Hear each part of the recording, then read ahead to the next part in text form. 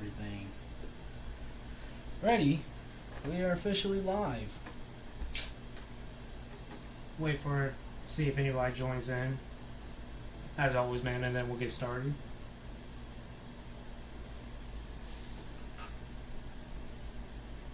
PC's actually running smoother right now. I say right now, but we'll see how long that holds up. Oh man, I'm nervous. I'm nervous about this. I've been looking forward to this stream since I announced it. I've had this idea for the stream for a while, and now I'm just nervous. Just nervous whether people are gonna tune in or not. No, but it is what it is. Making content for myself.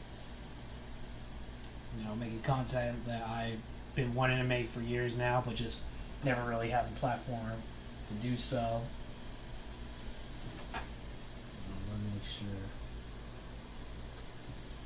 Okay, yeah, both things are on.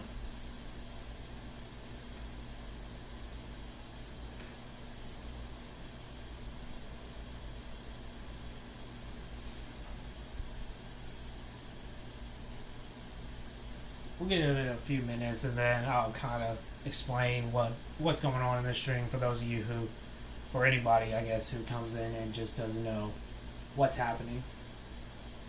You know what I mean? But we'll get started here in a little bit.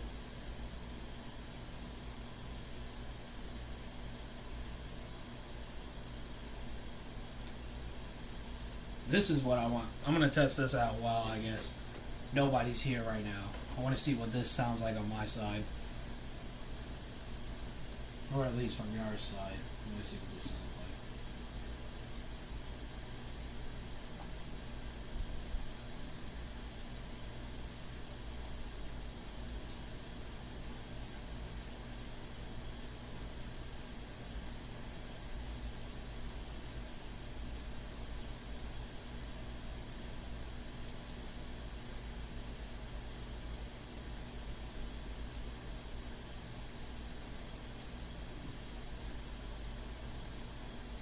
Check the stream now.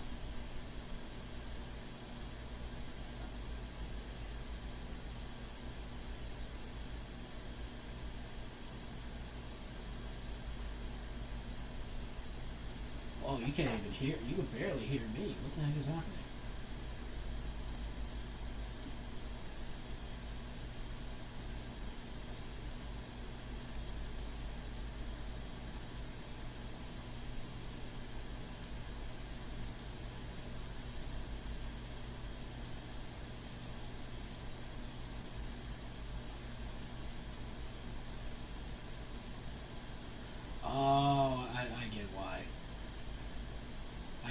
Y'all can't hear that because it's not on the right screen. That's why y'all can't hear that. So we're gonna do something real quick. Move this back up here.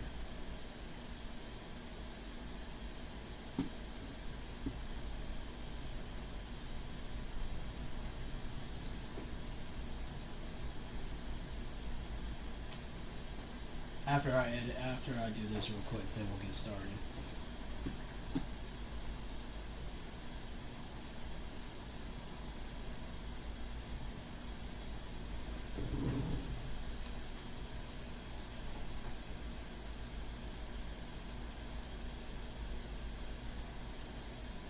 There we go.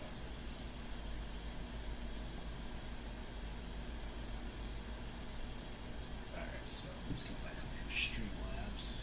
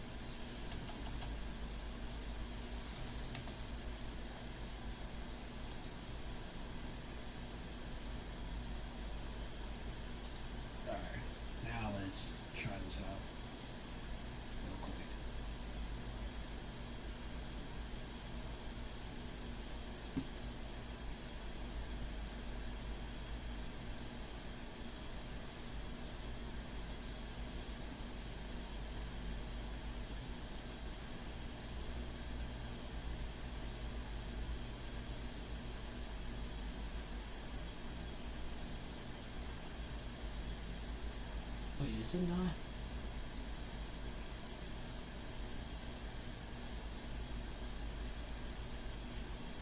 Okay, I don't know what's happening.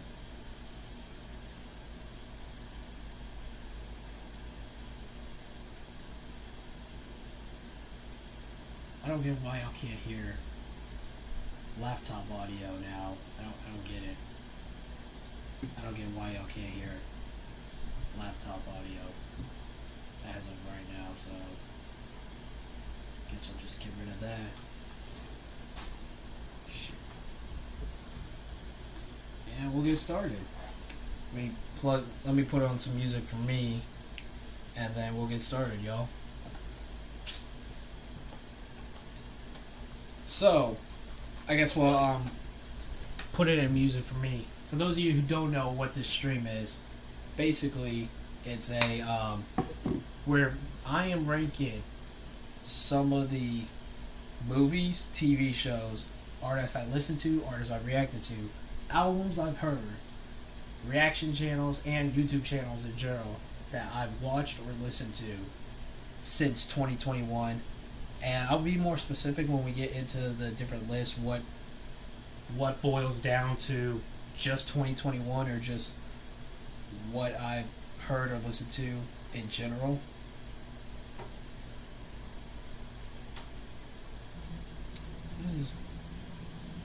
Okay, what is going on? Let's try this one.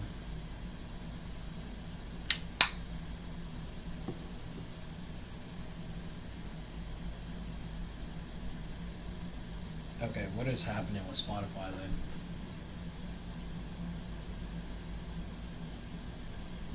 Dude, what is happening? I'm trying to put music on for me, but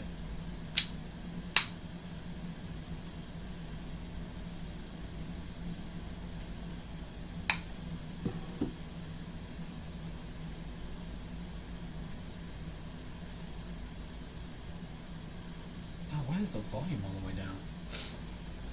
But, yeah, so that's basically what we're doing. I'm going to be ranking, starting with movies first. My favorite movies, the new movies that I enjoyed during 2021. So, let me just... What is this? There we go.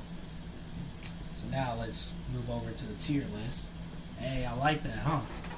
Yeah, I like the fact that I switched it like that. That's something new that I learned from my boy LD. Shout out to you for helping me set up this stream this week, man. But, yeah. So, these are the movies, and I'll list them off for you guys. These are all the new movies that I watched during 2021, during last year, and I'm finna rank them. So let's just list off these movies first. First off, we got Black Widow, which released, if I'm not mistaken, after many delays, it released in May or June, maybe even July of last year on Disney Plus and in theaters. Then we got Eternals, which came out in theaters in November, and it is out on Disney Plus now. Kevin Hart's Fatherhood, which was exclusively released on Netflix around summer of 2020, or 2021, I mean. The Friends Reunion, which, when I was looking up all the movies that I watched to double check and make sure, I didn't think this would make it on the list, but this is technically considered a movie. It is a reunion special that was that's exclusively on HBO Max. I love the TV show Friends. We'll talk more about that here in a little bit. Halloween Kills, which was supposed to come out in 2020, but ended up coming out in October of 2021. Injustice, the animated movie, which came out in, I believe, September. The Mortal Kombat 2021 movie, which was again supposed to come out in 2020, but didn't get released until like May of 2021, exclusively on HBO Max and in theaters. Shang-Chi, which I think came out in September. Space Jam: A New Legacy, which came out in June or July last year. Spider-Man: Far From Home, which came out at the end of 2021. The Suicide Squad, which came out, I think, August of 2021, if I'm not mistaken. Correct me if I'm wrong. Tom and Jerry, which I thought this came out in 2020, but apparently it had a 2021 release and it came out like February of 2021. I do remember watching this on HBO Max though. Venom: Let There Be Carnage, which was another October release, and Zack Snyder's Justice League, which, if I'm not mistaken, was a May release exclusively on HBO Max. So, now that we got all the movies out of the way, let's just go ahead and get started with the first one. Black Widow. Black Widow was delayed so many times since 2020, and when it finally released, I just feel like all the hype was gone for this movie. Any excitement I still had a little bit of excitement, but any excitement I really had for this movie was completely gone, especially with knowing that she wasn't going to die in this movie because of the events of Endgame. Like, this movie would have been so much better if it came out in chronological order, like before Infinity War and Endgame.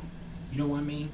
So, and then when we finally got the movie, it was cool. It was kind of like, it brought a new aspect of family that was kind of like Fast and Furious does, but I don't think nearly as cringy. The side character Yelena was honestly one of the biggest aspects of this movie, and the villain sucked. I absolutely hated the villain in this movie. Like, I thought it was such a letdown. I thought it was so cool bringing I don't even remember his Taskmaster into the MCU, and then it was just such a lame way that they did it. Kind of disappointing way, to be honest. So, Black Widow, I think I can easily say is like a C tier. It's not terrible, but it's pretty bad and just boring, man. It really is. Like, Yelena was probably the only good thing about that movie, in my opinion. And I think if this was an all MCU movie tier list, I think I still rank Black Widow a C tier. Hey Aaron, how you doing, man? Appreciate you tuning in. Next we got Eternals, which came out in like November, if I'm not mistaken, November of 2021.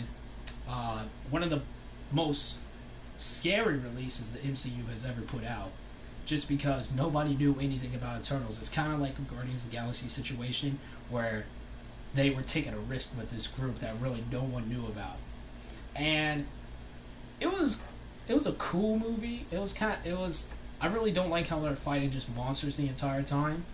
I think they really did develop all the characters, all the heroes really well. And the plot twist at the end was actually very interesting in my opinion. It's just a long movie though. Like, this movie did not... Like, it was good that it was that long because it got to develop the characters into who they were and how the movie went out. And it kind of explained, like, that they were kind of some of the first superheroes within the MCU, even before Captain America, Captain Marvel. But, it's a long sit-through, and for most people, like, I thought it was cool, but it is inevitably kind of boring in a sense. But Eternals is definitely better than Black Widow in my opinion, so I'll give it a B tier because it is pretty mid, you know. And I do like the actors in it, and the plot twist really did catch me off guard at the ending. You know what I mean? What's up, Herman? I appreciate you tuning in. Next, we got Fatherhood, starring Kevin Hart. Now, personally, I'm a fan of Kevin Hart. I love his stand-up comedies. Anything he's in, I think he's just absolutely funny. I know some people think he's a little cringy and outdated nowadays, but absolutely enjoyed this movie, man. It was a great movie where you see the single dad. It starts off with a single dad who has to take care of his daughter alone after the mother passed away at the beginning of the movie, and he's just struggling at first, like, with this kid as a toddler, and then midway through the movie the kid grows up a few years later and he starts looking into a girlfriend, and there's just a bunch of, like, it's just a great family movie. I think I really did enjoy it. It's one of Kevin Hart's most serious roles, probably one of the most serious roles he's ever done, and it just felt right. You could feel every part of Kevin Hart's acting. The kid actor, who was playing his daughter in this movie, I think was great as well. She was absolutely funny. And then when they brought in the girl, Kevin Hart's girlfriend, I think she was a nice little additional role. Side characters were funny as well. Overall, I really did enjoy Fatherhood when it came out, so I'll give it an A tier. I'll give Fatherhood an A tier. I haven't really watched. First of all, I haven't really watched any of these movies since they've come out, but I do remember how I felt watching every single one of them. And Fatherhood was just definitely a wholesome family movie, in my opinion. And I would definitely like to see Kevin Hart in more of a serious role like he was with this one. Up next, we got the Friends reunion, which was exclusively released on HBO Max. The first time we really saw all the Friends really sit down, the Friends cast members sit down and talk. And for some reason, 2020, 2021, there was a bunch of like TV show reunions, Fresh Prince, Friends. There were like so many shows that were doing reunions during the pandemic. And when Friends finally announced that they were doing one, like, I was kind of hoping it'd be like an epilogue episode, but this interview was still great. It was a lot of interesting facts were revealed about the show, the creators, how it started off. Got to see a lot of the guest characters come in, show love and support for the show. And Friends is inevitably one of my favorite TV shows of all time. Me, my sister, my mom absolutely all love this show.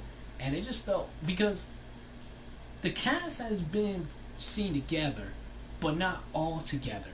Like Matthew Perry sometimes was missing during the reunion that they did, I think 2018, 2019, during an award for Friends. And so it felt nice to see him there along with Jennifer Aniston, David Schwimmer, Matt LeBlanc, Lisa Kudrow, and Courtney Cox. All of them sit down together and just do this reunion. And it was great. It was a great reunion in my opinion. And it's unfortunate that Gunther's actor ended up passing away before 2021 ended. So rest in peace to Gunther, man. I think I'm going to give this reunion a B. Probably won't see it like ever again, but I really did. There was just something special about watching this reunion with the family, and it was very interesting to say the least, you know. And it's kind of crazy to think about the impact this sitcom really had on just the world in general. Like, I knew Friends was a great show, but I didn't realize how huge of an impact it had worldwide. You know what I mean? So it's great, man. I absolutely thought the reunion was good. And I definitely still think at least one season rebooted on like Netflix or something, HBO Max, would be interesting to see. Not like a whole series again, not like a whole 10 seasons, but just definitely like an episode or two, you know what I mean? Or at least like a handful of episodes, you know what I mean? Because I mean, look at Netflix. They gave a revival to Full House. HBO Max could easily give a revival to Friends. You know what I mean? So, that's just me though.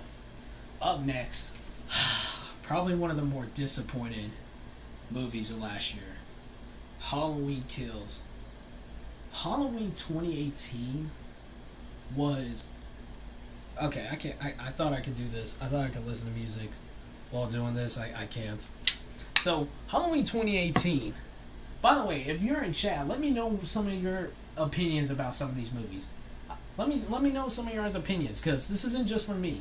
Let me know what y'all think about some of these movies and whether you disagree or agree with my opinions. Halloween Kills. One of the most disappointing films of last year.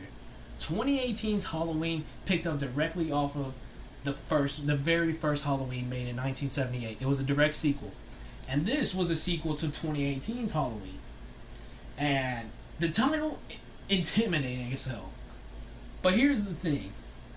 Because of the pandemic, I feel like they sacrificed a lot of storytelling, a lot of like screen time. They just kind of rushed it almost in a way due to the pandemic.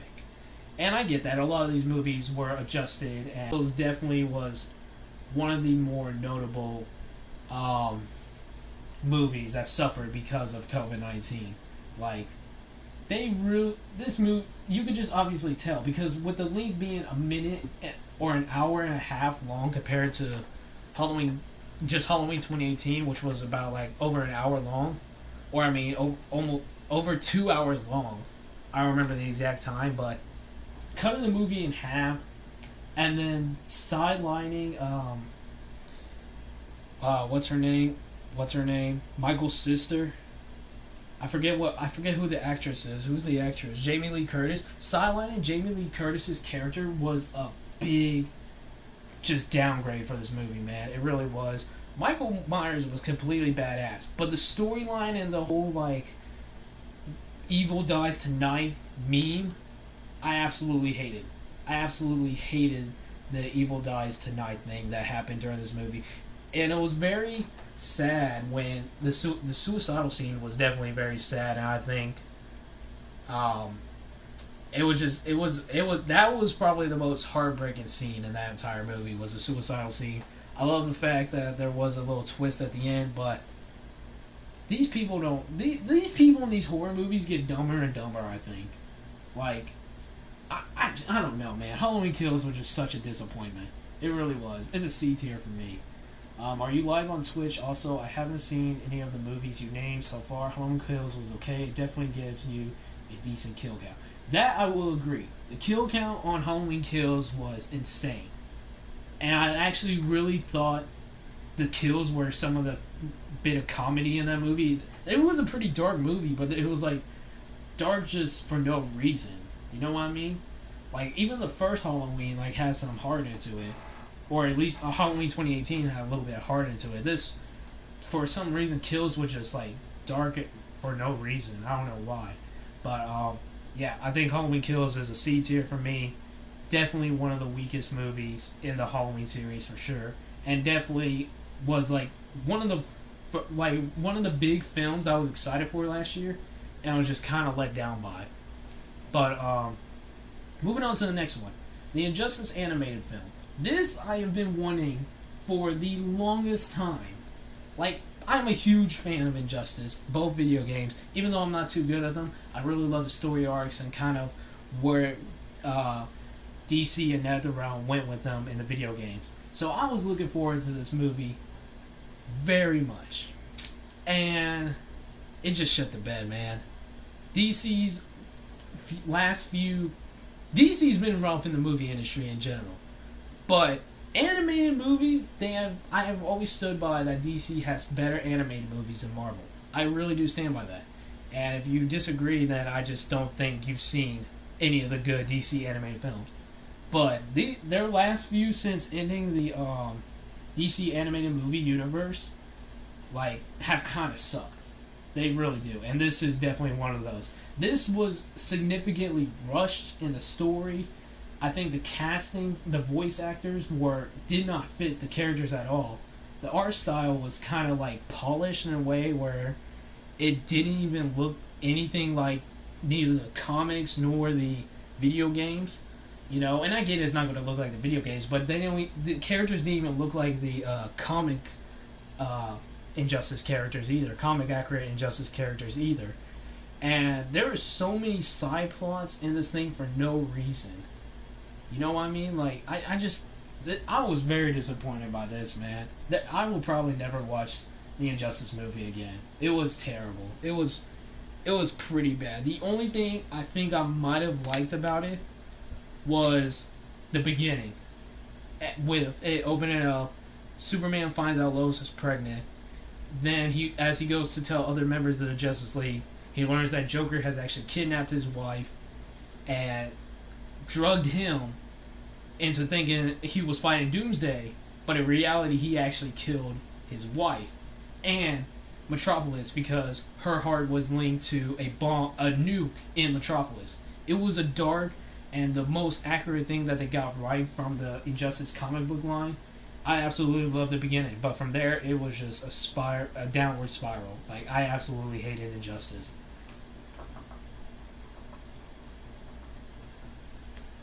And me and my friend were looking so much forward to this movie so much, and it just, I don't know what happened, man. Like, this one I think was another case like Halloween Kills where the pandemic just really screwed it over. You know what I mean? Like, dialogue was bad.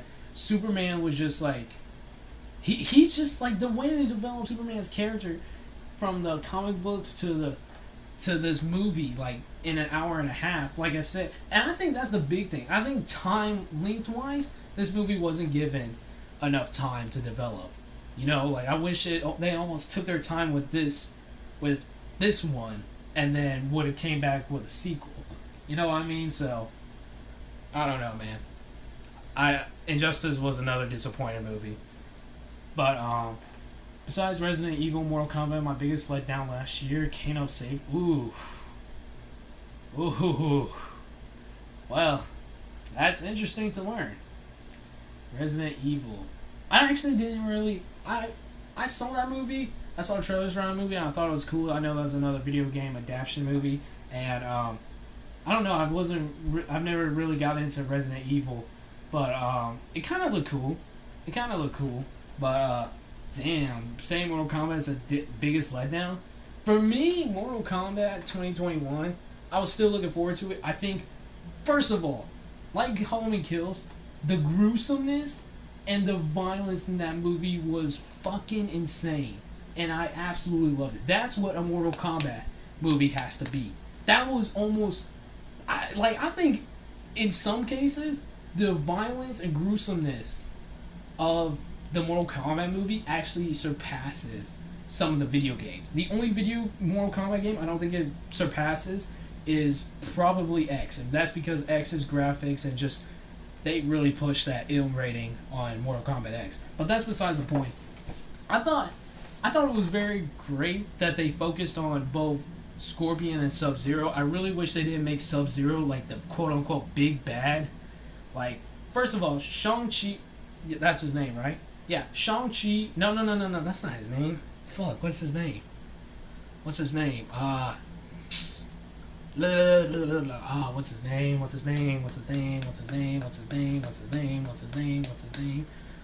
Oh, the shapeshifter. What's his name?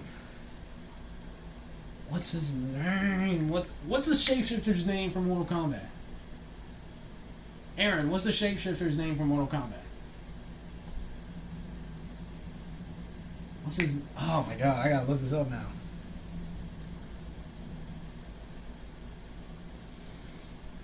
Oh my god. What's his name?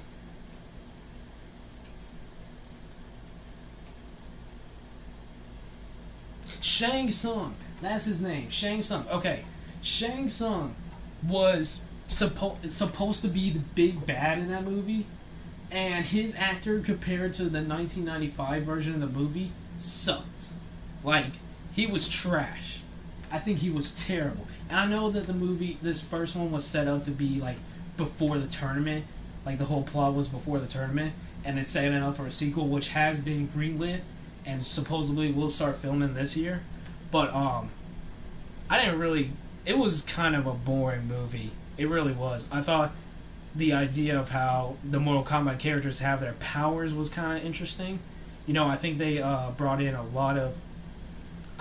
First of all, I think costume designs in that movie was pretty solid. Like, Kano, Kung Lao. Kung Lao's hat was awesome. Raiden was really kind of a letdown, honestly. Raiden kind of sucked. Scorpion and Sub-Zero, they made complete badasses, and I absolutely love that. The final fight scene between Scorpion, the new guy, and Sub-Zero, I think was pretty cool. First of all, that was the big thing. Because Warner Brother enforced the creators of the Mortal Kombat movie to put in Cole Young, or whatever his name was, I think that's what took away from kind of that element of Mortal Kombat. Like, Mortal Kombat's not supposed to have a main character. There are multiple characters that revolve around this tournament and have alliances and wars against each other. So putting the focus on Cole Young to become this Mortal Kombat fighter really did hurt the movie. You know what I mean? And like I said, overall the plot is a little slow and sometimes a little too quick. I love the gruesomeness. I think casting-wise, they actually did a really good job with everybody except, like I said, Raiden, Shang Tsung. I don't like the Cole Young character, but it seems like he's going to be continuing to move forward in these movies. Other than that, I think everyone, casting-wise, was great. Kano was absolutely, like a highlight of the movie overall, he was perfect. Like, you could not have picked a better Kano actor, in my opinion. You know what I mean? So, but I haven't really watched it since it came out, but I definitely don't think it's as terrible as some people say it was. So I'm gonna put it at a B tier because I'd rather watch Mortal Kombat over any of these movies. I definitely would watch it over the Friends reunion too, but I don't think it's nearly as bad as people say it is, and I think people don't give it enough credit for it being an origin movie. You know what I mean? And just I think if you're a fan of the Mortal Kombat games, you would appreciate this movie for what it is. If you're not, and you're kind of left disappointed, or maybe you think this movie is like one of the best like gruesome video game adaptation movies ever, then you might have loved it. But to me, they could have done some more things right with it, but they did really kill it with the gruesomeness, and I just can't wait to see how they manage to top that in the sequel whenever that comes out.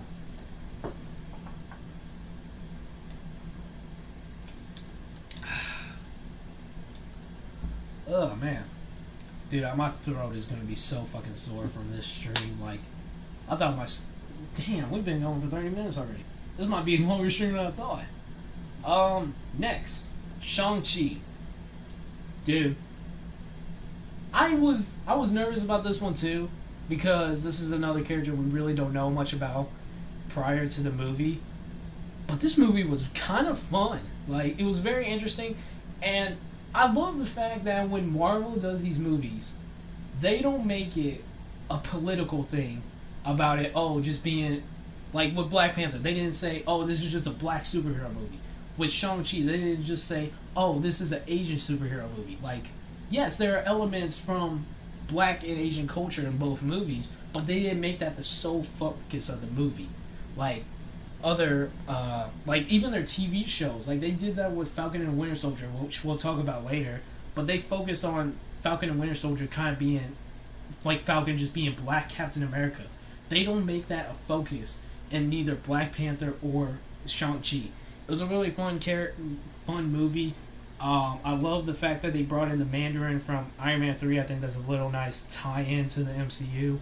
I was kind of disappointed at the fact we didn't get more from the real Mandarin in this movie, but the final fight scene I think was really dope.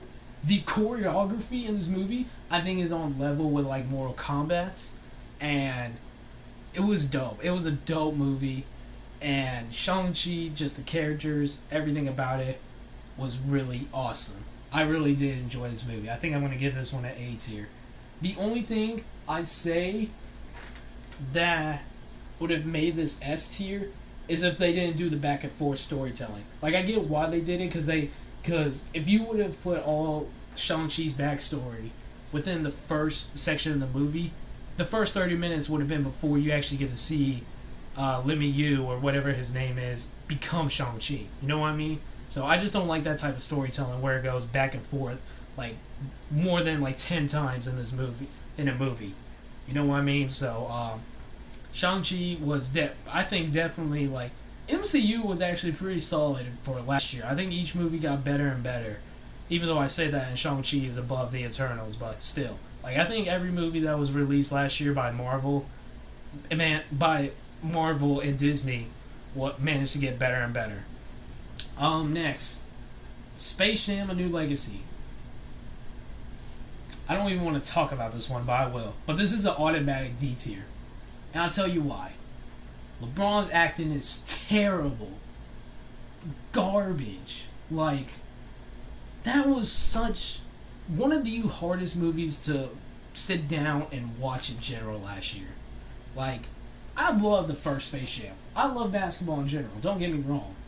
But when I saw the opening scene of Kid LeBron playing a Game Boy, and his coach blaming him focusing on video games for the reason why they lost their game, I just knew that was going to be like the whole thing throughout the movie. You know what I mean? And just Don Cheadle as a villain, I hated that. I hated that. Like, this was in the talks for the longest time, and when it finally was confirmed, I was questioning if this was going to be good or not. And that was easily the worst film that came out last year. And there were some pretty bad movies that came out last year. But I think out of the ones I saw, Space Jam definitely takes the cake for my least favorite movie of the year. Thank you, Aaron. Thank you. I know. It was... God, it was... It's a hard one to sit through. I don't like how there were different like levels of animation. They went into Looney Tune world and then they brought the Looney Tunes into the real world. And it didn't look that great either. And the only thing that I guess I really kind of liked, but it was also kind of cringe at the same time, was kind of the references to LeBron hopping, like, bandwagoning on teams. That's, like, the only thing that I thought was kind of funny about that movie. And then the ending where they almost kill Bugs Bunny, like, come on. How are you going to kill Bugs Bunny? Like, y'all joking. Y'all. I don't even want to talk about this movie anymore. I completely forgot this movie even existed before I was making the tier list, before I was putting down these suggestions for the tier list. So, yeah. Space Jam staying at a D tier for me. For the original, it's not perfect, but it is 10 times better than the new one. If I were to put the original, I'd say the original is either an A or B. It definitely hasn't aged as well, and I've noticed that last time I was sitting down and watching it through, but it's still a pretty enjoyable movie. And Michael Jordan's acting is at least more viable than freaking LeBron James. Also, that was another thing. The Michael B. Jordan joke, that actually got me. That was pretty funny.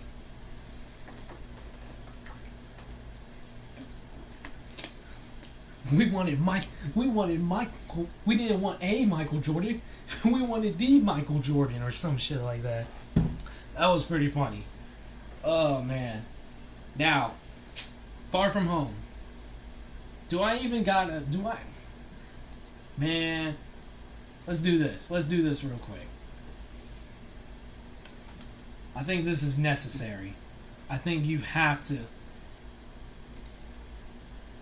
I think you just have to. What the hell? Oh shit, what did I do? What did I do, y'all?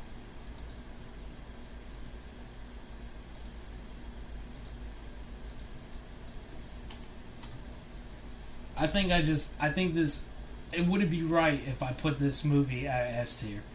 It just wouldn't be right.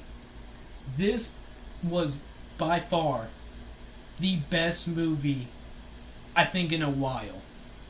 Like, seriously, this was the best movie last year. No doubt about it. You got to see Tom Holland, Dr. Octopus, William Dafoe as Alfred Montana as Doc Ock, William Dafoe as Green Goblin. You got to see, like, everyone back. And it was 2.5 hours of just pure love for the characters of Spider-Man.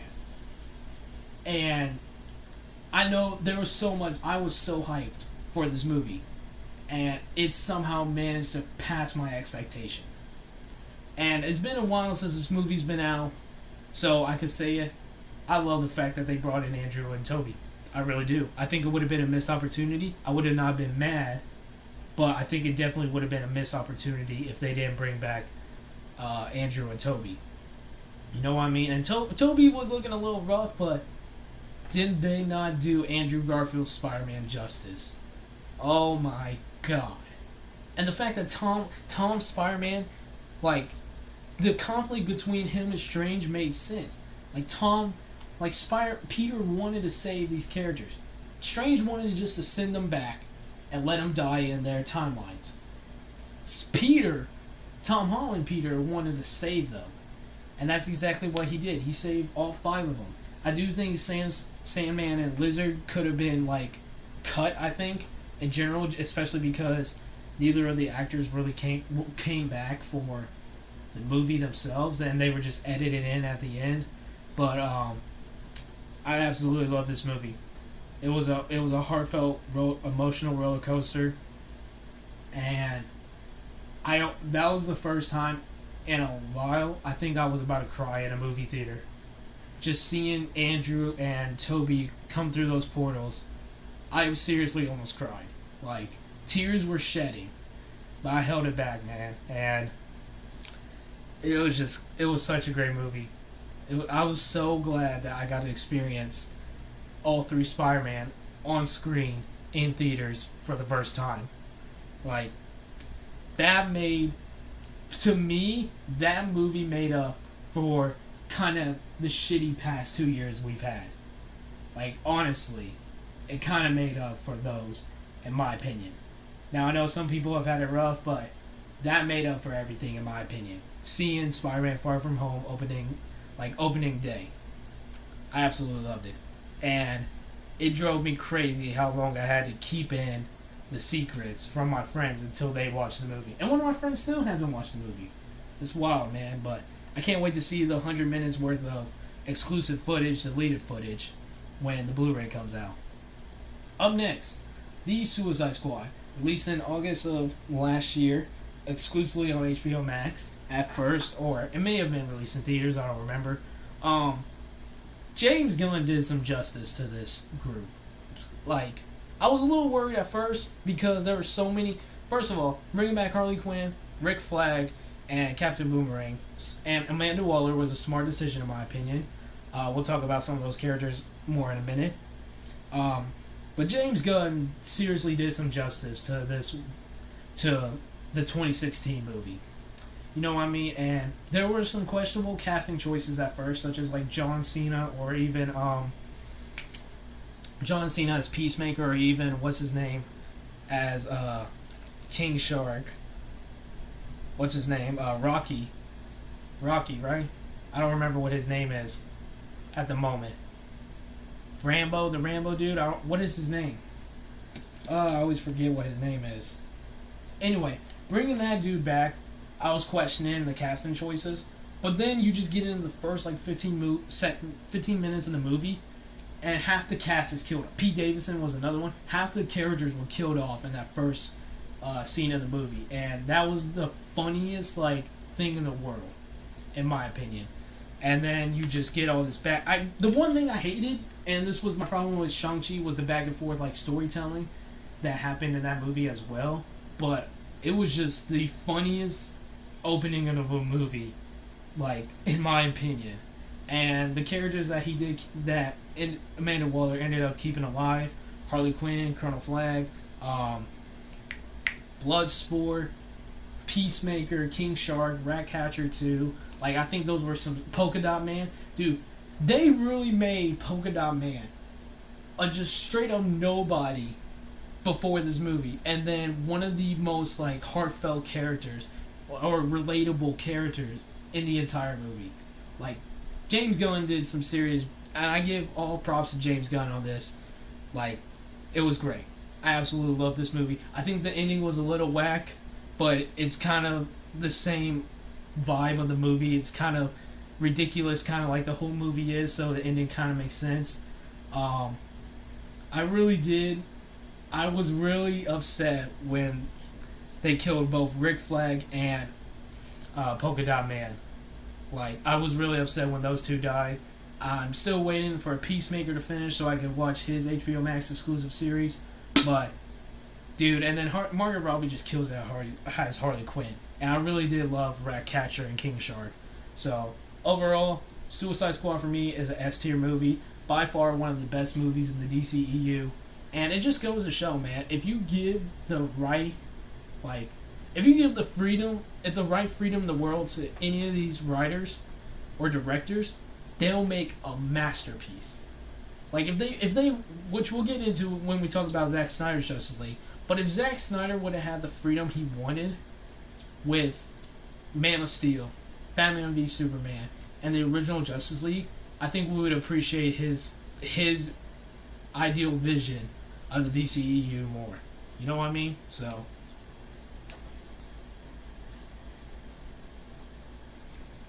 up next, Tom and Jerry. Like I said, I didn't think this was a 2021 release, but apparently it was. This movie, Tom and Jerry, I absolutely grew up on. Me and my sister loved him as kids, and I remembered every single like little Easter egg of reference that they made throughout the movie. I get that they had... First of all, I love the style. I actually really did enjoy the style of design that was presented and these animated characters had during this movie. Hold up, y'all.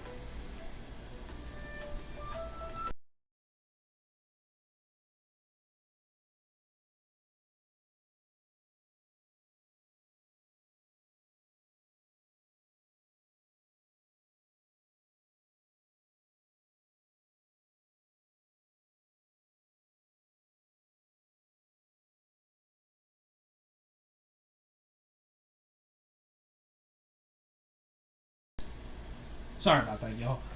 I actually really did like the style of 3D art that they brought Tom and Jerry and then even the dog onto the big screen. I get why they had to bring in additional side characters, you know what I mean?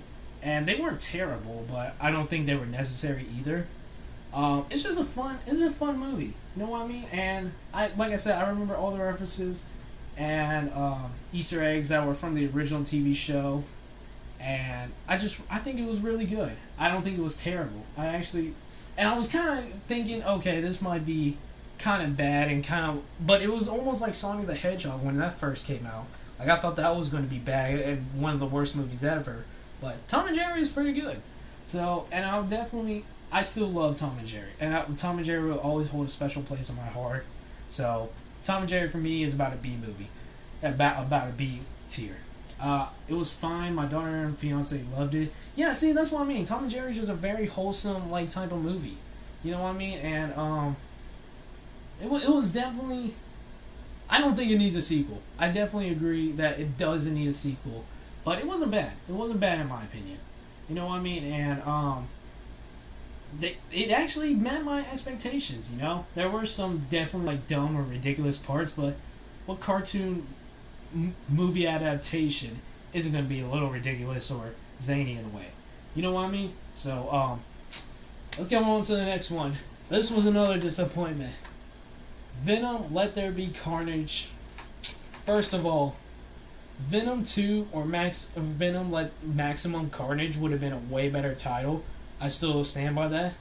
Second of all, they didn't learn from the first movie. I really believe Andy Serkis, or whatever his name was going to learn from the mistakes of the first movie, and it just didn't happen. Like, first of all, I think the CGI looks better on both Venom and Carnage. Carnage was definitely menacing, but this movie was another one that really suffered from the pandemic. About an hour and a half long. Storyline was definitely very rushed. And Cletus Cassidy was just not as intimidating. The Cletus Cassidy before Carnage was just not as intimidating as I was anticipating Woody Harrelson to be. You know what I mean? And I love the relationship that they built between Eddie and the Venom symbiote. I think that was absolutely funny. And it was definitely comical, you know what I mean? But I know why they did it at the end of the day. Trailers made it look better. Woody Harrelson looked great in it. Yeah, exactly. Like, look, Woody Harrelson looked like he was going to be a fucking, like, insane killer in the trailers. And then he was just kind of a joke throughout the entire movie. You know, and same with, like, kind of the symbiote and Venom at times. Sometimes their relationship was a little bit cringe. And I really don't like the fact that they gave Cletus Cassidy and the Scream Girl, like, a relationship to counteract Venom and Eddie's relationship. You know what I mean? So, and I was kind of disappointed at the fact that we'll actually never see Carnage again because Venom ate Carnage. Like, that's not supposed to happen. But he ate Carnage and he decapitated Woody Harrelson. So we're never actually going to get Carnage again. You know what I mean? So I think the ending, I think definitely the Easter egg or the little trailer at the end was cool. That was another thing though. They did nothing with Tom Hardy or Venom in Far From Home. Like, I was super disappointed by that. What was the point of bringing him into the MCU if just to drop that little speck of symbiote? You know what I mean? Like, I don't know. For me, I think the original is only mid too, but I definitely did not like the sequel compared to the first one. And if anyone thinks the sequel is better than the first one, you're out of your mind. Then you just ignored everything and think Woody Harrelson killed it as Carnage. You know what I mean? And I thought Carnage was cool. But there was nothing besides Eddie and Venom's relationship. There was nothing really that was new to this movie. You know what I mean? So, and like I said, this one I think was another one that really suffered because of the pandemic. Because this movie was only like an hour and 30 as well. You know? So, last but not least, we got Zack Snyder's Justice League, a 4-hour film released exclusively on HBO Max. After Zack Snyder stepped away from Justice League in general because of the unfortunate death of his daughter, rest in peace, control or the director spot was given to Josh Whedon for a 2017 Justice League, and boy was that terrible. 2017 Justice League, I think I actually did enjoy when it first came out, but that's when I was like a few years younger, so I thought just comedy was everything. No, looking back at the 2017 Justice League, God is it horrible. So Zack Snyder did some serious justice, but like quote unquote, like no pun intended, justice with this version of the film. There's a lot more in depth put into characters like Cyborg, Flash, even the main villain who nobody really cared for at the beginning, Steppenwolf, was 10 times more badass and actually served a purpose compared to the first movie. I think bringing Henry Cavill back as Superman one last time in the black suit was really, really just a great moment, and it's quite unfortunate that they're just that Warner Brothers is just basically replacing him with Supergirl in the Flash movie. Ben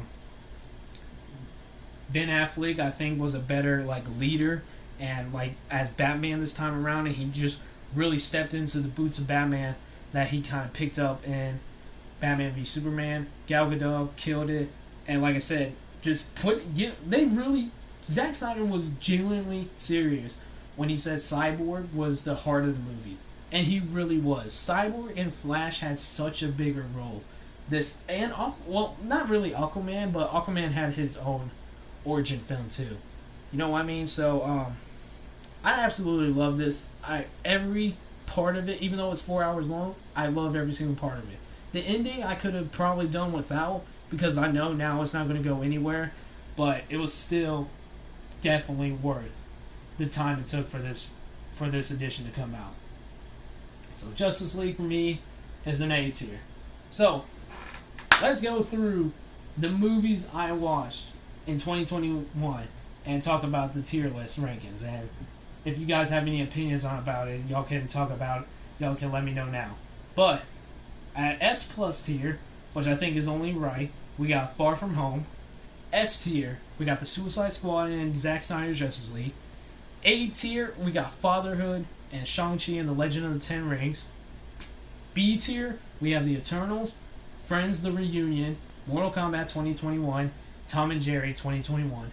C tier, we got Black Widow, Halloween Kills, Venom Let There Be Carnage. And D tier, the Injustice animated movie, and Space Jam: A New Legacy. So, that is all the movies, the newest movies, and all the movies I watched in 2021. I know there were a bunch of other films out there that I definitely missed, but we were not taking any chance really going in theaters after the pandemic. So, yeah, that's all I had to say about that, man. And I would definitely watch anything from C up again.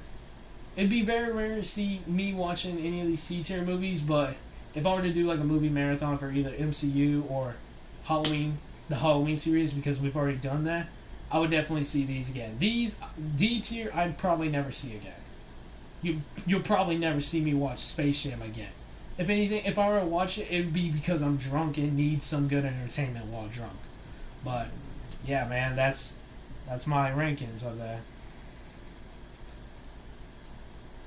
Let's see.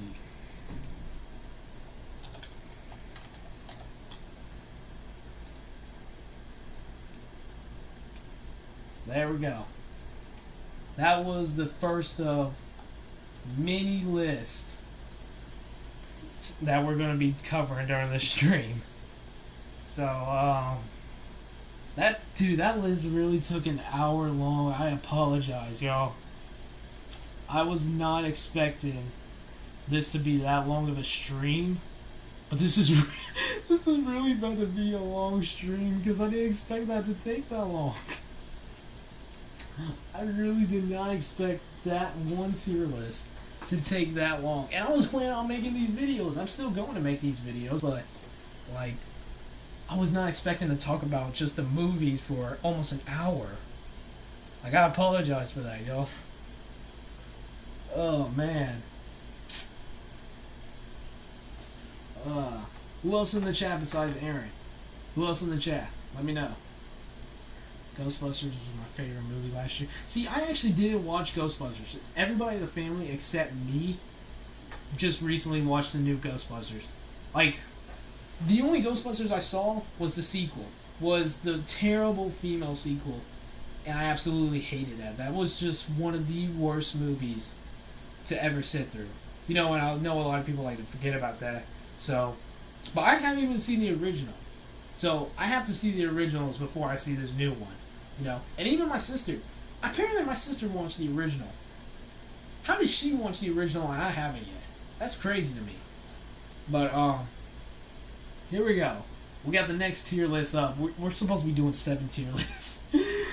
We'll try to go through this one better. So these are the TV shows / series that I watched during 2021. These are only new ones once again. You haven't seen it? No, I have not seen the originals. I just want to see Jack. See, I haven't seen those either. So, but I know those are like wild funny. So, I'll definitely have to check those out down the line too. But here, next tier list, we got the 2021 movies / TV shows that I've watched. This one I thought was going to be longer, and it turns out I really don't watch TV that much anymore. As a YouTuber myself, I just really kind of watch the same content now on YouTube. So, but I still like TV shows, it's just I don't watch them as often as I used to. And I definitely don't watch, like, series that kind of go past, like, 3-4 seasons nowadays. Friends is really, like, the only exception of a TV show that I've watched that's kind of went past 3 to 4 seasons, in my opinion. So, we'll get started with the first one, Chucky.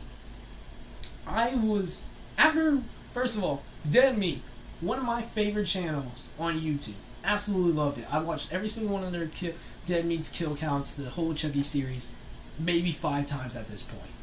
Right? And after watching the Chucky movies for myself, I really love the series as a whole. So when I saw a TV show was announced, I was super hyped for it. Like, I was like, bet, man. Like, and then I started seeing stuff about it's kind of going to focus on a gay kid, which I have no problems with. If you're gay, you're gay. Like, I'm cool with everyone. But I saw that and I was like, oh no, they finna make this like political. You know what I mean? And they really, honestly, didn't make it as political as I thought it was gonna be. Me and my daughter love Chucky. That's great, man. That's great that you and your daughter love it. So that was my big concern going into it at first. And then just the first episode, it took its time, and from there I fell in love. I absolutely love this TV show, and it wasn't too long for the first season. I definitely think there was maybe one filler episode. Absolutely love the fact that they brought in like kid characters again, because it really has been a minute since Chucky was associated with haunting kids in a way. You know what I mean? Like, the last time he really did that was Child's Play 3 back in like 1990. You know what I mean? Which is a long time ago, or something like that. But I absolutely love the kid actors. I love like the celebrities that I love the fact that they brought in returning characters like Andy. They still have the original Chucky voice actor. They brought in Tiffany. They brought in what's her name? Whoever Chucky's IRL daughter. Whoever she is, what's her name? I can't remember her name. But she was in Curse of Chucky and Cult of Chucky. I forget what her name is in the movies. I forget what her name is, but they brought her back, like, and they did it at the right time too. They brought back those characters at the right time towards the end. You know what I mean? And it was just great. It was great. Chucky was just as menacing as ever, and I can't wait. And it really did leave off on an interesting cliffhanger. You know what I mean? So I think I'm gonna give Chucky. I've watched. This is like the only show I've seriously watched like multiple times back to back. But I think I'll give Chucky season 1 an A tier. Like, I can't wait for season 2. I don't know if season 2 is coming out this year or next year, but either way, I am just hyped for it.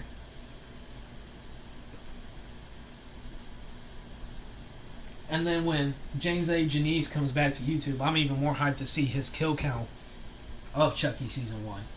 You know what I mean? So, next, we got Dave season 2. First of all, Dave season 1 was one of the funniest shows I've ever watched during the pandemic. And I think one of the things that, like, kept me almost uplifted and, like, kind of enjoyed the kind of shitty situation that we were put in during 2020.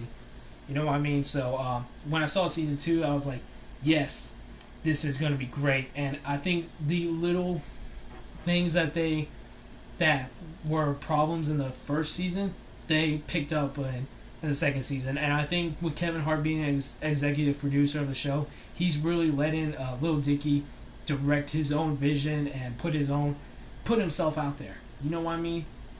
There were definitely more heartfelt moments. There were definitely more funny moments throughout the show, and better relationships between Dave and his friends. You know what I mean? Like, I really wish Lil Dicky would focus on making an album, but this show was great. These 2 seasons have been great. And like I said, anything that was wrong with the first season, I think they've really made up for and picked up on in the second season. You know what I mean? It was actually kind of disappointing when I realized that this show ended, or not show ended, but that this show, the season ended so early. Like, this show, the season started like in January of 2021, and then it ended by like March. I didn't even realize that. But Dave season 2, I think I'm going to give it an A tier too. It's definitely a fun show, and I think the next season somehow they'll manage to do better. You know what I mean? Let me read the chat real quick. Salutes Glitcher. Hey, preach your mind's eye. I wasn't going to let my daughter watch it, but she kept asking. Ooh, I caved. I got her a good guy though. Oh, that's dope. That is definitely dope. I mean, Chucky, out of horror's characters, Chucky is pretty bad. He does just have a little vulgar mouth, but I think it's better for them to hear the vulgar words. I guess see like sex scenes all the time in movies like Friday or Halloween doesn't really have a lot of sex scenes, but there is definitely nudity during in the Friday series. Chucky, there's really not much of neither of those, except unless you count Seed of Chucky. But we don't talk about that one. Didn't see it. I haven't seen the new Spider-Man. Ooh. You might as well wait for the Blu-ray, my guy. You might as well wait for the Blu-ray. Blu-ray, not Blu-ray. What is Blu-ray? Let's see. I want to do all the Marvel movies at once, so we'll do this one next. We'll do this one. Titans Season 3. Oh, this one was rough. Titans is a rough show. And they have slowly, progressively gotten better with each season. But this season was still kind of ass.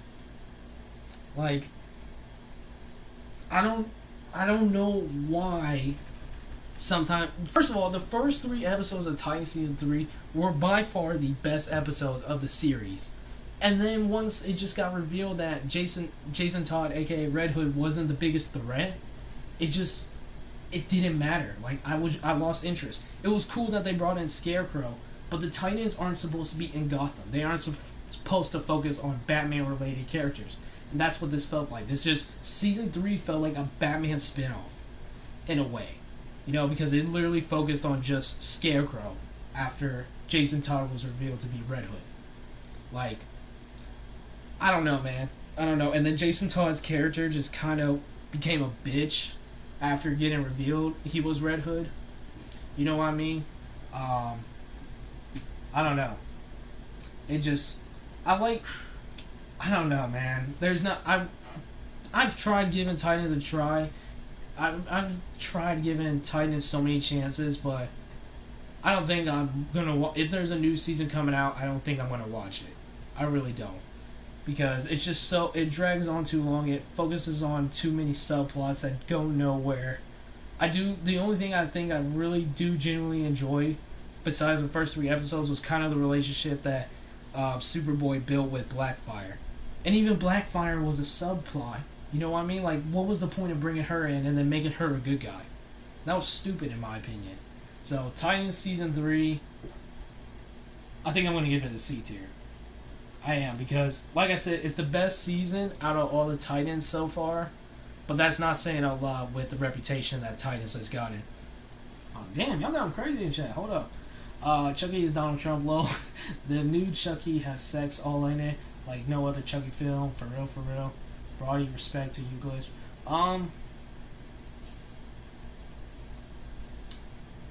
The TV show?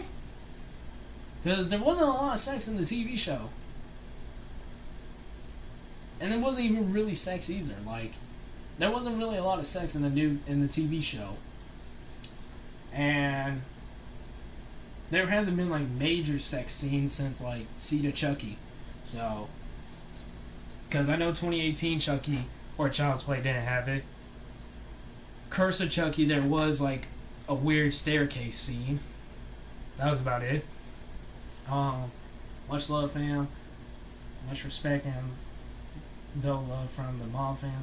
Okay, so y'all just showing each other love in the comments. That's good. That's good. Y'all guys are all getting along and just hearing me ramble for hours. God dang, I'm trying to scroll over here. There we go. Don't remember it. Oh, hold up. They pushed the fruit pebbles. Oh. There wasn't a scene though. There wasn't a scene for that though. Like, that wasn't sex. That was just one homosexual kiss between two teenagers. There wasn't no sex. Oh yeah, never mind. I remember. There was that one scene, wasn't there? With Tiffany and what's her name? Oh. I forgot about that. Yeah. But I mean, come on. Nobody's complaining about that, right? The kids don't have to see that. But ain't nobody complaining about that, right? I completely forgot about that scene, not gonna lie. Let's go on to the Marvel shows though, which, being a huge MCU fan, I did eventually watch all of these. I didn't watch any of them when they first came out. I think the only one I caught up when What If was like midway through. But the only ones I watched on time were What If and Hawkeye. Or not even Hawkeye. I think I barely watched Hawkeye before the new year came around. But we'll start with the first one, WandaVision. I didn't like WandaVision. I just straight up did it. It was very slow. And kind of knowing everything going into it really didn't have much effect on me. I think Elizabeth Olsen put her heart into it, but if anything, I think WandaVision just made me realize how weird it is for the relationship between Scarlet Witch and Vision to happen. Because the actors in general. Because there's just such a huge age difference. If I'm not mistaken, Elizabeth Olsen's like just about in her 30s. And the Vision guy is like about to enter his 50s. It's just very weird to me. You know, I think they were trying something new with WandaVision and it just didn't really fall through in my opinion. And I really do like how, you know, I guess they gave a family to Wanda after everything she's been through. But WandaVision wasn't it for me, man. It just really wasn't. I didn't care for it. I'll probably never want to watch this again. Even when they did bring in other MCU characters, it wasn't that interesting to me. So WandaVision is a D tier for me. It really was. It was just disappointing. And Marvel was taking a risk with releasing this one first, but it was experimental. It was definitely the longest out of all the series. It was 9 episodes compared to where everything else was like 6 to 8. But I didn't like WandaVision. I really didn't. I was contemplating on the longest time giving this a C tier, but I would never want to sit through WandaVision again, to be honest. Let's see. Let me look at chat real quick.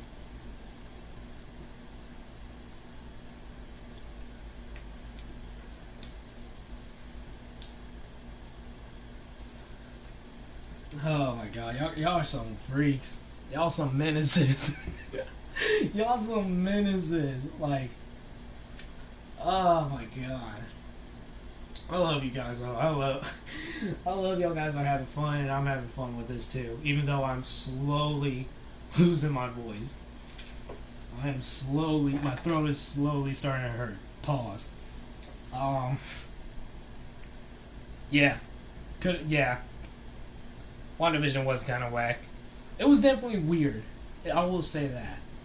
It was definitely weird. If you like, it was a cool concept, you know, with the different, like, bringing different elements of TV shows, eras of TV shows into it. It was just so weird. Like, bringing up, like, a sitcom element to the MCU, I guess. A drama element to the MCU before Doctor Strange and the Multiverse of Madness comes out. You know what I mean? So, it was definitely weird, to say the least. Let's go on to the next show that was released, though. The Falcon and the Winter Soldier. Like I said earlier, Loki was the only MC show I watched. We'll talk about Loki here in a little bit. Falcon and the Winter Soldier,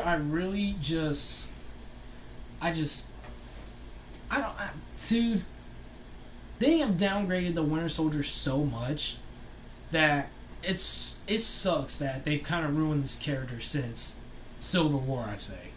Like, Bucky Barnes has been kind of ruined as a character since Civil War, and it really hasn't been the same.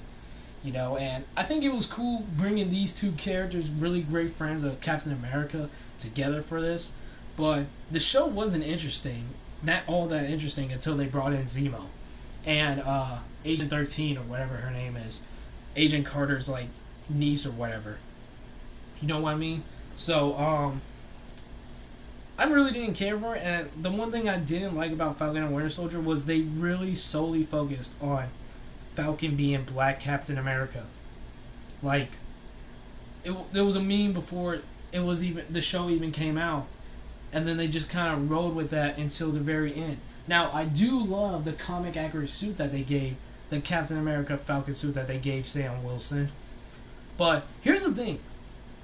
All of the finales for these Marvel shows except Hawkeye sucked. I'm going to say it right now. All of the finales for all these shows except Hawkeye sucked. You know what I mean? So, and WandaVision's finale was trash. It does lead up to Doctor Strange and the Multiverse of Madness, though. But I don't even think there was a real end credit scene for Falcon and Winter Soldier. You know what I mean? And I'm definitely excited to see both characters return in the MCU inevitably. Also, I just hated U.S. Agent. I hated the Captain America replacement. I hated him with a passion. Now I get that was the point of the character, but it just nothing even felt special when they finally made him the U.S. Agent in the end credits. You know what I mean? So, Falcon and Winter Soldier, though, out of these shows, I think I have to give it a C tier. I think I have to, because I really did not enjoy some of these shows from Disney Plus. And I feel like for some reason they really made Falcon and Winter Soldier out of the live adaptation shows. I feel like they made that the most childish in a way. And that's with WandaVision having a PG rating. It didn't even have a PG-13 rating. But, yeah, really was not the biggest fan of Falcon and Winter Soldier either.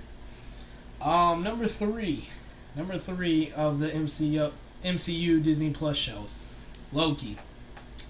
Loki is overrated. Loki was seriously overrated. Like, I was hearing a lot of nothing but good things about Loki, and that I was crazy for not watching Loki when it was coming out. But Loki was so overrated. It was such a snooze fest. Like, the whole thing about Loki being bisexual, I don't care about. I don't care about that. It's just the fact that so many people do care about it that kind of set me off. You know what I mean? Like, that was the point when it made me realize that, and the whole Black Captain America thing made me realize Marvel was really trying hard with this representations type of stuff. And like I said, they didn't force it in Black Panther or Shang-Chi, so why are they forcing it so much in these TV shows? I don't know. I just don't like... I hate how this culture is and how we have to push representation like this. And any form of culture or pop culture nowadays. I just don't like that. I really don't. So, but that whole thing doesn't really mess me up that much. Loki was just... I know it's important to storyline, and they kind of made Loki a badass, but besides Tom Hiddleston and the one dude who works in that organization, I don't even remember what the name is, but there wasn't nothing really memorable to me from Loki. And then the finale just kind of dragged on forever, even though we got Denzel, or I don't even know who it was, but we got Kang the Conqueror at the end. I thought that was cool, but what's the point in bringing him in to kill him off, knowing that he'll be back for Ant-Man and the Wasp: Quantumania? You know what I mean? That's just me. That's just me. So, Loki was overrated in my opinion. And the only episode that I thought was kind of interesting was the episode with the Loki variants. I think that was the only thing that was kind of interesting from that.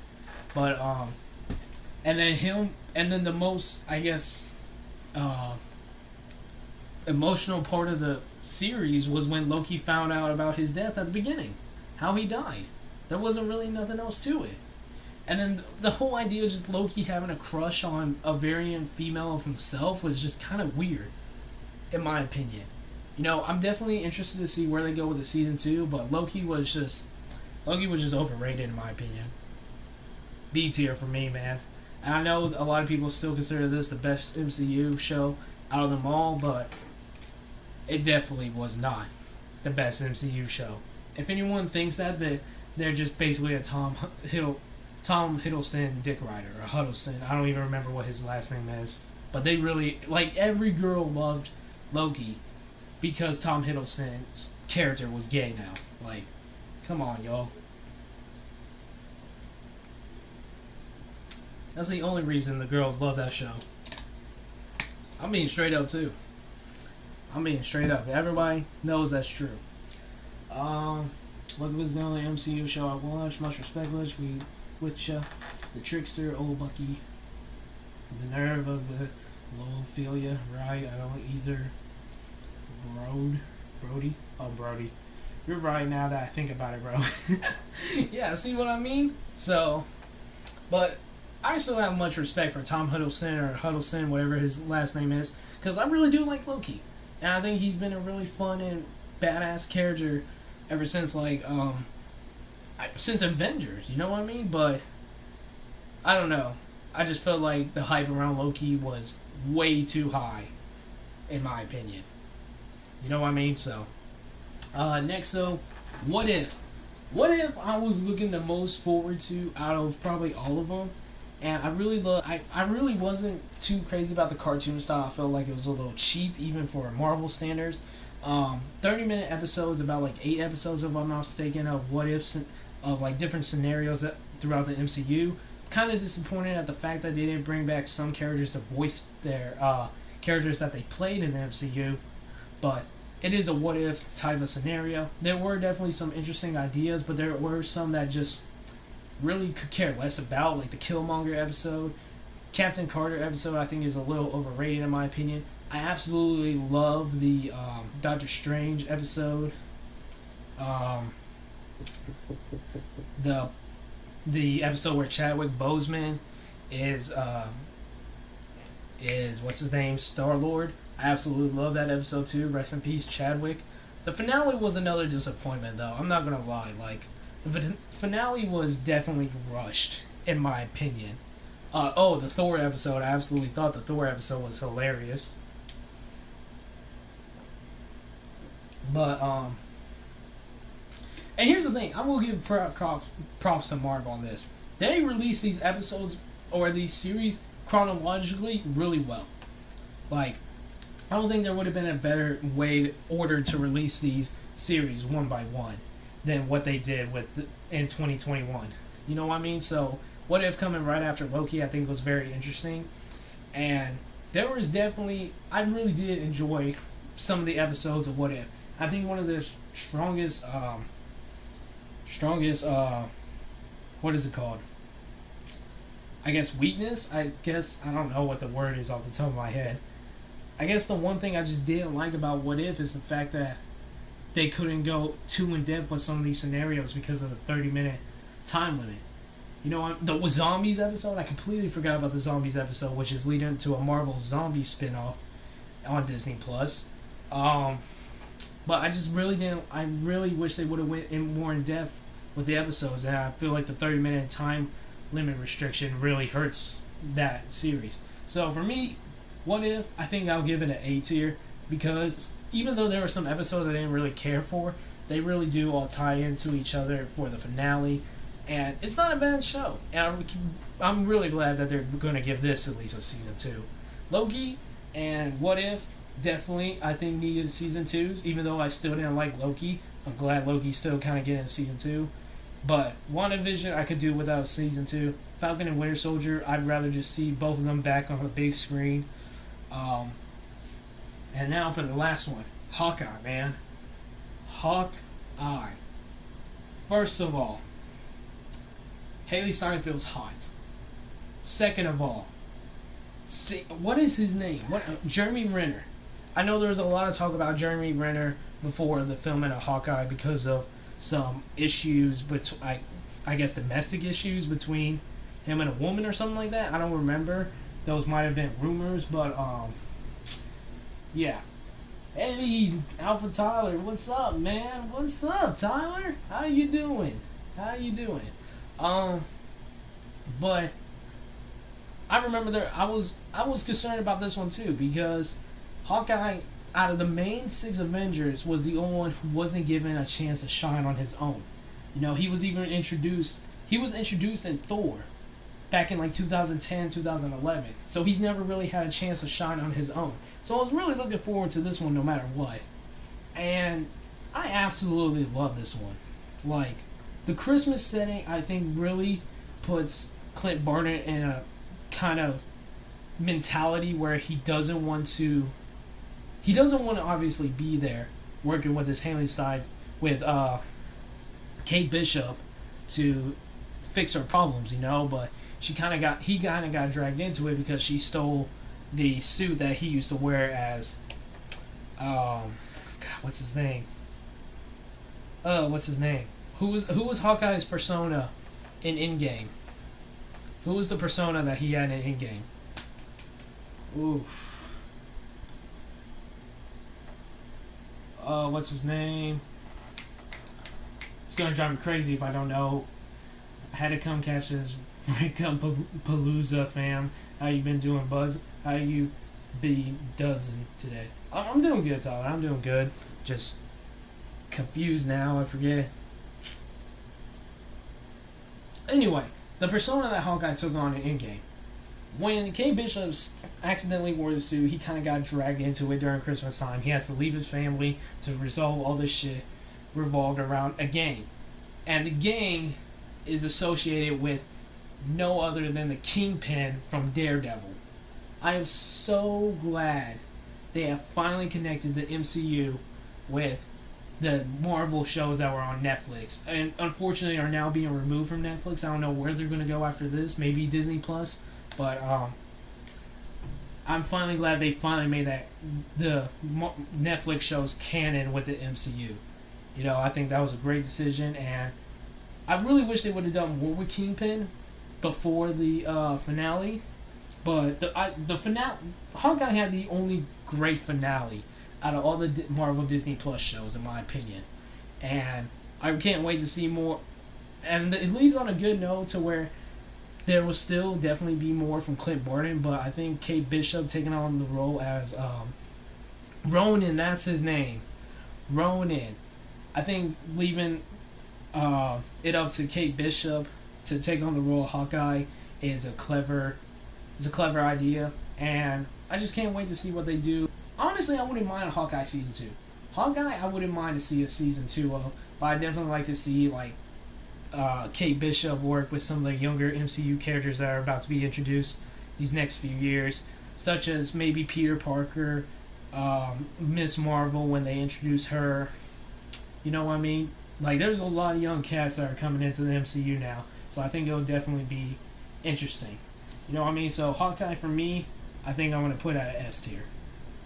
Sorry that took so long to show up, Lowell. You have a demonic delay. Oh, do I? No, are you cool? Yeah, I realize I have a demonic delay. I apologize for that, Tyler. But yeah, this is my rating for all the TV shows I watched during 2021. Let me know what you guys think about that. And while y'all do think about that, I'm just gonna go use the restroom real quick. Let me know what shows you watched. Let me know how you would rate some of the shows I put up here. And yeah, other than that, that's weird how that kind of turns blue right there. Other than that, I'll be right back.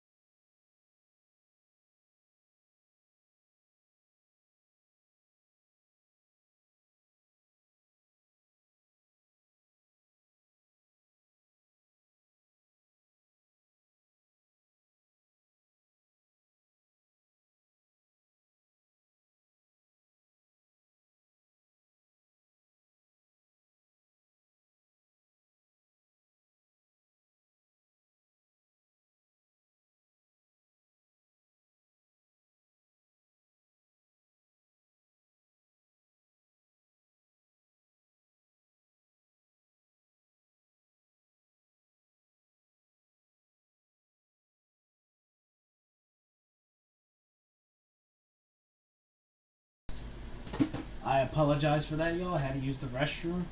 Let me see. Let me look at chat real quick. Who talking smack? Ain't no one talking smack. We all good here. We all good. Well, I mean, I was talking smack about some TV shows, but we all good here. Honestly, can't think of a great show I watched last year. Low. What's up, Wick?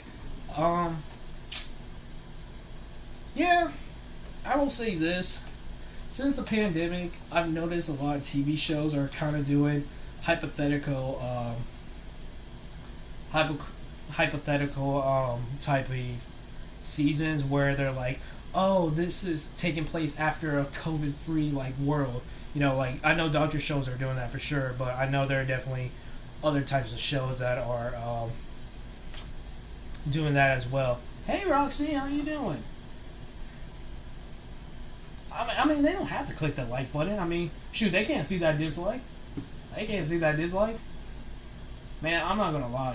They do need to bring back the dislike button though, because, bro, like, I don't get their reasoning for taking away the dislike button was the dumbest thing in the world in my opinion. It really is. All new Hollywood shows are doo-doo or dodo, I guess is the right word right there. But I don't know.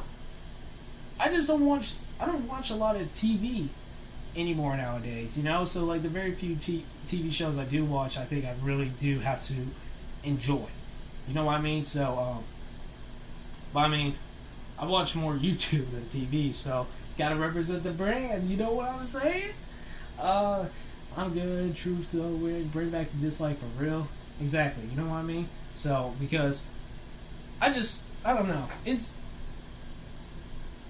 I would definitely laugh at myself seeing what kind of what videos of mine actually have more dislikes than likes. Because I saw the other day that one of my videos has like about 83 dislikes and 2 likes. And honestly, I would laugh at myself if I went back at that reaction, read all the comments. You know what I'm saying? You can re-enable the dislike button with a Chrome extension. Oh, really? That's actually interesting. Dexter New Blood was my favorite show last year besides the ending like the season before. They have ruined my entire childhood. Watch Big Money Hustlers. FYT. We need less reboots. Yeah, that's definitely true. Definitely need less of those. Alright, so we're on to the next list. Tier list number 3. Hey, Tyler, I'm going to be honest with you. This is taking a lot longer than I anticipated. So, the reaction channel tier list is probably going to be a minute till we get to that. And this is going to be a long tier list right here. So, next things next. We got the artists I reacted to in 2021. Now, there's a lot more artists that we reacted to than this. But these are just some of the main ones that have, like, at least 5 reactions throughout the year. You know what I mean? We definitely did a lot of reactions last year. Considering, like, how after getting 1K, I was just, like, motivated to put... I was motivated before even 1K, but I was just motivated to keep going with the reactions last year. And we were introduced to a lot of new artists thanks to some of the friends I met on YouTube. Just some of the suggestions I was given. You know what I mean? So we got a lot of artists on this list. And this is one of the bigger lists out of this tier list. So this is going to take a while. And forget, I had so many important things happening today. Oh, my fault, dude. I didn't mean to distract you. I'm seeing some things pop up on chat real quick. Bro, look what they did to Spider-Man cussing out at his cover, which has been held for like 40 years. Wait, huh? What you mean by that? What you mean by that? What happened to Spider-Man? What happened to him? Tom? Toby? Andrew? Pete? that was a joke. Oh, okay. Okay. Alright, so let's just go ahead and get started with this one. The artist I reacted to in 2021 tier list. Starting off, Playboi Carti. Now, while I hated his music, I absolutely hated his music. I absolutely hated the fact that it became a meme for me to react to and review Whole Lotta Red. I will admit, I had fun during the reactions because I was just completely joking and acting like a goofball. If you go back and look at the few Playboi Carti reactions I did, I was just memeing the entire time. And those are some of the... And that was before 1K. That was before I learned kind of, you know, what it learned to, you know, not judge artists so critically. You know what I mean? Crucially, I guess. So, Playboi Carti reactions, I definitely had a lot of fun with. I don't like his music. I still don't listen to him. But he was definitely fun to react to. So I'll put him at a C tier. Jay, wait. Hold up. Oh, this is Jay the redneck. I thought you were Jason J. On tier list at tier list low. I want a tier list at tier list low? What does that mean? They outed his identity to all New York and to his girl. Listen, his girl knew his identity. They didn't out the world to his girl. But I want his girl. I don't see Mises on the list. We didn't do that many Mises reactions, so I didn't put Mises on the list.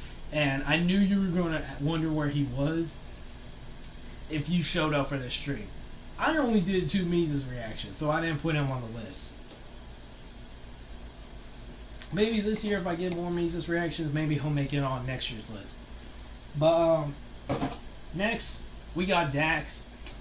We did, like, a few Dax reactions in the beginning of the year. We did the reaction with him and Tom McDonald, which I didn't like that song.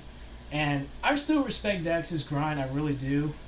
But I just, bro, like he was getting to a little point of corny and desperate to be on an Eminem track. Like it's getting a little out of hand, Dax. I still respect his grind. I don't really follow him that much anymore, and the view wise, Dax didn't do anything too much for me last year, so I think I'm gonna put Dax on D list because I don't even react to him that much anymore either. Every artist I reacted to this year, dog. Listen, if I were to put every artist, this tier list would be stinking long.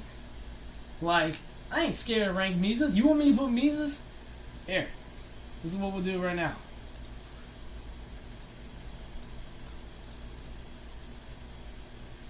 God fucking damn it.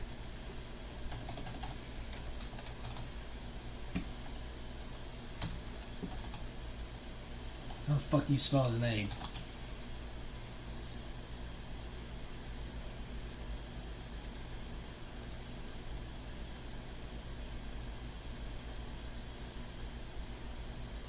There.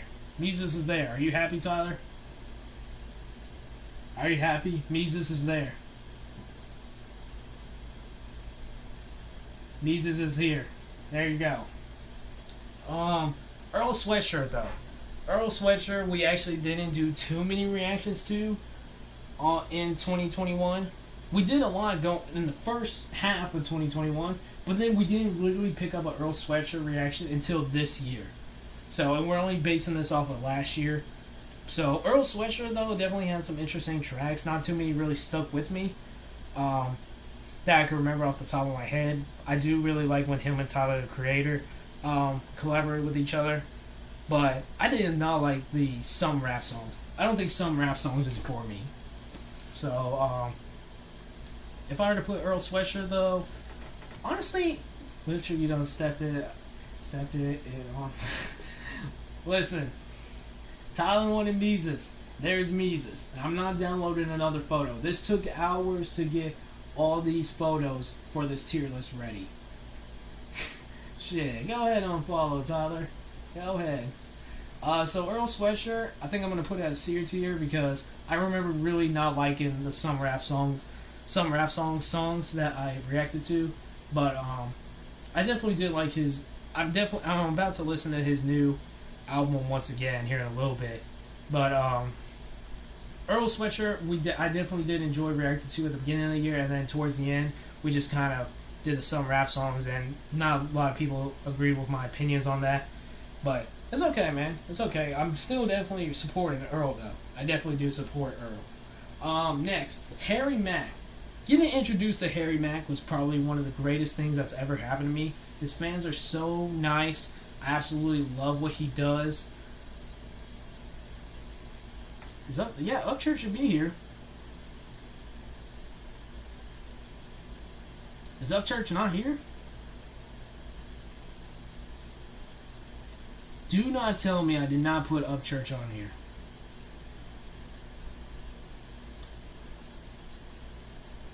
Oh no, Upchurch is right here. Yeah, Upchurch is here. We reacted to Upchurch last year. I was about to say, like, don't scare me like that, Tyler. Palmer Squares, we didn't really do. I think we only did one reaction to in 2021. This is based off of 2021, Herman. This is not based off of this year. This is based off of 2021. So Palmer Squares, we didn't really get into until this year. So they're not going to be on this list. But Harry Mack, getting introduced to him. Love his craft. I love his fan base. I really was skeptical at first about the type of support I was going to get on those reactions, and it was just fun. Harry Mack is definitely a fun person to react to, and he's always very creative. And I think he has really updated his content really well. He has some nice. He's still going really hard, and I think he's about to do a freestyling tour, if I'm not mistaken. You know what I mean? I wish he would get back more in public, or I did more of the public videos last year, but he was still definitely fun to react to. So Harry Mack, I think I'll give, it's either A or B. I don't want to give him an S tier because we didn't do him like every single day, and we didn't get really introduced to him until the second half, but we'll go A tier. Harry Mack was definitely someone fun to react to, and someone I need to continue reacting to going into this, continuing this year. Let's see, what's up? What about Palmer? Still don't see him. Oh, gotcha. Alpha, go check my story on IG. Apparently, there's some kind of 3 entry minimum for the list. Herman, try again next year. Well, see, the Palmer scores were I didn't start reacting to the Palmer scores until this year, and it's a 5. It is at least 5 reactions minimum. It's at least 5. So, but yeah, like Herman knows because he was giving me the request this year. I didn't start reacting to Palmer squares until this year. He was the one that introduced me to them. I've been digging them, but they'll definitely be on the list next year for sure. Next, Joyner Lucas. Dude, it's been rough for Joyner. It's been rough for Joyner since Evolution mixtape. It really has. Like, I think besides the music video for 2 tracks off of Evolution, I think he released like 5 singles last year. I reacted to like the first 3, or I know I reacted to the Lil Baby and J. Cole one. But other than that, Joyner Lucas hasn't been doing much lately. That's kind of impressed me. You know, so I'd rather him, instead of releasing these singles and sounding completely like the same as these other rappers, I'd rather him just make an original album, kind of like what he did with Evolution, even if it's a short project. But other than that, man, Joyner didn't really kind of impress me last year, so I think I'm going to put him on. I hate putting him next to Dax, but he really didn't do that too much for me last year, reaction-wise or just music-wise in general. So, yeah, I have to put Joyner at a D tier. Now, god dang, y'all guys are blowing up chat. I really appreciate. Tyler, did you put this on the Discord? Did you put this in the Discord? Why did all y'all show up? Like, all of a sudden. You had to have put this in the Discord, right? Son of a bitch he is. You really did. You really did put this in the Discord. I knew everybody. I knew there was a reason everybody was popping in the way they were. You put it in the Discord, oh, you son of a bitch. Next person, though, Kanye. Kanye dropped Donda last year. We were doing the grind reactions for track-by-track reactions to College Dropout. And we were really seriously got into Kanye reactions last year. They were a lot of fun. A lot of tracks that I've added. Donda, even I wasn't initially a fan of the tracks I reacted to at first. Since then, it has grown on me, but we're separating my opinions from reactions and actual music for now. But when I first reacted to the tracks from Donda, I wasn't that big of a fan of them. But everything else prior to that, I really was. Tracks from the College Dropout, I really did enjoy. And Kanye is just, I don't care whether they get copyright claimed or not. Kanye brings in views, okay? Like, and he's really funny. But he is just creatively, like, on a whole nother level compared to, I think, any of these artists here. Even some of my favorites. I think creatively, he's on another level compared to some of my favorites here. So, I think I'm gonna have to put Kanye A tier, and that's just for the initial thoughts and ideas that I had on Donda while reacting to some of the tracks from it. No, I'm just saying, he said he might add that Got My Money right song, that's why I asked. Hand it off to Bungie. Glitch, I know you're just messing with me. Hillbilly, what's up, man? How you doing, Hillbilly?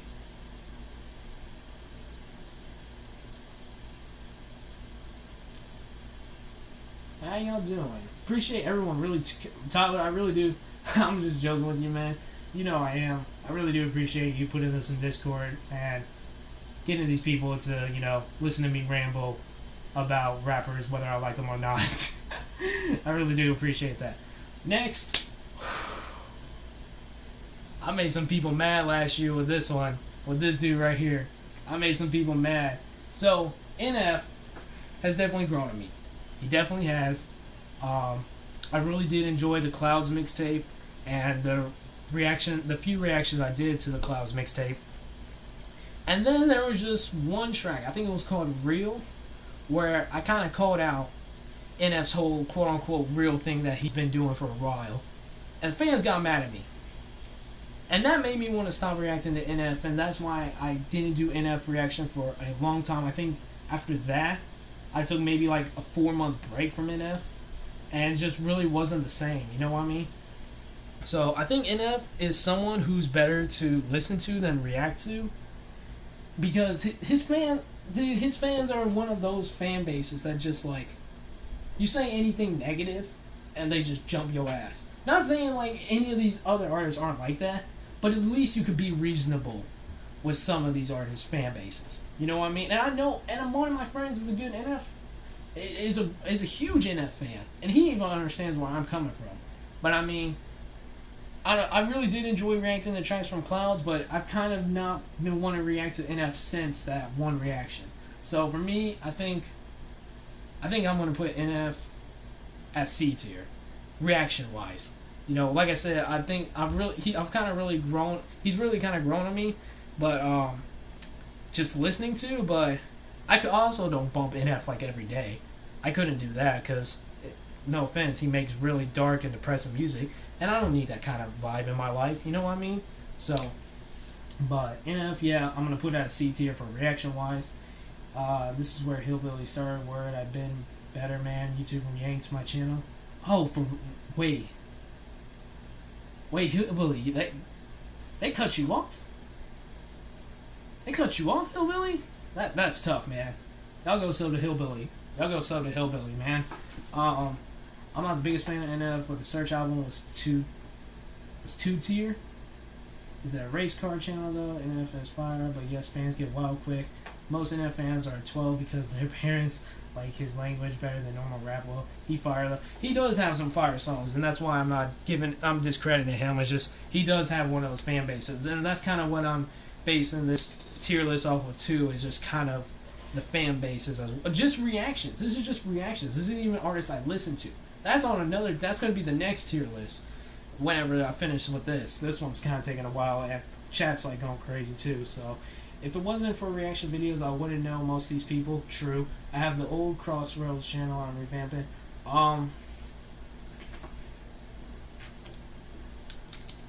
Honestly, let's go to Aaron, because that is very true. I could definitely relate to that. I wouldn't know any of these artists if it wasn't for the reaction channel. For me being a reactor. You know what I mean? These are good friends of mine, Herman.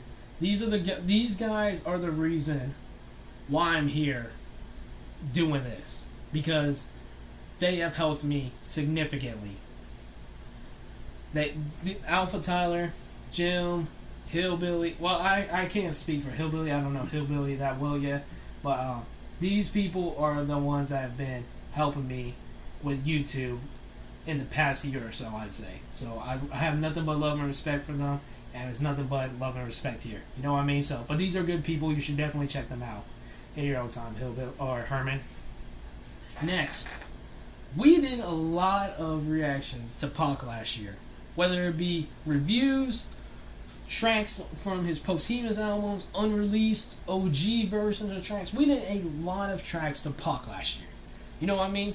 And there were definitely some misses, though. I will say there were definitely some misses, and listening to Pac's Until the End of Time album now, I'm realizing what people were saying, that they kind of messed up his posthumous albums because of production. Like, the OG, I've done, I think, quite a few reactions to both OG versions and official releases of tracks, and most of the time the OG versions are better than the official release. You know what I mean? But the problem with Pac, and this is not hit on his part, but the problem with Pac is he was very limited on what he said. I love Pac. I have nothing but love and respect for Pac. And he's probably my favorite rapper still. But he really was limited on the kind of subject matter he would talk about, the way he talked about it, who he bring on a track, what type of beats he ride on. You know what I mean? And that was just that 90s West Coast vibe, that death row energy. You know what I mean? But sometimes Pac was either boring or just not that like original to react to. You know what I mean? So for Pac, I think I'm gonna put Pac in a B tier reaction wise. I definitely get a lot of love and support on the Pac reactions, and I don't see Pac reactions lining up at any time. So I think I'll put Pac at the B tier. Jesus Christ, like, I talked for 5 minutes, or like 2 minutes, and chat goes crazy. Let's see, where do you mean leave when you get a chance? Okay, probably. Well, when we meet, man, was on a rocky terms, law. Who, you and me, Hillbilly? Did we meet through the Mises thing? I think we might have met. Y'all in the Discord need to get more involved in it. What up, Aaron Glitcher? Did you like the new Juice album? I loved it. I actually don't listen to Juice. I don't listen to Juice. The first time I've only heard really 2 Juice WRLD songs. And one was his feature on M's album. But the only song I've really heard from Juice was, I don't even know the name of it. I don't even know the name of the song. It's Lucid Dreams. That's like the only Juice WRLD song I've heard, and I've only reacted to it once. I haven't heard it since then. You know what I mean? So I'm not a Juice. Like, if I were to maybe listen to him more, maybe, but I wasn't hearing good things about that Juice WRLD album, to be honest. Wasn't hearing a lot of good things about it. I guess I should say I need to get more involved in it. I'm on a lot of Discords. Nah, you cool, man. You cool. The Discords, I'm seriously, y'all, all of us, yes, music. Okay, so that makes sense. I'm seriously trying to get some stuff situated with the Discord. Like, I don't know what to do. I just want to, after the stream, I'm going to go in the Discord and chat. If anybody is still here when this stream ends, I'm going to be in Discord and chat. Okay? So, if you haven't joined the Glitcher Gang Discord, links in the description. Next up, we got Pootieville. We only did a few reactions to him at the very beginning of the year. My cousin introduced me to Pootieville, and we did like a few reactions, like I said, and I still listen to a few of the songs I reacted to, but we didn't do too much with him after those couple of reactions that we did. So I think I'm gonna put it on the reaction tier list. I'm gonna put Pootieville on D. He's definitely someone I do want to check out more though, because what up, Jason? What up, man? What up, Jason JV? What up, man? I definitely do want to react to him more because he seems very humble and very down to earth, and he is, if I'm not mistaken, an independent artist, kind of on his way. You know what I mean? So I really do mess with the couple of songs that I did react to him last year, though. Juice WRLD overrated, in my opinion. Listen to Juice songs, wishing well in your own time. Honestly, brought a tear to my eye, Def Jason. Juice WRLD being overrated, I think I could agree with that. But he's always going to stay that way now because he's dead. You know what I mean? Like, you will never see Juice WRLD's numbers drop past what they are, even once they're done pushing posthumous albums of his, because of, you know, kind of the impact his death had on the world. And despite his past few projects not being the best to fans, they're still going to do numbers. You know what I mean? So, what's good, JJV? How you doing? Man, Tyler, I really appreciate you putting that in Discord. I really do. You're a real homie for that. You really are. Next, we got R.A. the Rugged Man. So, R.A. started off to me as just like someone like, what is he doing with his raps? What is he saying? And then, once I kind of roughly got introduced into kind of those like those type of tracks, then I was introduced to more of the storytelling tracks, some of the more personal type of tracks. One of the best tracks I ever heard, Uncommon Valor. Him and what is the dude's name who we just reacted to? What is the dude's name? I'm looking this up. We literally just reacted to the other guy who's on that track. Him and what's his name? Where is it? Vinny Paz on Uncommon Valor. Oh my god, that is incredible. And we did get a lot of personal, like, storytelling tracks from RA during last year, and we covered quite a few handfuls of tracks from both Legends Never Die and his 2020 album. I don't remember what the name is, but we did do quite a few RA the Rugged Man reactions. There's not a single one that I hated, to be honest. So I think RA is going to be the first person I put at S tier, man. I really do like like his type of rap style, his kind of like lyricism, you know what I mean? And his just personal tracks are just really deep in my opinion. And tracks like Uncommon Valor, Wonderin', let's see, Daddy's Halo, like they just hit me different the first time I reacted to them. You know what I mean? So yeah, I seen a notification pop up saying Glitcher talking ish, come watch. That got my attention. I discovered you through the Firstborn reaction. Oh, did you really? Firstborn. Hold up. R.A.? Hold up. R.A.'s Firstborn. Now you got me interested, Herman. Dang, how long has it been since I've reacted to R.A.? It hasn't been this long, has it? Oh god, my voice cracked. I think it was my R.A. the Rugged Man reactions. I am so gonna not have a voice tomorrow. My throat is like killing me. Pause, y'all, pause.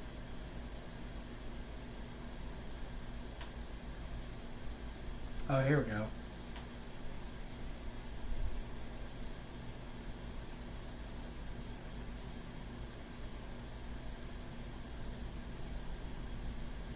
Oh, that's definitely one I had to check out. I remember being skeptical about that Firstborn one, but I'll definitely have to revisit that one for sure.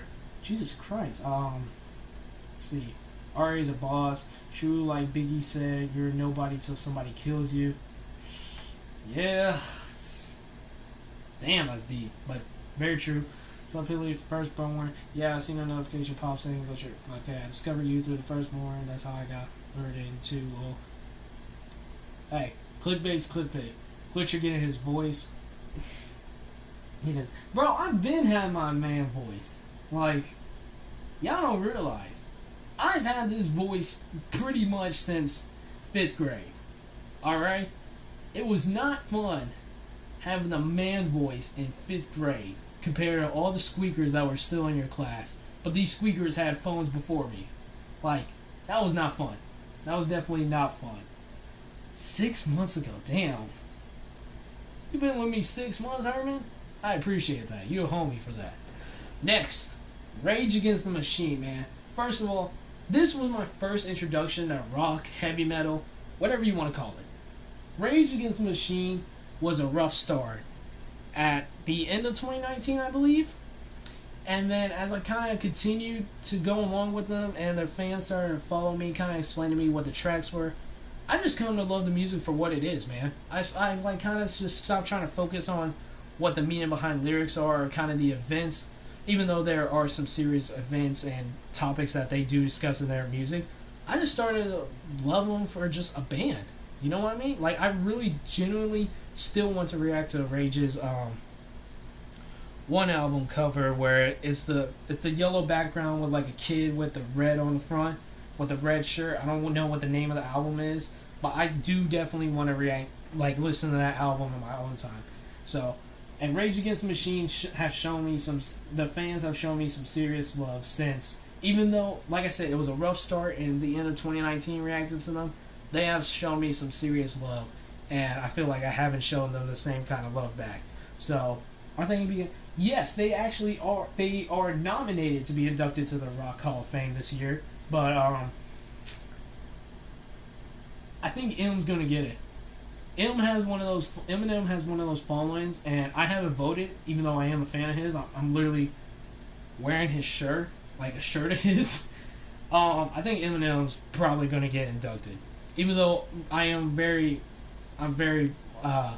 glad to be, to see that Rage Against the Machine is at least got nominated, But I wouldn't mind Rage winning. I either want Rage, Eminem, or A Tribe Called Quest to get nominated. So, Rage Against the Machine, though, have nothing but love and respect for them, nothing but love and respect for the fans, and they've kind of been the first introduction to me to rock heavy metal, so I think I have to put Rage up there with... Ooh, do I want to wait? I have to put him above Kanye. I just have to, because the Rage fans have been with me since day one, and Rage has really opened the pathway for me to react to the artists such as Slipknot, such as Disturbed, System of a Down. Like, they're the reason why I have such an open mind to react into heavy metal music nowadays. You know what I mean? So, listen, when you get the chance on your own time, check out Notorious B.I.G.'s You're Nobody Till Somebody Kills You. It's a real song from his Life After Death album. I'll definitely have to add it to the list, Jason. I really do appreciate that.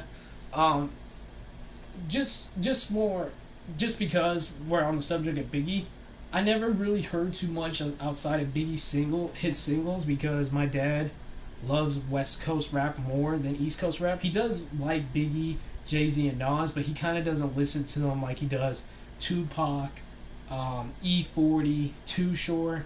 You know what I mean? So Dre, Snoop, NWA.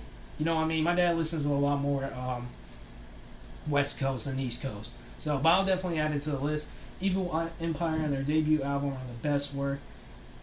Evil Empire was the album you were thinking of. So that's what it was. Because I remember there was an E on it, but I didn't remember what the E stand for. So I appreciate that, Tyler. Next on the list, we got Upchurch, man. Dude, I think Upchurch gets an automatic A tier. Automatic A tier. And here's why. Because his fans really did follow me, even when I didn't understand who Upchurch was as a rapper, as a person at first. I didn't understand him at first. And the Upchurch, yes, they were kind of like everybody else when you're introduced to new music and don't really understand it at first, right? But they kind of explained to me who he was, and when I went into the mentality that they gave me to what to expect from him, it made a huge difference. And Upchurch, like, his fans are really some of the best supporters here on YouTube.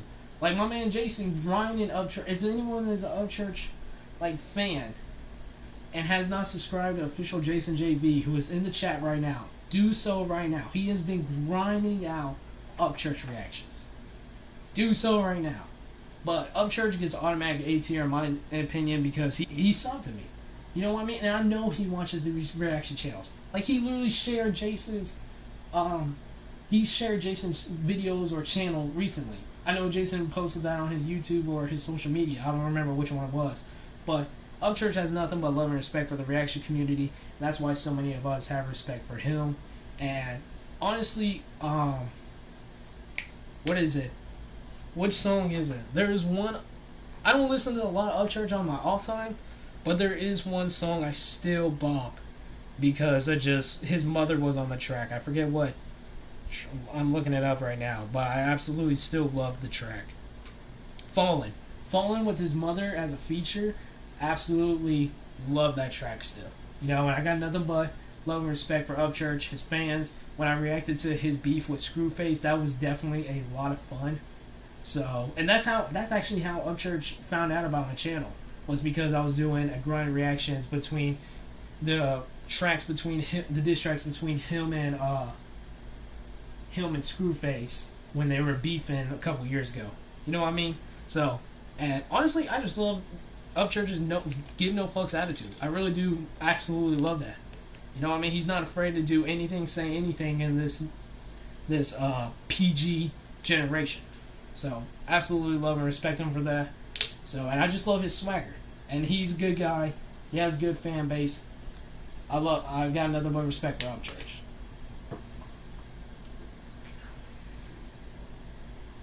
Biggie is the best East Coast rapper. He's a real poet, storyteller. Like I said, I haven't listened too much to Biggie, but I do really like Jay-Z. I really do like Jay-Z. Upchurch, the homie, he's been showing me love. Church shared Jason's last videos this morning. Fallen. Upchurch is fantastic. No lie about it. Yeah, see what I mean? He's just a great guy in the community.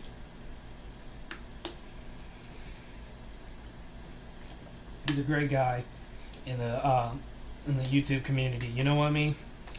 And he's seriously, like, made some impressive moves since, like, I don't know how long he's been doing YouTube. He's been on YouTube rapping, but he has been like an idol for, I think, what every YouTube rapper wants to become in a way. You know what I mean? So, next thing's next, Angelina Jordan. Now, no, Mises is not on the list. Next person who asks if Mises is on the list is getting timed out. I don't even care if it's Mises himself. You are getting timed out if someone else asks is Mises on the list. Next person, Angelina Jordan. Now, Simple Reacts and Highly Combustible, both homies, introduced me to Angelina Jordan last year. And she has one of those fan bases. So, it was scary knowing, like, kind of having that idea on my mind, and they kind of told me that at first. But she's actually very talented. She really is. Absolutely love her. I think I really don't like. It is a little disturbing how much her fan bases really do follow her, though. I'm not gonna lie, that's a little disturbing. And then the one time I say something not related. One time I say something not related to Angelina Jordan. It was about the pandemic. Her whole fan base turns completely 180 against me. Like, you're joking, right? You're joking. You know what I mean? Jim, you're not wrong. You're not wrong. Her fan base is completely terrifying. So, but I think she has a lot of talent. I think she has a lot of potential. And I'm almost intimidated by how tall she is, if we're going to be completely honest. So, but I definitely do love her music, and I think I think if not this year, next year is going to be her big year. I really do. I have a lot of belief in her. I think I'm going to put Angelina Jordan on B tier, and that's solely for the fan base. That's really solely for the fan base. If they weren't so terrifying, I definitely think they'd be like A tier. Because no offense, but I don't listen to Angelina outside of the reaction. Half of these people I don't listen to outside of the reactions, but I do have nothing but love and respect for their music. You know what I mean? So, bunch of old dudes, creepy old dudes, and the creepiest Bubba J. She is like, dude, she's 6 foot. Like, no, oh shit. I don't want to do this. Like, which one is it? Like, bro, like I'm like 5 foot. She taller than me. Like, come on. Like, that's not even fair. And she's from another country. Like, come on, bro. Like, why can't God give the right people height? Why can't God give the right people height? It makes no sense, man. Holy dog, I'm gonna be so fucking. How long have we been streaming? How long have I been going on? Oh my god, we're at 2 hours, man. Appreciate anyone. Appreciate everyone who's sticking by, though. Next, Big L. Dude, let me say something. Big L is seriously one of the best MCs to ever grasp a mic. And I mean that wholeheartedly. Flow, bars, just his gangster attitude. Like, everything about Big L I absolutely loved based off, like, the reactions I did to him last year. Like, it was crazy. I, like, freaked out every Big L reaction. Even towards the end when we were doing kind of, like, unreleased, unofficial, like, types of tracks, Big L still seemed to surprise me. And it's crazy that he only did what he did within, like, a few years. Like, he died, I think, maybe at 24 or something. Like, a lot of rappers, especially in the 90s, a lot of rappers died very young. But I would have been terrified to see if Big L if made it past his 20s. You know what I mean? Like, he would have been a threat, a serious threat. And it's crazy. When I first started hearing Big L, I really did hear the, like, Eminem influence. Like, how Eminem was influenced by him. I really did hear it. And especially in M's earlier stuff. Like, I really did hear a Big L influence. Absolutely love Big L. I can't wait to react to him more and listen to his albums in his own time. in my own time, but absolutely love Big L. Have nothing but love and respect for Big L. Rest in peace to a fucking goat. An actual goat. Glitcher, you don't like those Amazon women? Like she's Amazonian? She know Wonder Woman? Heard he has a brothel named Fat Me's. I married an Amazonian woman. Don't knock it till you try. Listen, she's just tall. That's all it is. She's just tall. She's just tall, man. Like, I want height. I was a basketball player. I want height.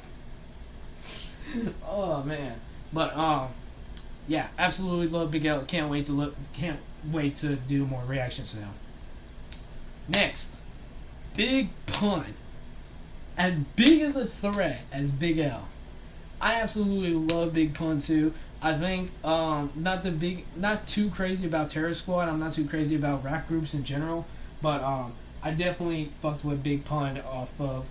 It took a little bit to really get into Big Pun, but Big Pun is definitely another top tier lyricist. Absolutely love reacting to him and hearing it, dude.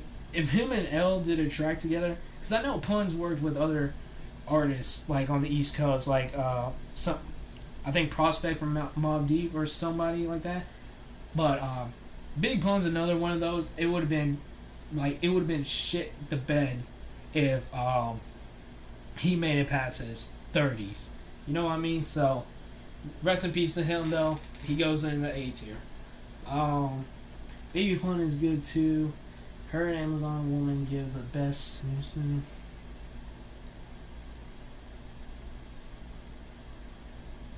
Okay, Jason. Come on, bro. Come on. Herman got a kid watching. Herman's kid watching this. We can't be talking about no snoo. Like, he got a kid. I am a kid. Well, technically not anymore. But, come on, y'all. Let's get off of the Angelina Jordan stuff. Brother Lynch Hung, man. Brother Lynch Hung definitely is an interesting artist. There are some tracks I feel like from him that I reacted to were kind of like boring, but I do love his wicked flow, and production is a little stale at times, but Brother Lynch has definitely impressed me, especially with the last few reactions we did before we ended the year off. It did get a little out of hand though how many Brother Lynch requests we were getting though. I will say that it was getting a little out of hand from the fans on how many requests we were getting for Brother Lynch. You know what I mean? But not knocking him, but he doesn't have one of those fan bases like Church, Pac, or any of them. But Brother Lynch's fans were kind of getting a little annoying at one point. So we're gonna put Brother Lynch at a B tier. Still looking forward to reacting to more of him this year, and I don't know. I guess we'll just have to see what happens when it happens. You know what I mean? Glitcher too young for Futurama references. Yeah, sorry. Never watch Futurama. I don't have a kid watching, but I am expecting one in August. And maybe. Well, congratulations, Herman. Congratulations, man. Name her Glitcher Girl. Name her Glitcher Girl 23. Wait, no, don't do that because that seems wrong. Oh no! Don't name your daughter that, please. Please don't name your daughter Glitcher Girl. That's what I'm naming my kid if I happen to have a kid. I don't think I will though, but if I happen to have a kid, she's gonna be Glitcher Girl 23, or at least Glitcher Girl 2.3, because I'm 23. So this should be an A tier. I don't really agree with that. I don't think he should be below a B tier, but I definitely did enjoy some of the Brother Lynch reactions I did last year. Not all of them. You know, I mean, like I said, some tracks seemed a little filler, and like I said, the fan base sometimes were getting a little out of hand, commenting on every video. Hey, react to this Brother Lynch reaction, or do this Brother Lynch request. You know what I mean? So when they get a little out of hand, that kind of affects my opinion too. But definitely do bump tracks like DOA or I Get Off. I Get Off was insane. That beat switch on I Get Off, stupid crazy in my opinion. J. Cole seriously grew on me as one of my favorite MCs last year. But reaction-wise, he didn't do too much for me. And he motherfucker, one of the only MCs to really copyright claim me. I'm still salty that my reaction to J. Cole's Amari really did get copyright claim. And we didn't really do too many reactions to him, though. But he's grown on me a lot as a just rapper in general. One of my favorites, I say, of last year. I think he was my third most listened to artist, actually, last year. But that's not what we're basing this tier list off of. What's up, Poe? What's up, Poe? How you doing? Good to see you tune in, man. But, J. Cole, reaction-wise, he's another one that really isn't that interesting to react to, but definitely vibe-worthy to listen to. So I think I'll put J. Cole at, like, a C tier. Because I don't even think J. Cole has one of those fan bases either that really cares about reactions either. So when you kind of don't have no one requesting J. Cole, you're not going to really, or requesting any of these guys, you're not really going to react to them in your own time unless you're personally interested in it. You know what I mean? Did you check out Lock to the Brain by Brother Lynch? That track is class. I think we actually did. If I'm not mistaken, I really actually didn't care for that one. Correct, like, I don't know. I do remember that track name, though. I definitely do remember that name. But I don't think I was actually that interested in that one.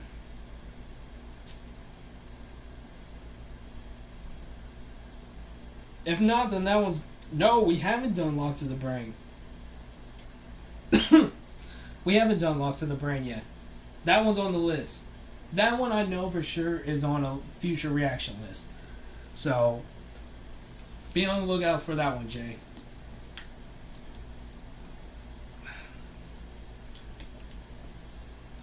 Be on the lookout for that one. God, I need some, like, Dayquil or something. My throat is, like, dry as hell. Chilling, making some dinner, so back and forth right now. Oh, that's cool, man. I appreciate you taking time out and stopping by, man. I really do appreciate that. Next, MF Doom. Now, let me explain this. MF Doom, my reaction to That's That was one of the very first reactions to ever really blow up on my channel. That was before he unfortunately passed away, or it was confirmed that he passed away in 2020. He passed away in on Halloween of 2020, but it wasn't revealed until New Year's Eve of 2020 that he passed away. And that one kind of hurt.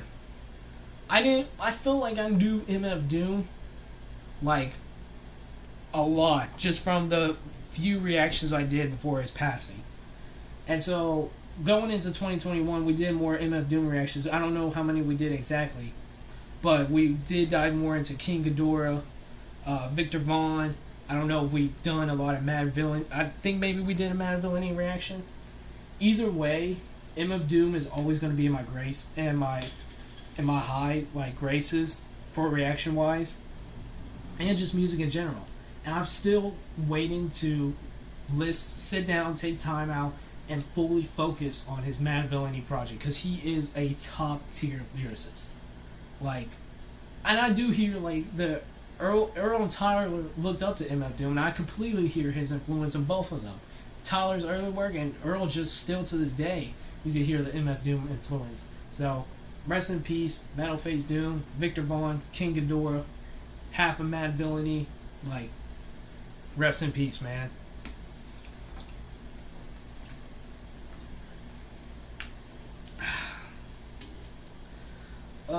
Lock, not locked, and I will, by the way.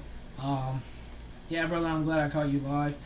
Man, like I'm gonna keep saying, I'm appreciative for everyone who tunes in, and I'm seriously surprised this live stream is doing better numbers than yesterday's. Like, it was a quick stream yesterday. Well, I'm seriously surprised that this stream is doing numbers, because it's a new type of content, you know what I mean? So I really do wholeheartedly appreciate everyone who's stopping by. Like, from the bottom of my heart, thank you. I need to use the restroom, but I kind of want to finish this list. Let's go to the next one. E40, man. We did a couple of E40 reactions last year. E40, it just has a, like, kind of funk to him that just makes it fun to react to. You know what I mean? And realizing that Captain Save-A-Ho was actually E40's track, such an iconic track. It really is. And then E40, there are a couple of deep track or personal tracks that I do like from him. Him and Brother Lynch both have some huge discographies, so there are going to be reactions for those two for days. But E40 was definitely a fun guy to react to.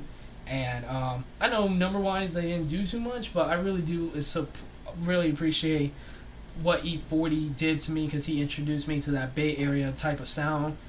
E40 brought in Too Short, like Mac Mall, some other people that we reacted to last year. You know what I mean? So, nothing but love and respect for E40.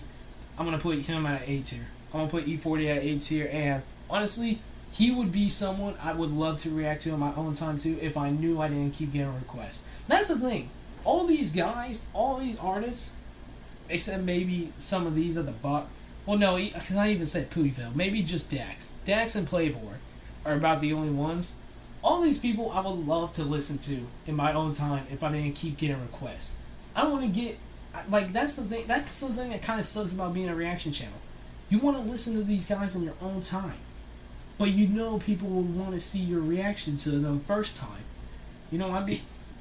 So, and if you're like me and get like tens to 20 requests a day, you know what I mean? Like, it's going to be a while. And it sucks patiently waiting. It really, really sucks. But at the same time, at the end of the day, it'll make you happy and make you feel good seeing the numbers that you do on videos, the likes you get, the comments you get, just the interaction with the fans. You know what I mean? So, E40 is definitely one, though, that has such a huge discography. It wouldn't hurt me to listen to the E40 album because I still have reactions for days.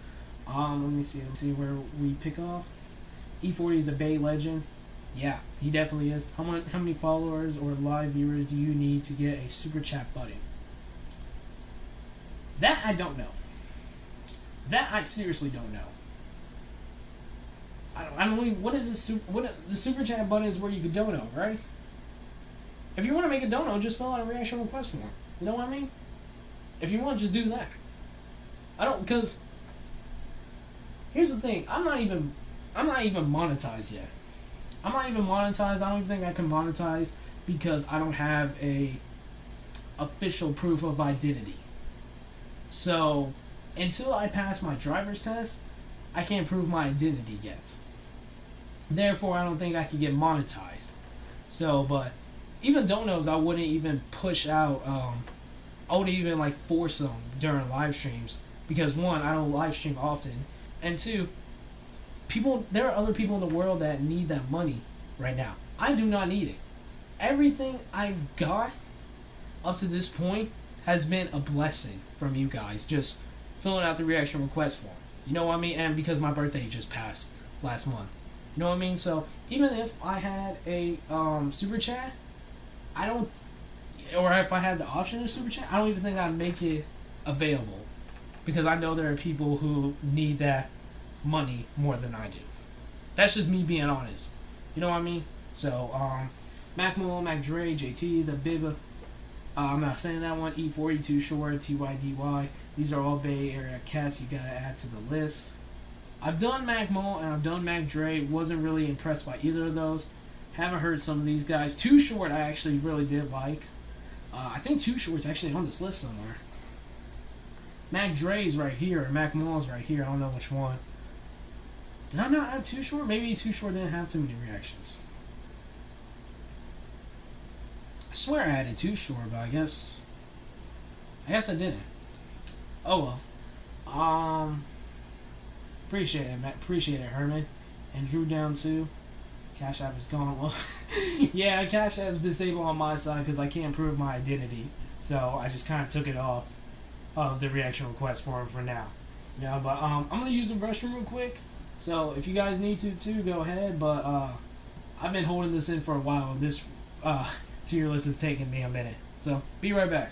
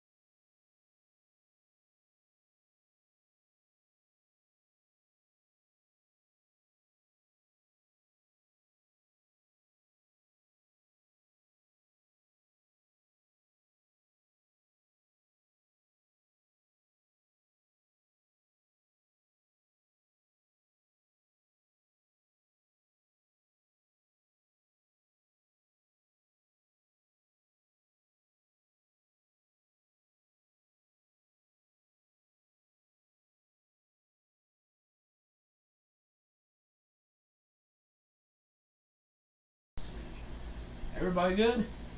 You gotta check out Burn by Militia. Militia, the Bay Area too. They Bay Area too. Don't Make It Dinner. What'd you make? What'd you make, Poe? Let me know what you made. I gotta send you a request form for tomorrow from the P Squares. Alright, man. What's for dinner? I like how Aaron asked about dinner too, Poe. That's funny. Oh, man. So, next, we got one of my favorites. Y'all know, like I said, I'm wearing his shirt. We got Eminem.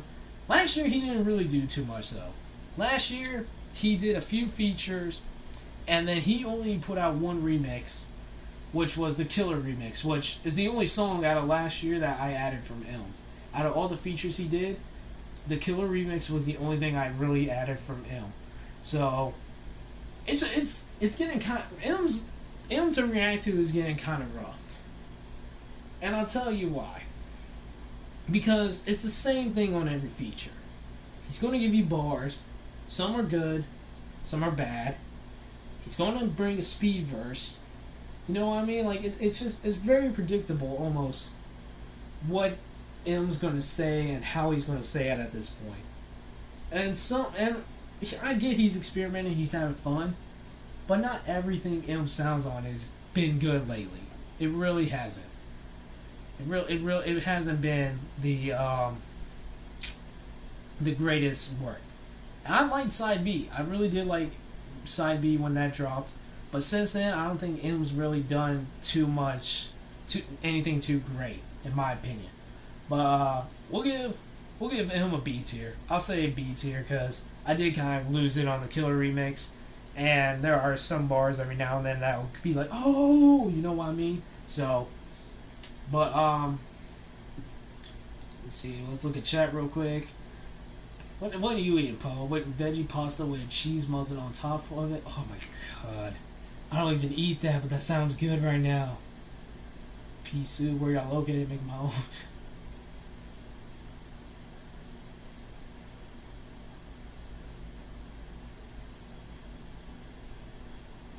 Hey man, I wouldn't even worry about that album request right now, because we trying to do the Wu-Tang's Enter the 36 Chambers.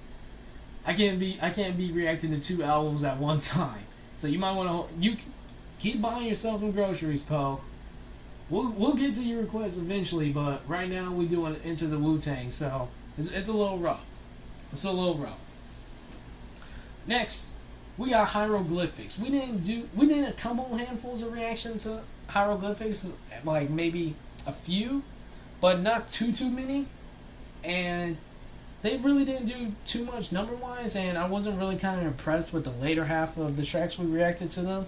So I think hieroglyphics for me, it's probably a D tier. You know what I mean? It's sad that they kind of faded away, but I definitely did like Del Funky Homo Sapien. I would definitely want to check, now that kind of those requests have lightened up, I do kind of want to check more out from his discography, especially since, you know, we haven't been really requested too much from him. I remember when M was still like center stage in the rap game. It's gonna be at least like a month. You a bingo fan? You a bingo fan, Aaron? Bingo, is that like... I don't even want to know. They having their own chat. Herman and Aaron having their own chat. That's good. That's good that I'm bringing members of the Glacier Gang together. That's good. Good. ICP. We did a ton of ICP reactions last year. And I know right now we're taking a break from them and Twisted, but this is just based off my thoughts and opinions about them last year. This isn't what's happening right now, or if I upsetted some people right now. This is based off of last year. And I had fun with some of the ICP reactions. I was kind of bored with some of the other ones, and there's still those few that I absolutely just did not care for. You know what I mean? So ICP, I really do support all the love. I really appreciate all the love and support from the Juggalos, and I'm glad that most of them took my my leave towards them. For now, like, I'm glad they respected it. You know what I mean? I was a little scared taking a break from them, but I was just getting burnt out on them. But last year was definitely fun. reacting to them. Sometimes I was a little bored, but when we get back to them, I think I'll definitely have energy again. But for now, basing them off of last year, oof. Where do I want to put ICP? Because first of all, I don't have a single ICP track reaction or a track added up to my personal playlist. I apologize if that makes anyone upset, but I'm not listening to ICP outside of the reaction. So we did quite a lot, and I did have fun most of the time. So I'll put ICP on the A tier list. I'll put ICP on A tier list for reactions, because most of the time we were having fun, and there were only some times I was really bored, you know. Let me look at chat real quick. Nah, not much of a football fan. I'm a Blue Jackets guy. Super Bowl baby, I live in Green Bay and I'm salty. ICP reactions brought me to your channel. Appreciate it, Aaron. Really do appreciate it. Same here. That's good. That's definitely good. When do you get back to them? You need to dig into the old school stuff. Yeah, I definitely have a lot of requests for either ICP, Twizzled. There's some ABK. There's definitely a lot on the list. But seriously, it was crazy. There was somebody who genuinely got upset and said, "Man, I was thinking about subbing your channel, but because you're taking a break and you really don't care for them, I can't subscribe." And I'm like, you had to put all that in a comment? Like, I don't get some haters on YouTube. I just don't get it. Like, if I were to hate something I saw on YouTube, the most I would do is dislike a video. That's the most I would do. Like, why are you gonna go on the comment section and just be a dick? There's just you're just wasting time. Like, honestly, you're just wasting time. Jay-Z. We didn't do any hardcore reactions to Jay-Z last year, but Jay-Z, when he was on a feature, he just killed it. He just killed that shit. Like, and a lot of the tracks Jay-Z we reacted to from Jay-Z were some way, shape, or form associated with Kanye. So Kanye and Jay-Z is just a legendary duo to see together. So I think it's only right to put Jay-Z alongside Kanye at the A tier list. And I would definitely be down to react to more Jay-Z going into this year, but I think everything that I would react to him, the only way they would do good is if it were the hits. You know what I mean? I just don't want to listen to the hits by any of these artists. You know what I mean? I want to listen to everything. You know, whether it be good, bad, personal, relatable, like, whatever the case may be.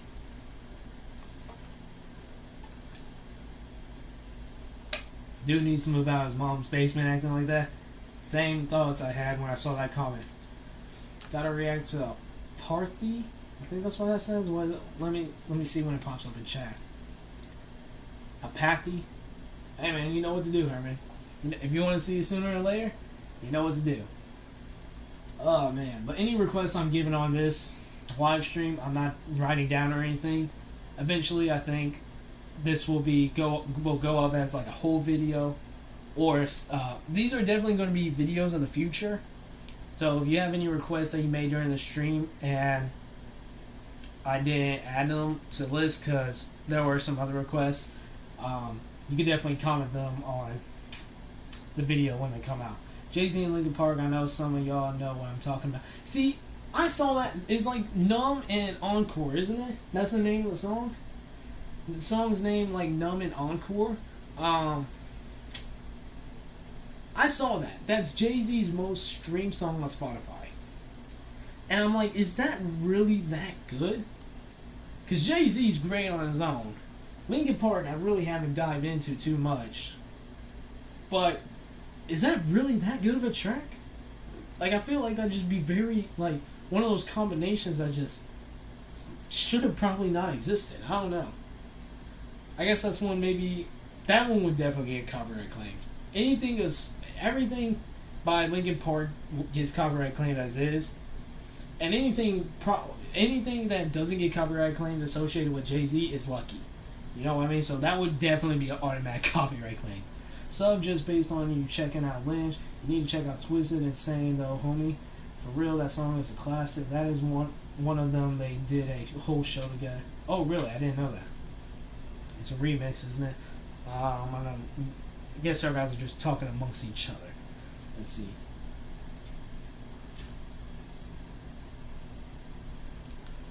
Let me.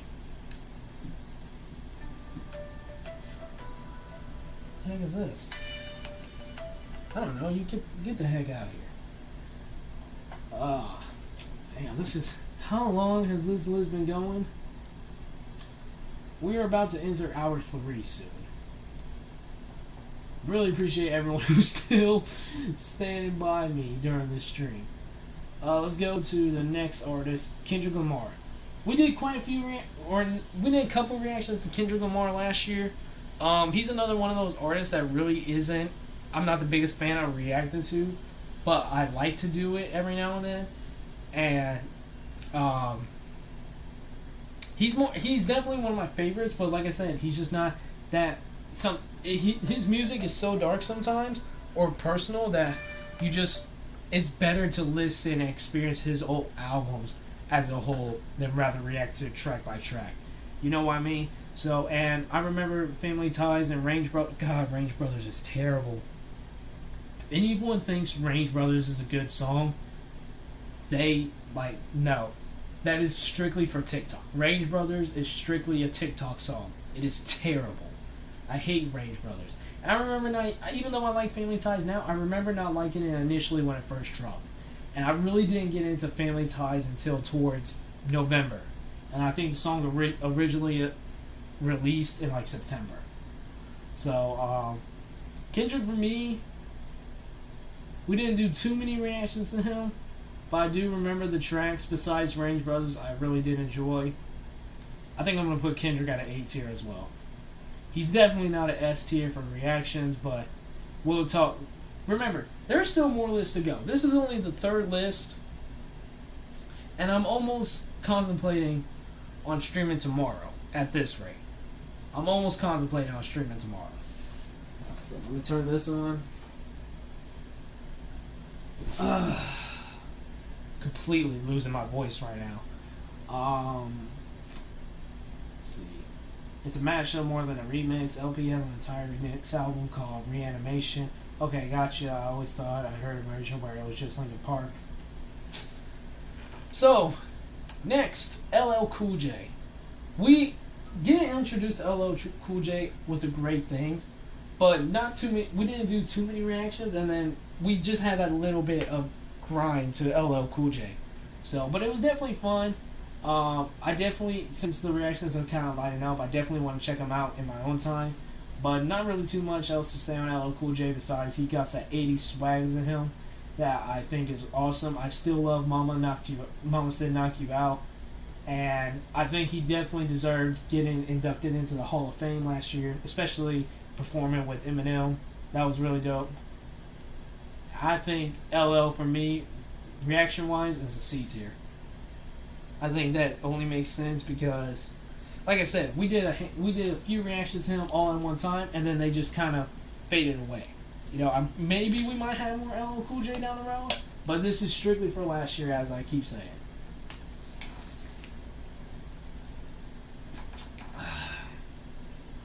Herman So Numb is a Linkin Park song, and Encore is a Jay-Z song. They did a live show together and combined songs from both. Okay, so that's what that is. See, that's still the most streamed song that Jay-Z's ever done. That's the most streamed song Jay-Z has on his Spotify. Is that version with Linkin Park. You know what I mean? So, oh man, dude. I got like such a big headache, and I'm losing my voice so bad that I kind of want to continue this. After this tier list, I kind of want to continue this tomorrow, but if I were to do that, then the tier list tomorrow would be fucking huge compared to the ones we covered in this one. I think we'll just keep going. I think we're just going to keep going. Let's see. They turned it into an album called Collision Course. I seen LL Cool J at an ICP show in Columbus in 2010. Really? That's definitely interesting. Definitely interesting to say the least. Let's remove this. I think those guys are gone now, so we can remove that Mises tier that we had there for the longest time.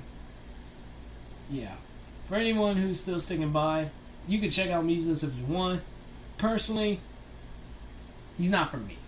Let's just say that. He's not for me. That's why we only did like 2 reactions to him last year. But through those connections, that's how I met Alpha Tyler, Hillbilly, Jason JV, all those guys, man. So I still got respect for Mises just for introducing me to some great, great people who have helped me in this YouTube community.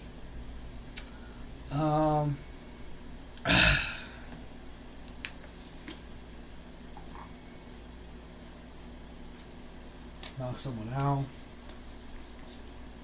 Let's see.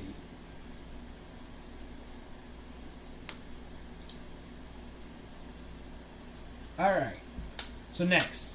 MGK. While I did get a lot of love from EST, MGK is honestly not one of the most interesting artists to react to. He really is. Every now and then he'll have like one song where he kind of goes off. Young MGK, I definitely will say is hungry, but like his newer stuff, or kind of like his stuff past his debut, really isn't all that to me in my opinion. I really do love and respect the EST for sticking with me for so long, but you ain't gonna catch me like MGK only do so much for me. He really does. Like, I'm sorry, but there's a reason why nobody knew this dude before he beefed with Eminem. So, and like I said, while EST does really show me a lot of love, he's not always that. Recently, he hasn't really been all that to react to, so I think I'm going to put MGK at a C tier for reaction-wise. It might have been a Dark Lord show, Cottonmouth Kings, and Kitty was there as well also. Ugh. Alright, let's see.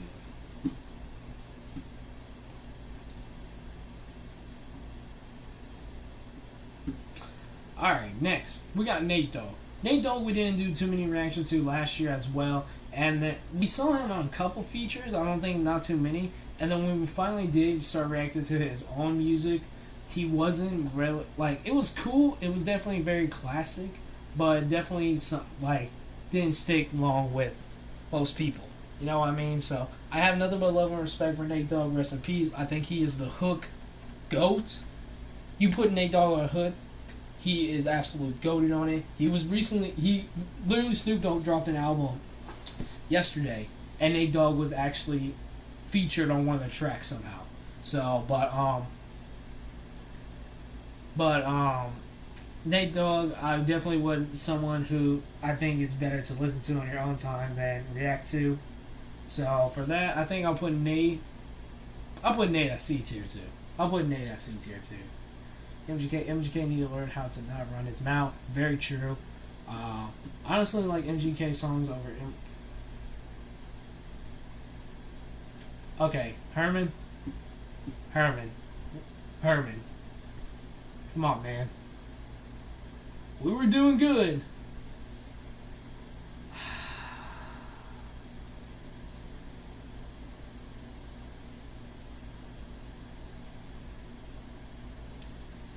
See, here's the thing. They were not beefing over M's daughter. M could care less. He said, M has literally went on the record and said it was because of the shots he threw at Shade 45 and the sneak disses he did on Tech 9's verse. Like, M's went on the record to say this.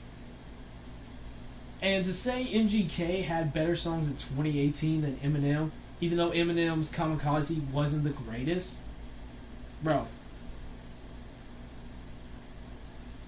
No,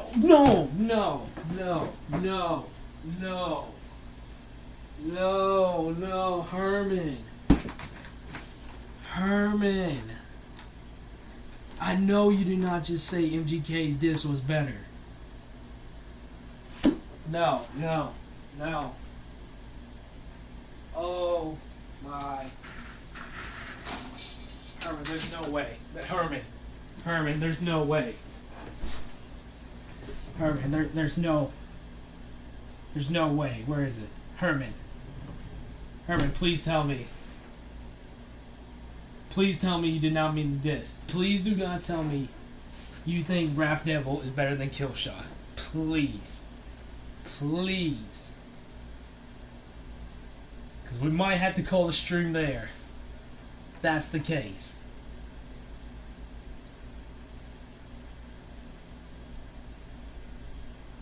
I'm waiting for you, Herman. I'm waiting for you.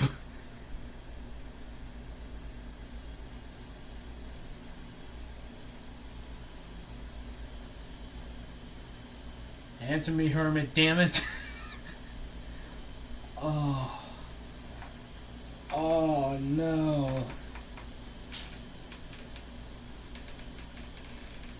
I'm not saying this as an Eminem fan. I'm saying this as just someone who heard both diss tracks and seen everyone's reaction and can clearly say, like, full-heartedly, M's diss was better than Rap Devil. Killshot was better than Rap Devil. Okay, we can agree. Okay, we can at least go with that. I'll accept that answer. I'll accept. Let's continue. I'll accept they were both equal. I'll accept that. I don't agree with it, but I'll accept it. Oh my god. Oh my god. I was finna do like that one Twitch streamer does, where he was gaming and he had a green screen and he just like got so mad he lifted the chair above him but slammed his entire system. Oh my god. By the way, MGK talks shit about Slipknot, pissed off the magnets that threw tree branches, so I had my needs go find videos, send them to you. No, I've actually seen those videos. I actually knew about that because there's a channel I watch who like kind of follows Eminem and anything associated with him, and because MGK, what he did, like the whole Killshot situation. You know what I mean? Him disrespecting the GOAT and then changing genres. Becoming kind of a meme almost. That's why I honestly picked this photo. I picked this photo because it's a meme photo of him, right? So that whole thing, like, I knew about that because of the channel I watch associated with Eminem. You know, not associated, but like who covers him. And he covered the whole Slipknot thing, saying, man, Slipknot's finna make MGK leave pop punk too. Which, is not gonna be a good look. That's not going to be a good look if that really does happen. If it hasn't already happened. You know what I mean? That's not going to be a good look for Kells. It really isn't. Oh, man. I need some relief.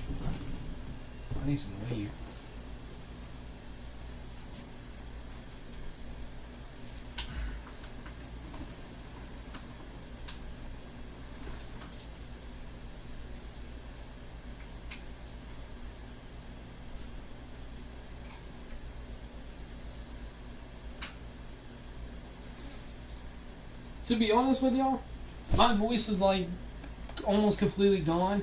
There might not be no videos tomorrow. Tomorrow might be the first day there might not be any videos. And I can't do anything about it.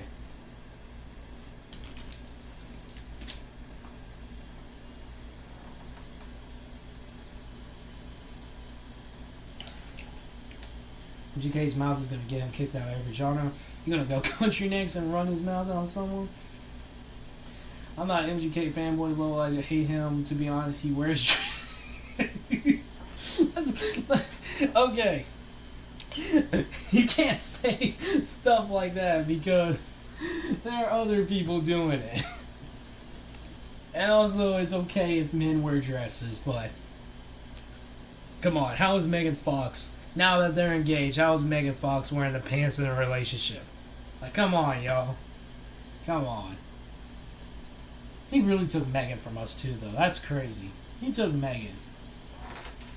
I don't care. She kind of trashy though. She honestly kind of trashy. She really is. Like, I used to think, like, bro, Megan from Transformers, hot, but ever since the whole MGK thing, kind of disgusting. Not gonna lie to you.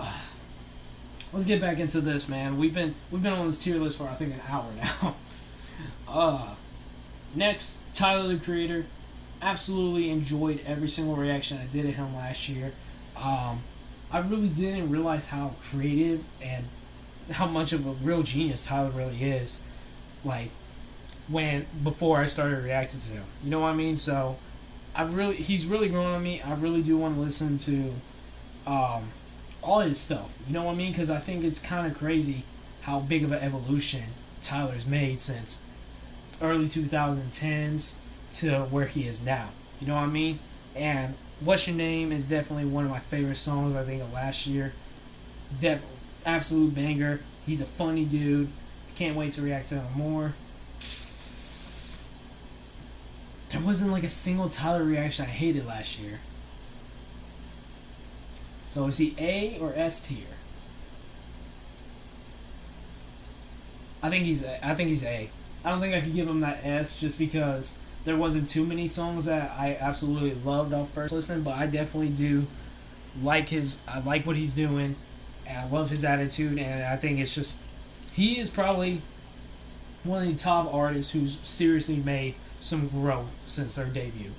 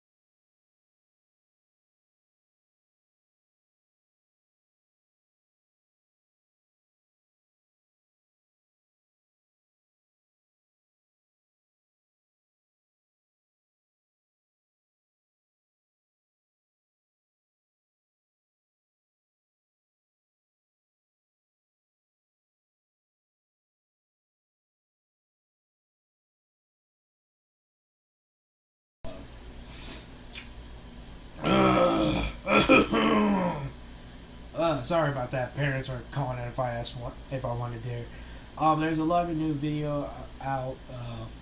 There's also a new video out of Corey talking about it in an interview that happened a week ago. Well, Herman throwing out facts, muted. Herman Enterprise, he got a phone call. I think it was someone in another room needed him. It was my mother. She was calling, asking if I wanted dinner. Because it's about, what time is it? It's 6 p.m. over here. 6 p.m. over here in Texas. So, and I haven't ate. I literally ate like a bowl of Alfredo, like a packet of Alfredo, before the stream. And then I had donut holes this morning. So, yeah.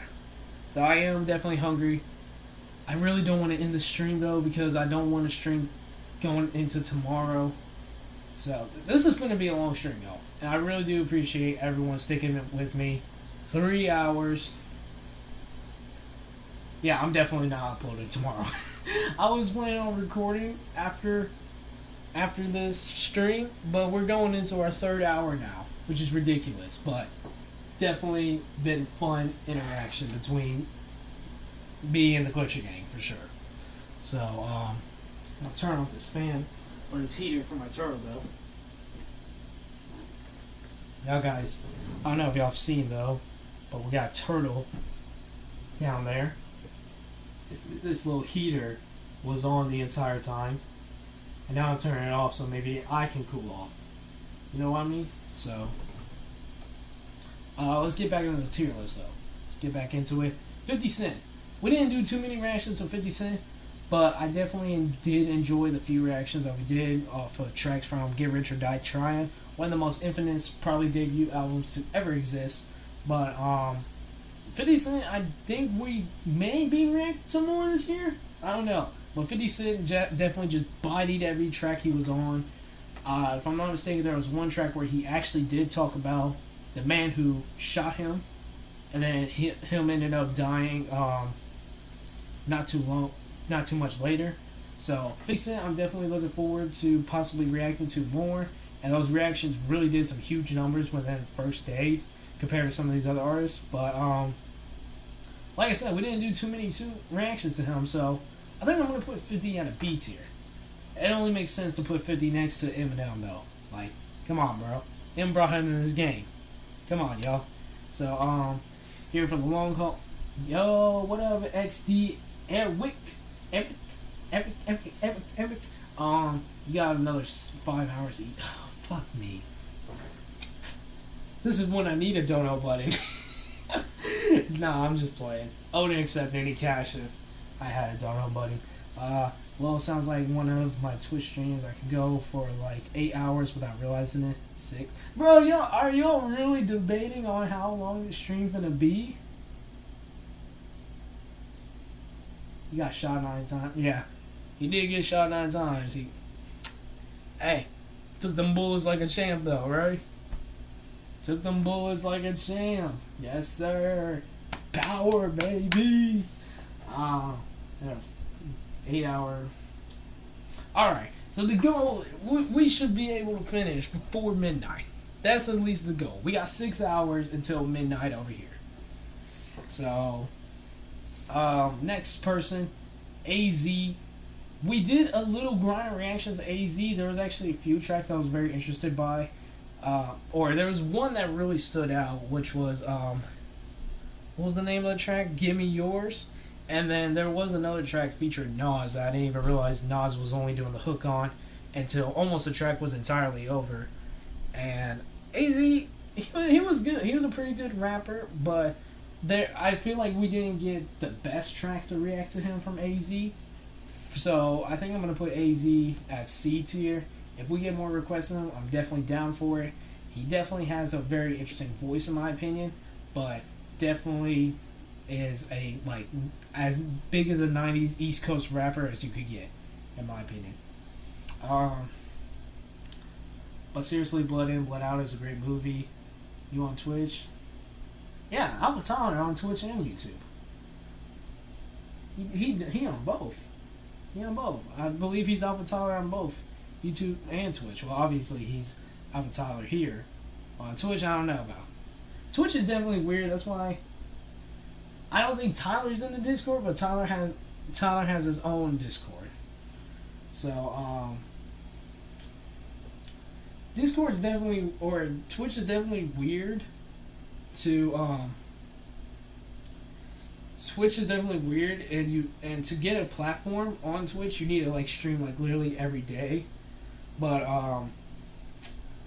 if I start making gaming content, which I'm thinking about doing, I'm thinking about streaming from my Xbox to Twitch starting in March. If I do that, then I should be able to download the VODs from Twitch onto my phone and then edit them the way I used to edit my gaming videos when I used to grab my phone and record audio off the TV and the TV screen. So I definitely, if I have to stream on Twitch, it's quite unfortunate, but I'll definitely let you guys know if I start streaming games on Twitch. What games do you play on Xbox? Anything that basically is free and accessible to me and my friends, or something me and my friends all have. You know, Fortnite, Dead by Daylight, Game Beast, Uno. Like, I don't like gun games. I'll say that. Gun games is about the only thing I really don't care for. Fortnite is like the only exception to that. But I'm definitely down. Like, I would love to play with subscribers one day. You know what I mean? I would definitely love to. So you know what? Just maybe if you DM me on in the Discord, Aaron or Herman. Yeah, Herman. maybe we can link up on Xbox or something like that. You know what I mean? Right now, Zion Lane 2, Halo Infinite, and PUBG. If you start streaming on Twitch, let me know. I got you. I appreciate that, Poe. I appreciate that. Really do. I know I could count on you. There's a lot of people in the Butcher Gang community I know I could go on and lean towards if I need to. Let's continue this tier list, though, because, like I said, I want to make this a video soon. Well, eventually. I won't say soon because it'll probably be months. But I definitely want to make this a video. So let's keep going. Blue. Blue, I fell in love with Blue as soon as the first reaction hit. There's just something about his storytelling, his choice of production, his vocabulary that just really stands out to me. And it's just, I don't know, like, he just spoke to my soul. And every track I feel like I discover a new layer every time I react to him. Like, he's great. I absolutely love him. And next to him and his producer Exile, which he's with on most of the reactions we've done to him, but not on all of them. So I think I'm gonna put Blue at A tier. There wasn't a single miss from Blue last year, in my opinion, and even though he doesn't get a lot of views, he doesn't bring in a lot of views, the people he brings in definitely have nothing but love and respect for this dude, and they're not completely obsessed with him. And I'm down to ride with Blue as long as I keep getting the requests, man. And even not, he's definitely someone I think I could personally relate to and check out in my own time. So, yeah. Appreciate you joining the Glitch Gang Discord, Tyler. It's pretty at 183 followers currently, only been actually streaming for like 6 months. Damn, I didn't realize you were that new to stream, Poe. Next, Kid Cudi. Kid Cudi, we started off as only hearing him as features, and then we started listening to tracks from his debut album, Man on the Moon, The Adventures of Kid Cudi, or whatever it's called. We started there, and there hasn't really been a single miss from Cudi that I've reacted to, and there was just so many. Some of my favorite tracks from Cudi is where he is so personal, such as let me see. I definitely have come to love and appreciate his feature contributions on Moon. Let me just make sure. Oh wait, we didn't even do a lot of Kid Cudi until the beginning of this year, huh? A lot of the Kid Cudi tracks were from this year, weren't they?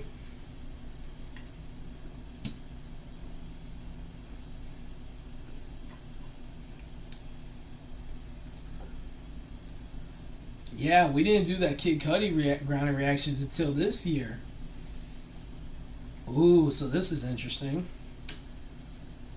So there wasn't a lot of, if I recall, there wasn't a lot of Kid Cudi tracks a lot of singular Kid Cudi tracks I did before this year. But I always did respect and appreciate his voice, and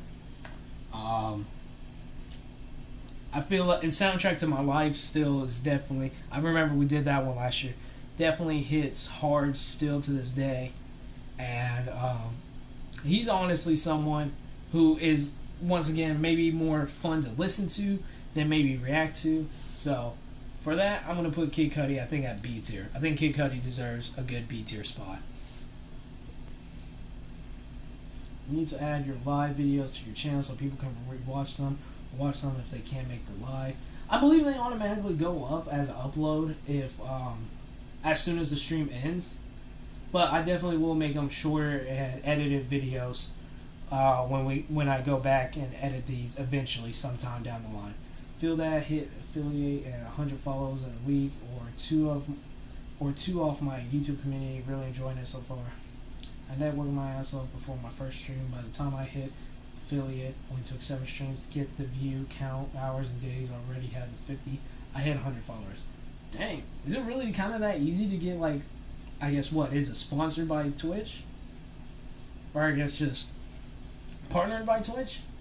I swear it's more difficult. I know it's very difficult to get partnered on YouTube.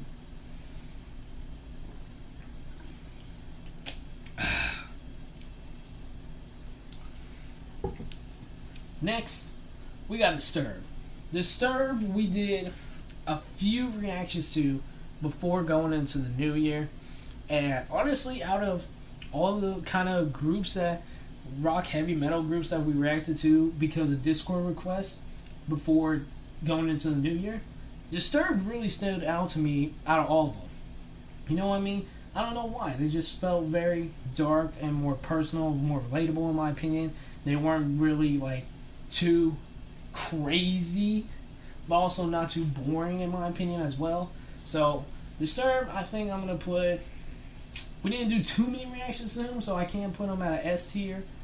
I feel like we barely touched their catalog, so I won't put them at A tier. I think B tier is a pretty good spot for Disturbed. Next, Eric B. and Rakim. There wasn't a single miss from this iconic duo last year. Even when Rakim was alone, I absolutely loved his flow. He really is the God MC. And Eric B., it doesn't feel right hearing Rakim without Eric B. You know what I mean? Eric B. just has such an iconic and replayable production value, even in this day and age. Like, everything he puts out there for Rakim sounded very unique. And it's almost like Eric B. was there with him, no matter what was happening. You know what I mean? Like, and he was just behind the scenes scratching and mixing. But I absolutely love this duo, and I can see why they are so respected, and there's so much respect for them in the hip-hop community, and why they're recognized as serious icons. Nice. I originally started on Twitch, but didn't get a ton of traction. Ended up getting more love over there. I came back to Twitch after I hit 22K here. Still watching for Glitcher to jump in my Discord server. Or still waiting. Yeah, I want to join eventually. A lot's been on my mind lately, so I do apologize for that. Pretty easy if you know the right people like other streamers. I got more love over here. Partner is a motherfucker to get. Listen to Disturbed a lot in high school. You've got a lot more Disturbed to discover. Yeah, very true. Same though. Fell off after 10,000 Fists. I'm assuming he's talking about a Disturbed album. But, next, Easy Mill. While I do really appreciate Easy Mill's lyricism and his flows, it's crazy. The fact that he could rap in another language, his home language too, is really impressive to me. He is another one that has one of those scary fan bases. He really does. And I really do like what Easy Mill is doing. But I feel like one of these days, if he's just really just all about rapidy rap, then I'm almost scared of one day, like, critiquing him. And then just everybody like, nope, bye. You know what I mean? So, I think just solely for the fan base, I'm going to put Easy Mill at a B tier too.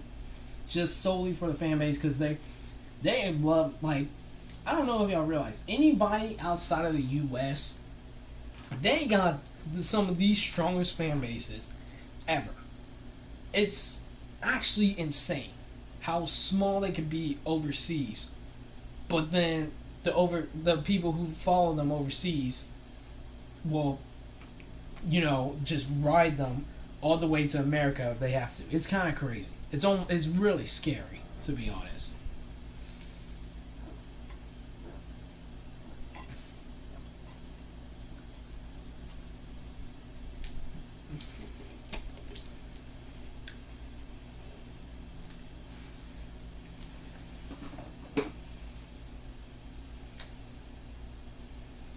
All good, I'm only messing with you.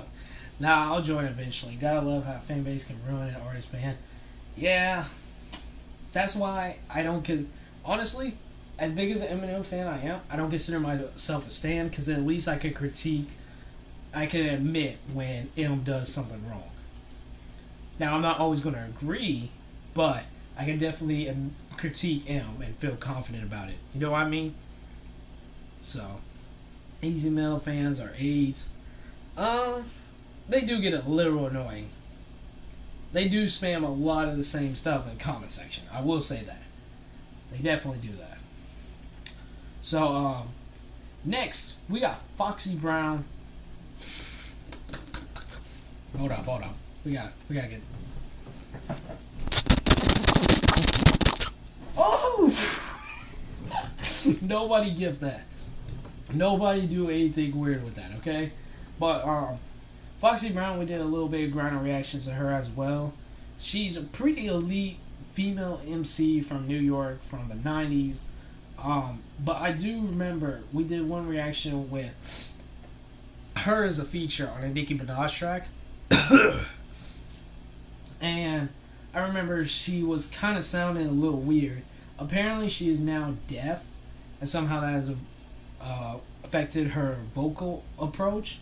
So when I was critiquing her on the Nicki Minaj track, all the Foxy fans kind of turned against me and were like, you need to appreciate what she does, you know? And I'm like, if it's trash, I'm sorry, I'm gonna say it's not good, you know what I mean? So, but before her whole situation, because I don't know when she became deaf or whatever, she really did kill it. But at sometimes she just really does sound like another New York rapper. So I think I'm gonna put Foxy at a C tier, even though she's my baby mama. I think I gotta put Foxy at a C tier. Oh God, what did I say? I got a 10,000 Fits album in 6th grade. My mom hated it. I loved it. That needs to turn into a gift. That was disgusting. I never want to see it again. I was 17 when it came out. Tyler, listen. After the family game night we had last night, I don't think there's a single thing that you could personally say that is disgusting. Like, honestly. Herman, what the fuck? Herman, you a menace. You an actual menace, Herman. Oh my God. Next, we got Immortal Technique. I think this is another one that's easy for me. There's not a single... Sometimes Immortal Technique's delivery, it's not really on him when a track is boring. It's kind of just the beat he chooses to ride.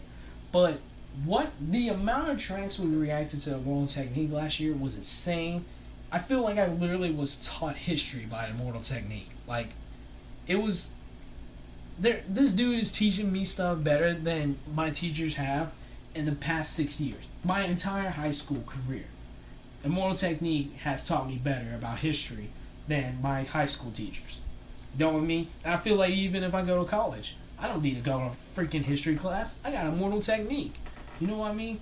I really like what he does. He's really about his independent grind. He doesn't drop often, but when the few albums that he has dropped, he has made some serious messages and meanings behind them. And it's crazy how far we've come since the first Immortal Technique reaction with Dance with the Devil, which is by far one of the best storytelling songs I've ever heard. So, Immortal Technique, can't wait to continue reacting to him this year, because I think we made it at least halfway through on Revolutionary Volume 2. So, Immortal Technique is definitely a historian, and I give him, he's definitely deserves to be at the A tier. And even though he's not on the artist I listen to list that we're going to do after this one, he's definitely going to be on that list next year. And he'll probably be an S tier on that list too, when it comes next year. Game nights are family friendly, don't hate. Okay. We want to get Jiminator back in here because he'll tell you family game nights are not friendly. Palmer Square is going to be at least an A next year. We'll see. We'll definitely see. I did have one track already from this year that I reacted to from them, so who knows, man? Who knows? Pretty sure I was in Afghanistan with the album drop. Thank you for your service. Yes, definitely thank you, Tyler, for your service towards this country. Oh, well, still, thank you for your service. Fucking idiot. Next, we got Mac Mo, or is this Mac Dre? Which one is this? It doesn't make a difference. Either way, I already kind of know where this one's going. Let's see. Mac Mo. This one's Mac Mo. So, I'm going to be honest. We reacted to I don't know why Too Short's not on here. Too Short should have been on here. That's my fault. I don't know why Mac Mo is just kind of not there compared to neither E40 or Too Short. But he didn't do nothing for me. I'm sorry. Mac Mo really did nothing for me. Like, I appreciate the Bay Area swag and vibe he definitely has. He was just very plain, vanilla, compared to both E40, Too Short, and I don't even like Mac Dre either. You know what I mean? So, I'm sorry, but Mac Maul, I think, who was it? It was Jason talking about him earlier in the chat. He really wasn't that fun for me to react to, in my opinion. So, definitely think he deserves that D tier spot. You know what I mean? Let's see. Cards Against Humanity next family game night. My best friend died in high school shortly after it came out. All he would bump was 10,000 files. Striking was his favorite. Damn. Rest in peace to your friend, Aaron. I need someone to teach me how to run a Cards Against Humanity stream. Well, is there a version of it similar to Jackbox on Steam? Someone mentioned it that way last night. Time for the one I've been waiting for. Slipknot? Oh, snap. Yeah, Slipknot is next. Yeah. So Slipknot was definitely fun to react to. Still not my type of music to listen to, but that's not what we're basing it off of. We've come very far with the Slipknot reactions. We didn't do too many in 2021. We did pick up the Slipknot reactions this year. But in 2021, we didn't do too many reactions to Slipknot. So they've definitely grown on me more this year. But like I said, last year we were just getting into it, and I was digging them. You know what I mean? But I think compared to Disturbed, especially, I'm a fan, but not the biggest fan. Like if I were to choose between Disturbed and Slipknot, I think I might have to lean towards Disturbed, even though I do think Slipknot's performances are really dope. But we did do more Slipknot reactions than Disturbed. So I think I'm going to give Slipknot this year, I think will be a B tier for reactions. And maybe if we get into... We'll get it... Like I said, we've already done a lot more reactions to them this year than we did last year. But I definitely think Slipknot will probably be higher last year, and maybe even make it on the artist I listen to tier list next year. So, yeah. Okay, let's see. I need time for the one I've been waiting for Avatar. So there is a game called Use Your Words You Might Like. I have to hit it up for sure. Thanks for the tip-o. Next, Abel, a.k.a. The Weeknd. He was definitely very interesting to listen to last year. And the problem with Weeknd is, though, I really do appreciate XO Gang, but some of his songs do sound kind of copy and paste at times. You know what I mean? And I did listen to Dawn FM, the first full-length LP by The Weeknd this year. I actually reacted to it live. I think that live stream will be coming clean back soon. One of these days here in a little bit this month. But I definitely do. I've always had a respect for Weeknd. And he definitely does have some bangers. Can't wait to check out more of his old discography going into this year. So let's go ahead and put The Weeknd at an A tier. Because I do like his voice, and I do like his production. And there's not really ever a song. There's not a song that I hated, but there definitely are some songs that I just really did enjoy more than others. And there were quite a few songs that I did react or add based off of first listen. Or just a couple songs based off of first listen last year to The Weeknd.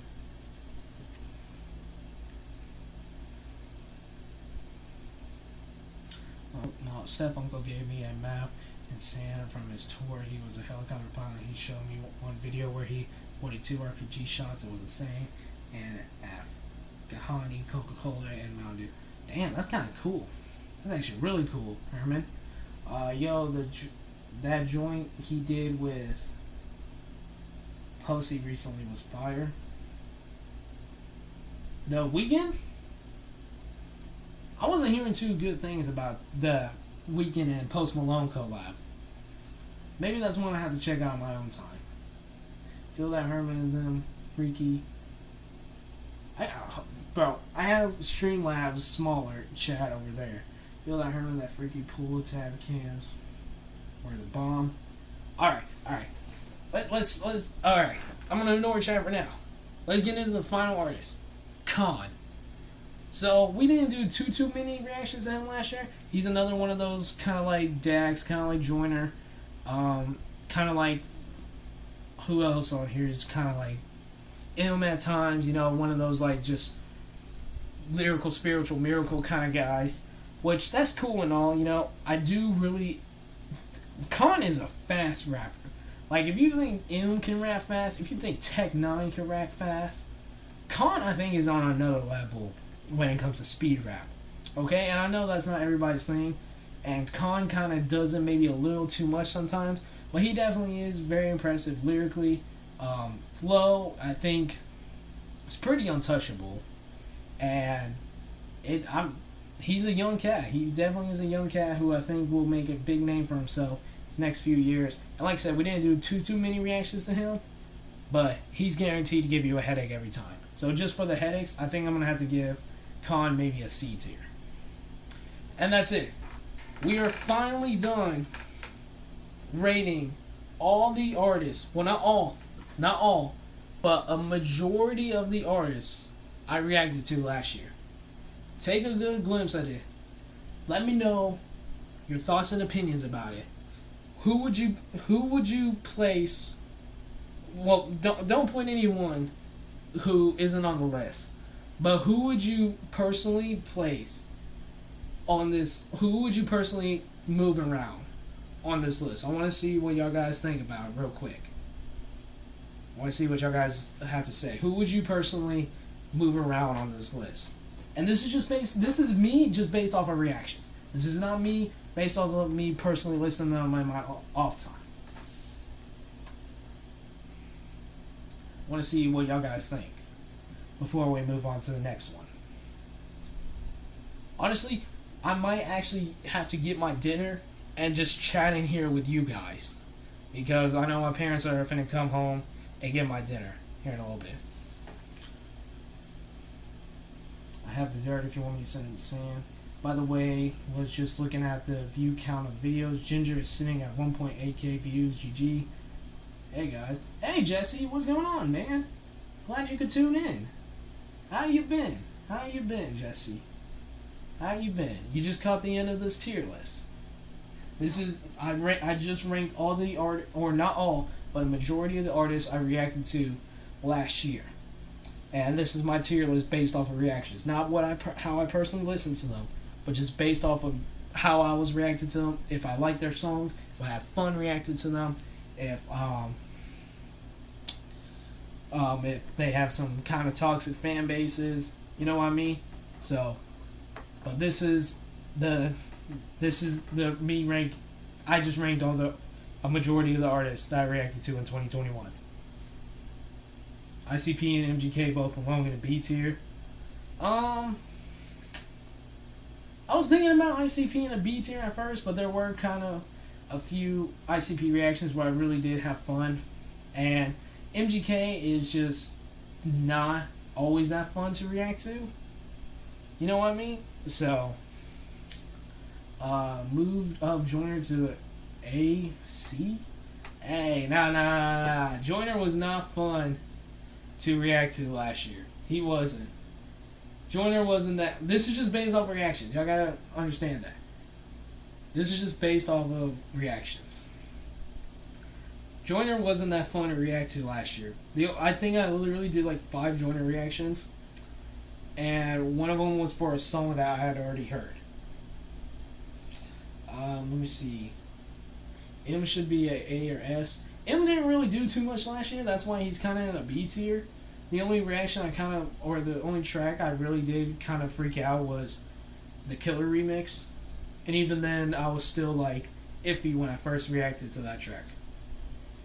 Interesting. Honestly, my old ass, and besides what my girls listen to and watching reaction videos, I don't know 70% of these artists. Alright. Oh, I guess that is a good point. I guess I didn't really name all these artists. So, S tier. We got R.A. the Rugged Man, Rage Against the Machine, Big L, MF Doom, Eric B. and Raquel, Immoral Technique. A tier. Harry Mack, Kanye West, Upchurch, Big Pun, E40, ICP, Jay-Z, Kendrick Lamar, Tyler the Creator, Blue, and The Weeknd. B tier. Tupac, Angelina Jordan, Brother Lynch Hung, Eminem, 50 Cent, shit, Kid Cudi, Disturbed, Easy Mill, Slipknot, C Tier, Playboy Cardi, Earl Sweatshirt, NF, J. Cole, LL Cool J, MGK, Nate Dogg, AZ, Foxy Brown, Con, D Tier, Dax, Joyner Lucas, Pootieville, Hieroglyphics, and Mac Mall. So there you guys have it. Majority of the artists I reacted to in 2021 on a tier list ranked. And there you go. Any more questions before I go use the restroom again and possibly help my parents or just wait for my parents to come back on my dinner? I gotta head on out, bud. Be safe. Alright, appreciate you stopping by, Poe. Really appreciate you sticking with me this long. Now, ICP have fun songs for sure, but they top out at above average. MGK is boring sometimes in the pop punk vibe, but his old stuff is versatile and pretty refreshing. Actually, it's actually surprising. I haven't actually reacted to any of his pop punk stuff. I really haven't. Which is probably for the best, because I heard it wasn't that good. All good, Aaron. And RA is an S tier. And RA in the S tier is... What? Hold up. Why? Why do you think RA is whack at S tier? Tell me why you think RA is whack at S tier.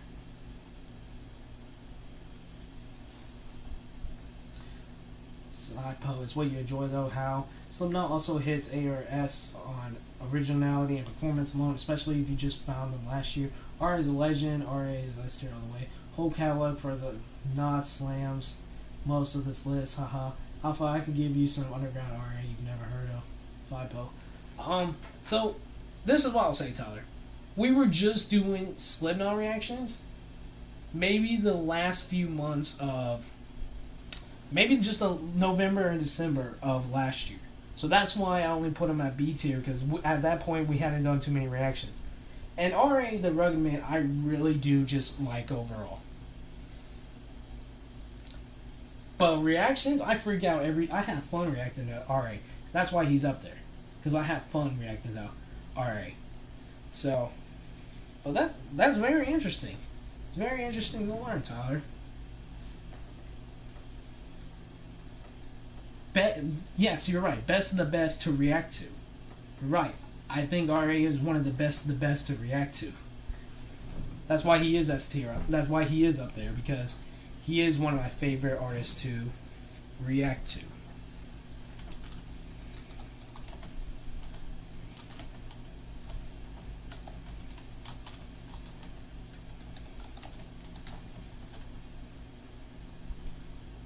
But RA is definitely going to be on the next list that we're about to do here in a little bit.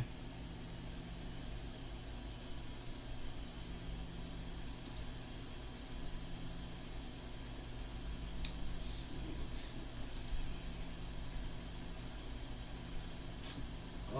Let me just... I like how Tyler and Herman are going back and forth now about RA. Oh no. Two of my biggest supporters going back and forth about one MC. RA on this list is above Lynch, M, Slipknot, 50. Well, you said M twice, etc. He ain't up there low. That's not even a controversial statement. Listen, that was just for reactions. I don't know if you realize that, Tyler, but that's just for reactions. I'll come back to this in a little bit. My parents just got home, so I'll be right back. In the meantime, here's the next tier list. This is for artists I react to. I'll be right back.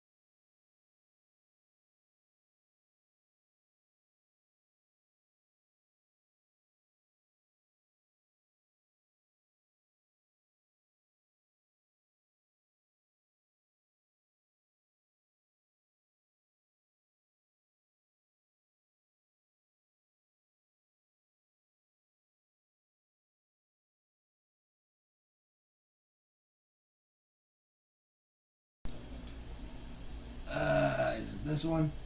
There we go. Hey, what's up, y'all? What's up? How's it been going between Tyler and Herman over here? How's it been going? Let's see. Wait, how far are y'all? Jesus, y'all were chatting for a minute.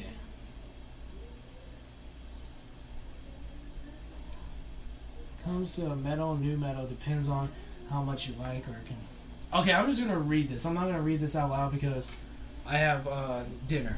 I got me some chicken express. So, and I was gonna rank these while eating, but that's not very professional. So.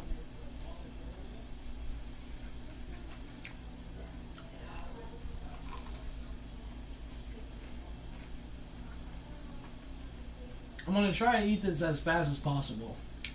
And then we'll talk about that, which I brought in back there.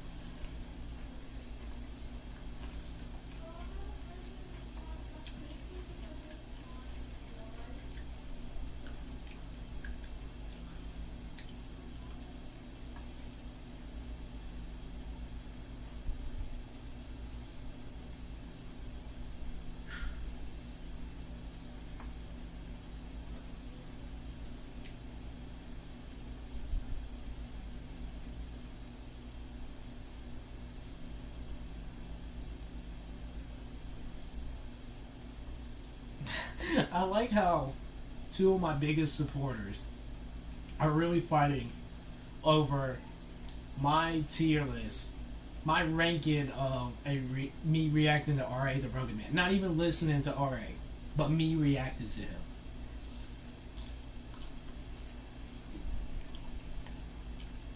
Because R.A. is on this next list, and this next list is for listening. So.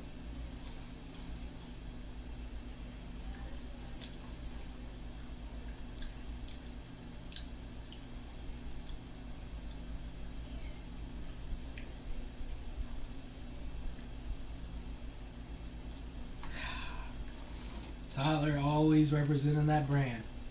I always respect Tyler for that.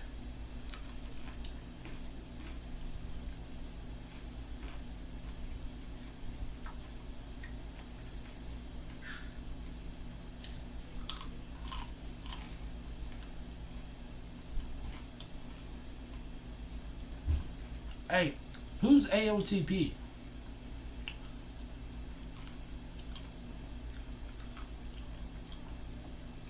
Who's AOTP, Herman?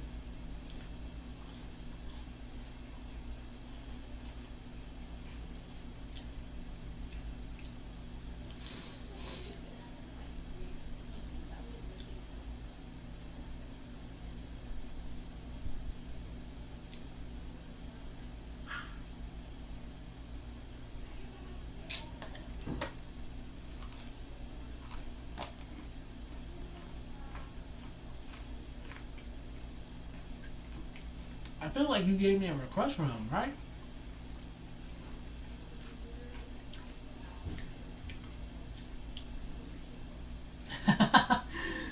Very true, Tyler.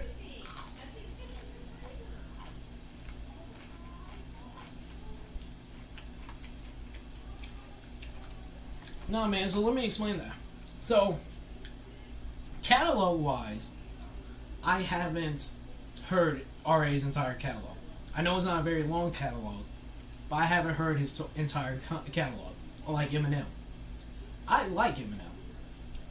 But that tier list we just did was just based off of reactions. That wasn't based off of me listening to these artists in my own time. You know what I mean? So,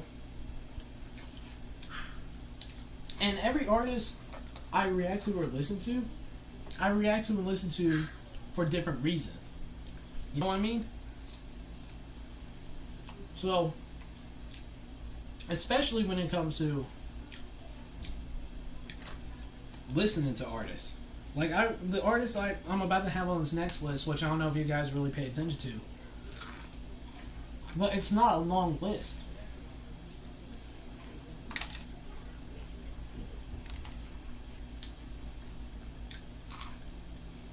So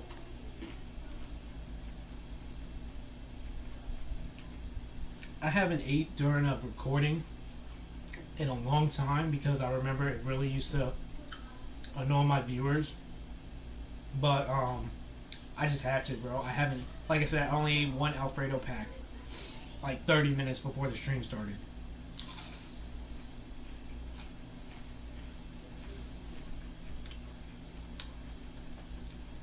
That's fair enough. That's fair enough, Tyler. I respect that.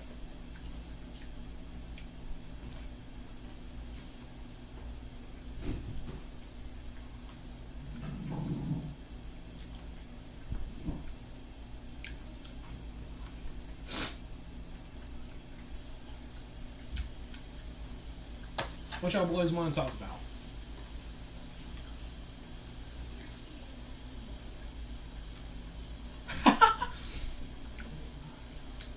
I appreciate that, Jesse. Giving me the green light that I can eat.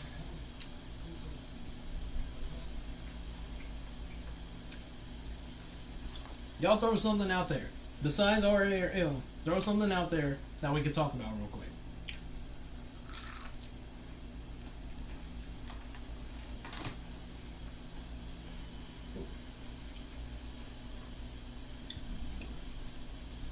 Damn, some of this chicken is.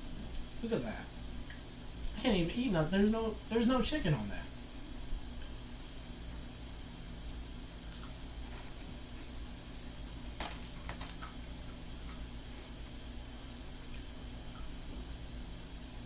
I care on.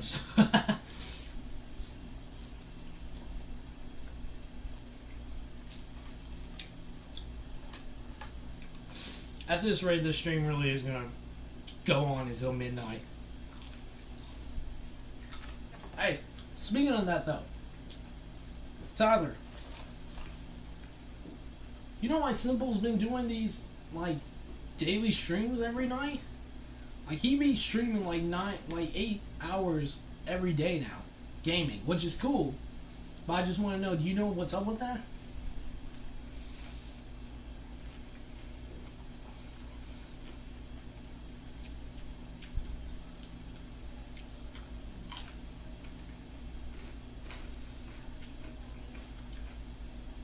Or did you actually unsub?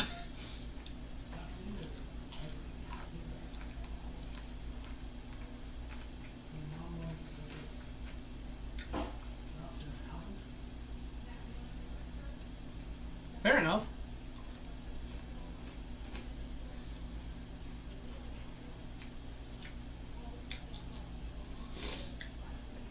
I really don't want to get copyright claimed. And I'm also eating, so I won't be able to concentrate on reacting and on eating on the same time. Like, I focus, I lock in on my food. But I need something to watch, you know? So if I were to try to react to something right now, I just watch it. I wouldn't really, like, react to it the way I do.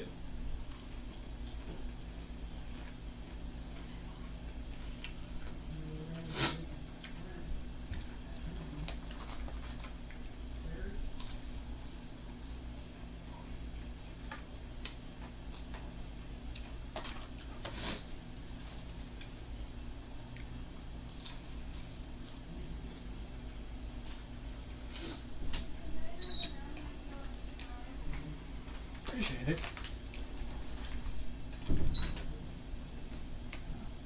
To support the turtle.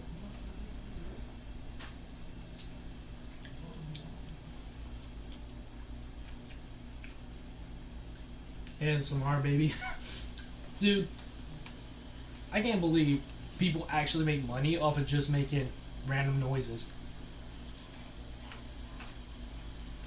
That's still beyond me. Like, there are people who are making money in such easier ways than you and me, Tyler, way more money off of it. Like doing reactions, streaming is a lot of work. And then there are people on TikTok who make like 30-second dance videos, gets millions of views and get paid by TikTok.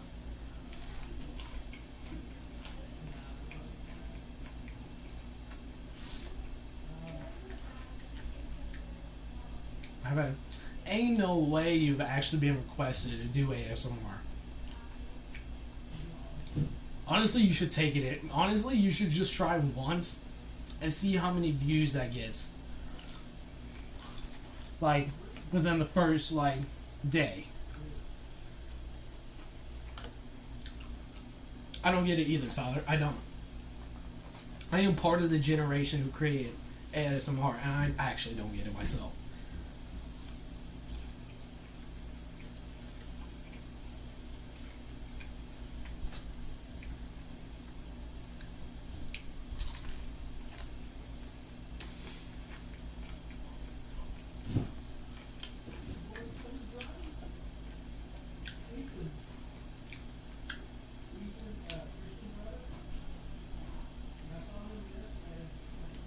I don't think you were here for it, Tyler.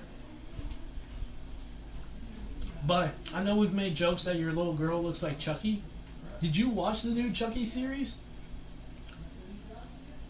I know some of the guys have made jokes that your little girl looks like Chucky, which is absolutely adorable. But did you watch the new Chucky series?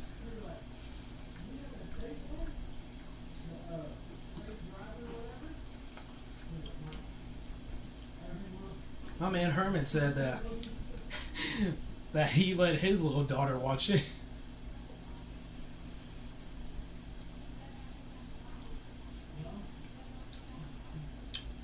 You know what, man? I gotta salute you for quitting your job, though. Because that takes a lot of balls to do that. It takes a lot of balls. I know why. I think I know why you kind of did it, too. It takes a lot of gut to do that, so salute to you, man. Salute to you. I know you're gonna go on to do bigger and better things.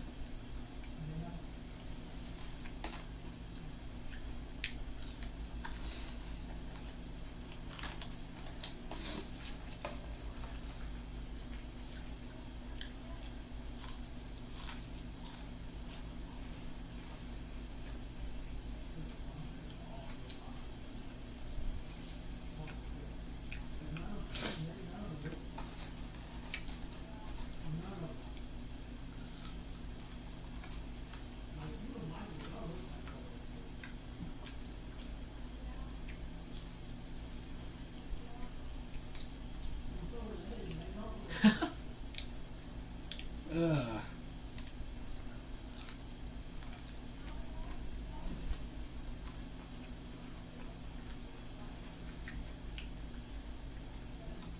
Alright.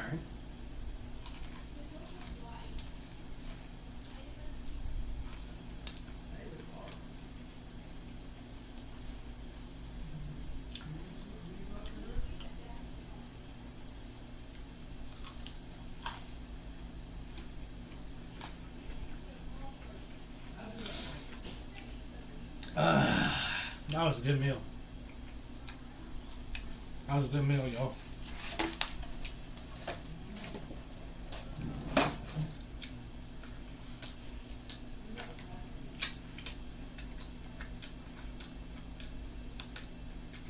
No one use that as a gift.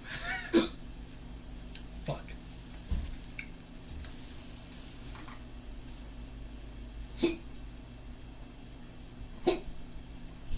Man, I got the hiccups now. Awesome.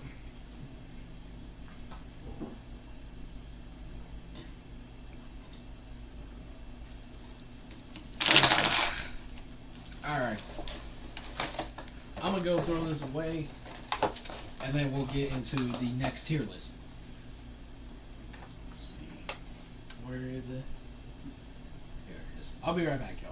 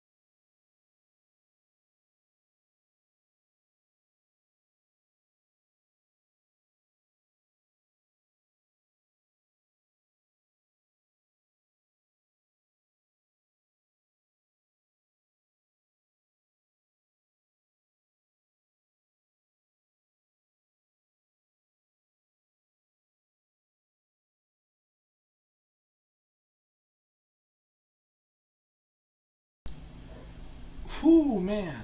Let me read this chat real quick before. Let's see. But, like, I need Beezus to grow now. So y'all go sub and buy some ish. And you go and watch some P Squares and sub Alpha. That's... Come on. Let's play nice, children. Let's play nice. Before we get into the next tier list, though, I just want to give a shout out to my parents. I don't know if anyone else's parents really did this, or if there are any parents who do this, but they, on Valentine's, they buy me and Haven, like, either, like, Haven, my sister, by the way, they buy us either some, like, candy or just some kind of gift for Valentine's, just something small. They got my sister, like, some chocolate, and they got me this, which I absolutely love. 6-inch Funko Pop of the iconic serial killer, Michael Myers, who, despite giving a D tier or C tier rating on the movies list for Halloween Kills, absolutely love this. Like, Michael Myers is still probably, like, I like Chucky, but I think Michael Myers will always hold just a spot in my heart because he was, like, the first horror franchise, like, icon that I really watched. So, yeah. Shout out to my parents for this awesome Valentine's Day gift, man. Let's see. That's tough, man. That's tough. Alright, let's get into the next tier list. Put that back there. Now, I'll let y'all get a quick look at this one, and I'll explain what this one is. I want to text my friend real quick, see if he's even watched the stream once. Why am I popping off?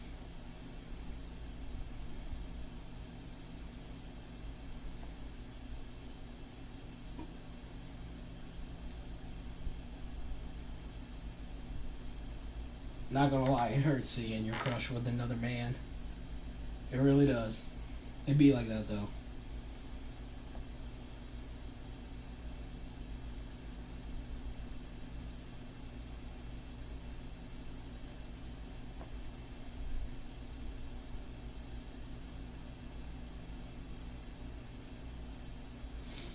Alright. So, yeah, let's see what you're talking about real quick. I met them last year on my first concert ever, and I believe, and I'm 27, believe that. Nice, I've met some cool peeps at the shows too. Alright, so, now, so we just finished, maybe 30 minutes ago. Not just finished, this is just for the YouTube video. We just ranked the artists I reacted to in 2021. Now, we're getting on a little more personal level and ranking the artists I listened to in 2021. Now, I listen to definitely a more variety of artists in this, but these are all of the artists I have singular playlists for on Spotify. For those of you who don't know how I listen to artists, I have playlists of my favorite artists and just my favorite songs from those artists in those playlists, whether it be features, collaborations, on other names, you know what I mean? And there is a random compilation playlist I have full of like a bunch of different artists, rappers, not even rappers sometimes, you know? So, but these are the main ones who I have a playlist for, and I'm finna rank them on how much I listened to them last year. So first, we got Aloe Black, which is definitely the most unique artist out of this list. First of all, he's the only one that's not a rapper. Second of all, he does jazz music. So, this was actually like one of the first songs I remember. The Man by Aloe Black was one of the very first songs I remember, like, word for word. I completely bumped it when I was just getting into my own taste of music. And I just, like, Aloe Black The Man was the only song I really listened to. And then just recently, last year, I started listening to his, two of his albums on my own time. And they weren't really all that. I did pick out a couple of my favorites, and I obviously made a playlist of them.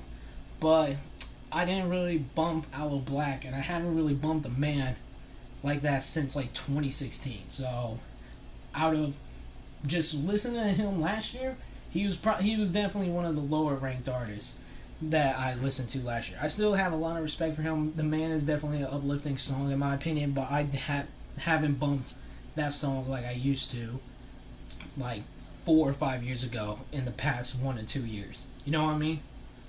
I got a Michael Jordan Funko Pop. I got 3 of them. I got Jordan in a Bulls outfit, Jordan in his North Carolina outfit, and Jordan in his North Carolina jumpsuit.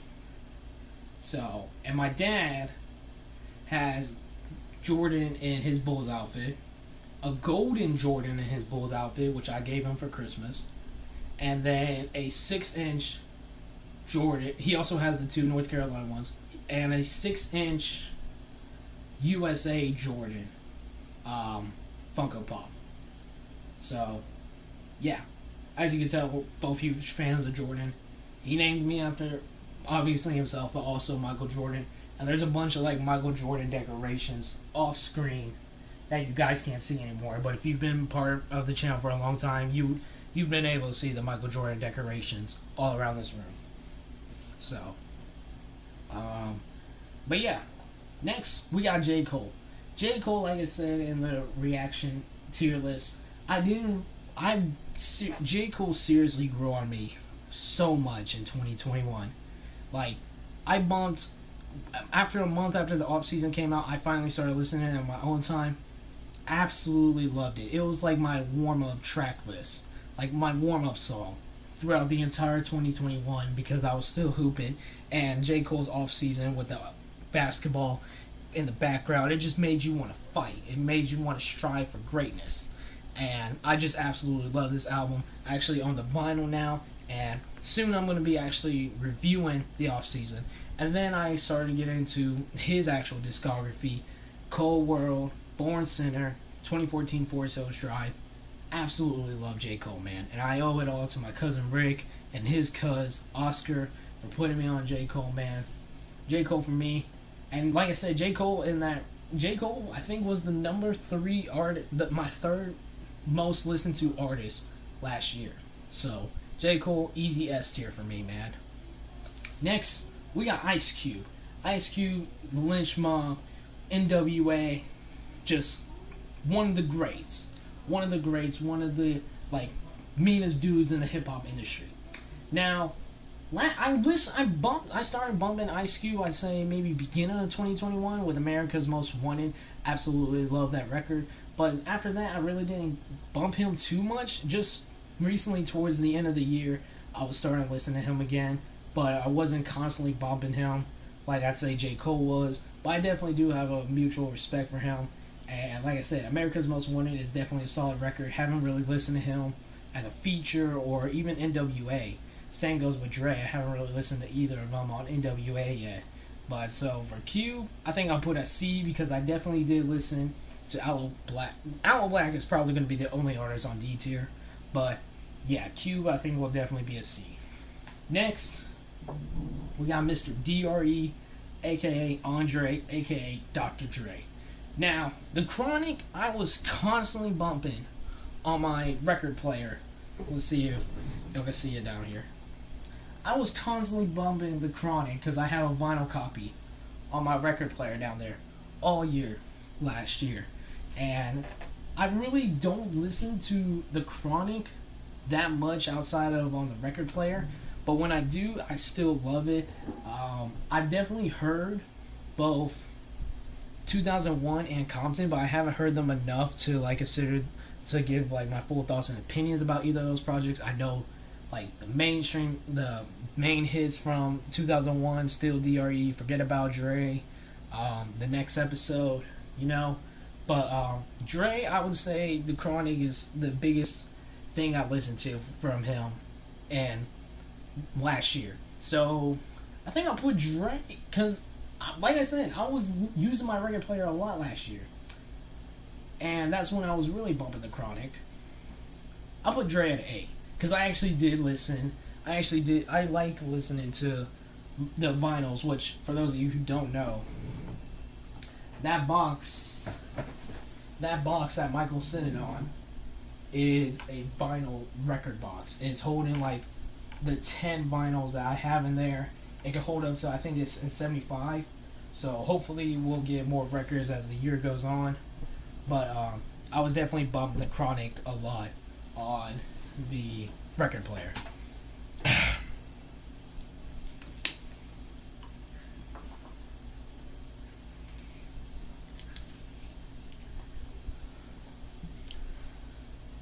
Next, Eminem.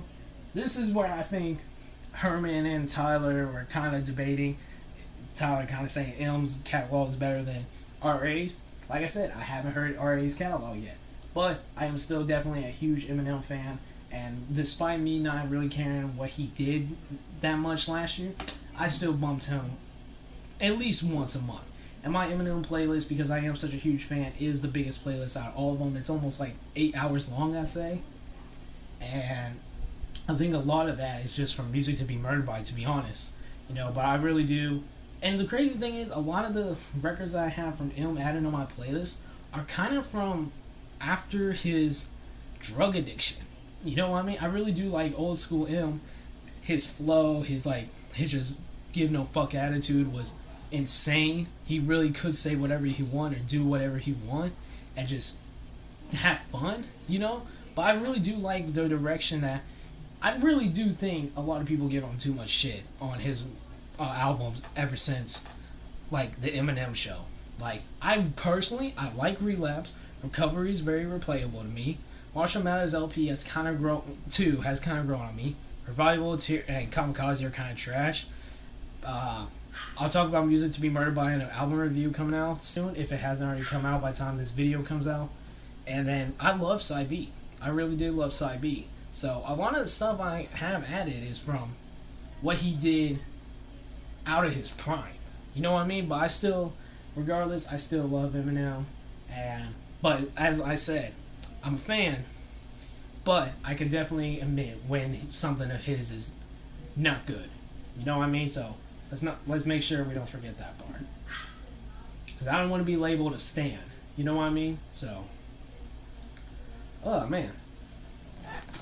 Next, we got Jay-Z. I really did get big into Jay-Z after hearing Reasonable Doubt, I'd say midway through last year. And then just as a feature, I think he absolutely bodies everything he touches. You know, Jay-Z's just a classic, man. Jay-Z's just a classic. You can't go wrong with Hove. And I won't put him on A or S because my playlist for Jay isn't that big either. But I definitely did bump Reasonable Doubt a lot last year. But that's the only thing from the full-length project I've heard from Jay-Z so far. So I think Jay probably deserves a B spot.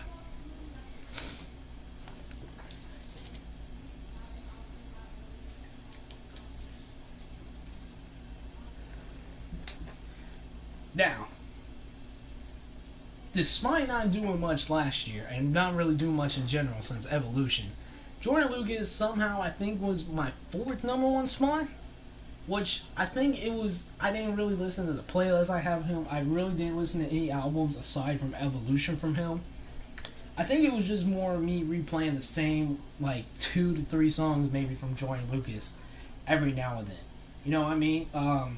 Joyner really hasn't. Like, I'm still a fan, but he hasn't done really too much to impress me in these last couple of years. And ADHD just completely let me down. I'm glad he did Evolution, but dude, Joyner's playing some games right now. I don't know what's happening. But Joyner kind of pissing me off lately. So I would, like I said, even though he was my 4th listened to artist, I'm gonna put him at A because I still believe the only reason he's even he was number 4 is because of the same few songs I kept listening to from him.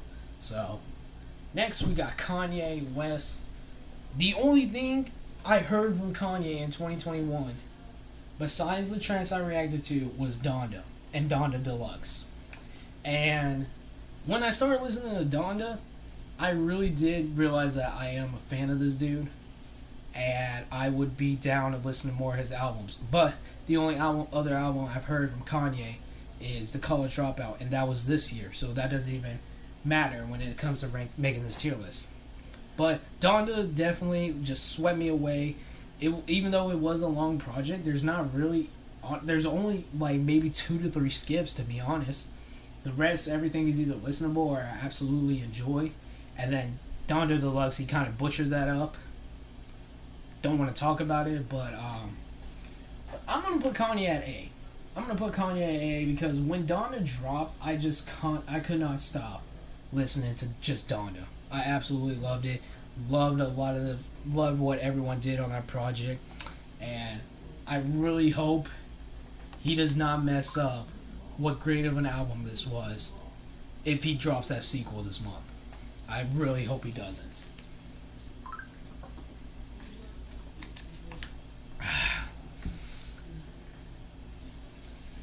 It's about time this fucker answers.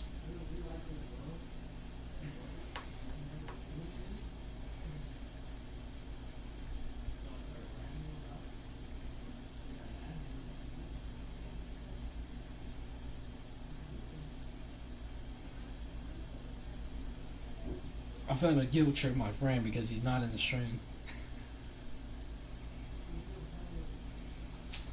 Alright. Next, Kendrick Lamar. Number 2 artist I reacted to or listened to last year. No even debate. As soon as I heard Good Kid, Mad City, in I think 2020, I think 2020, I absolutely fell in love with that album. And then I believe I maybe listened to Pimp a Butterfly in 2020 going into 2021. All I know is I definitely for sure still continue to bump Good Kid, Mad City, To Pimp a Butterfly, Untitled Unmastered, and Damn in 2021. Absolutely love every single one of those projects. Like, Kendrick, for not dropping as often as some other artists, has such a solid discography. And I can listen to all those albums in a row and it not get old to me. I really can. Even with Untitled Unmastered being a short EP and Damn not being everyone's favorite, I still love the sound of both of them. You know? So, Kendrick Lamar for me, he's a top tier. I hope he drops this year. I'm going to be super disappointed if he doesn't. Because I spent the last 2 years basically like listening to his discography just for him to possibly not even drop this year. Please, Kendrick. We need the album. We need the album, Kendrick. Please. Next, we got NF. NF actually ended up sneaking up in the number 5th spot this year for my Spotify ranked. And I was really surprised by that. Because the only thing I heard from NF last year was the Clouds mixtape, which I will admit I did bump quite a bit, and then Mansion towards the summer, I'd say. Late summer, I'd say. But I wasn't really the biggest fan of that. So, and then I only had like a few singles prior to both Clouds and Mansion, I guess. So I was really surprised NF managed to sneak that number 5 spot. But I really didn't listen to him towards the end of the year. I will admit, though, I was kind of bumping him after Clouds and during the summer. So I'll put NF at an A tier. And honestly, with what happened, this son of a bitch, this dude is here. Oh my God, he is. Hello, Barrett. How are you doing?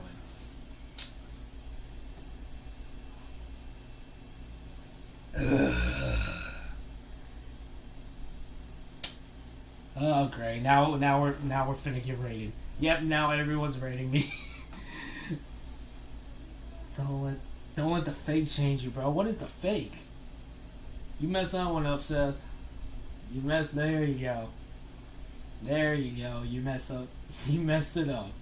You fucking retard. Anyway, so NF definitely was definitely did surprise me when he showed up as number 5th on my Spotify stream last year. So, but definitely looking forward to listen to his albums in their own time because, like I said, the fans kind of are pushing me towards not wanting to react to him for a little bit. So,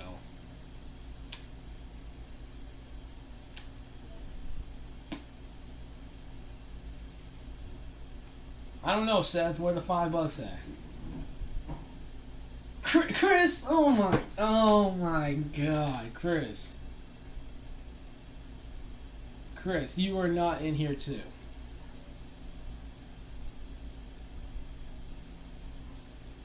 What, Jacob? Why? I had to approve this comment, Barrett. So you're welcome. You're welcome. Actually, you know what? Matter of fact, y'all all here. I got something for y'all. Hold on, let me find it.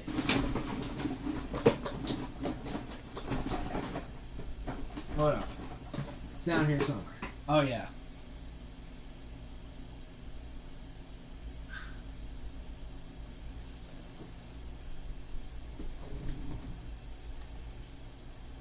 Yeah, no shit. I see you brought people. I see you brought people, Jacob.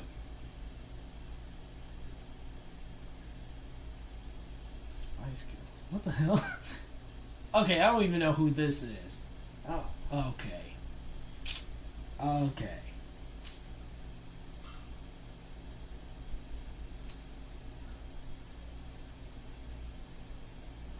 Who the heck is the Magic Man? That person was not in here. Okay. I know y'all did not just stop partying to stop by and raid the stream. Y'all virgins. Y'all some virgins for real. Oh, man. Alright, they seem to be going away. Hey, at least they like the video.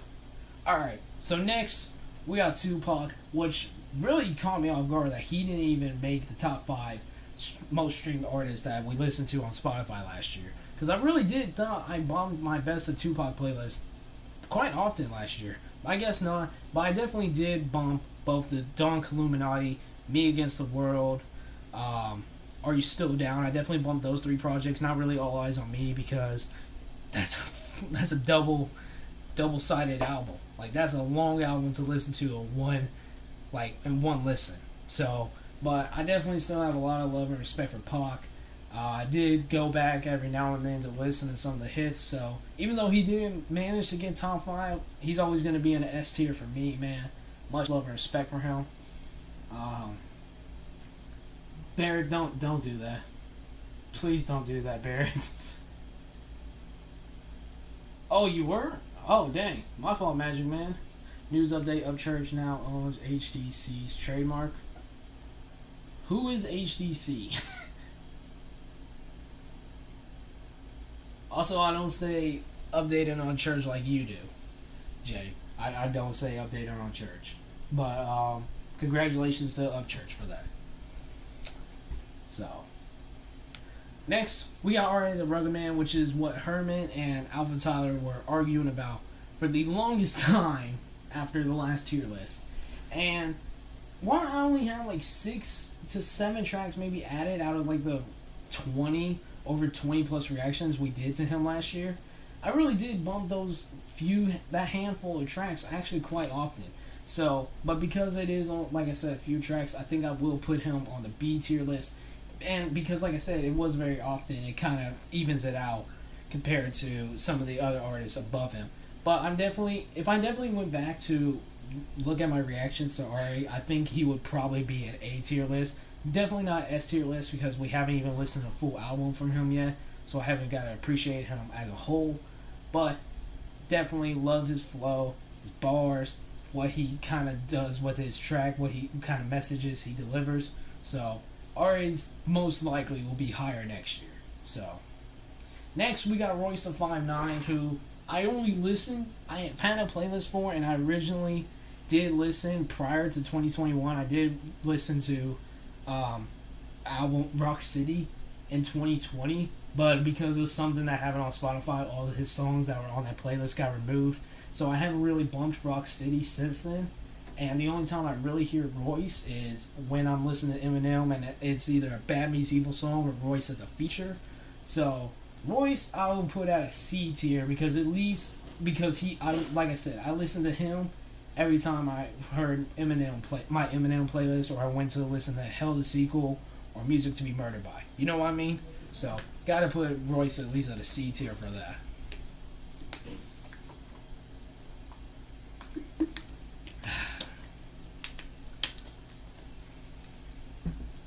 Tyler, are you still in here? Let me know if you still in here, Alpha Tyler.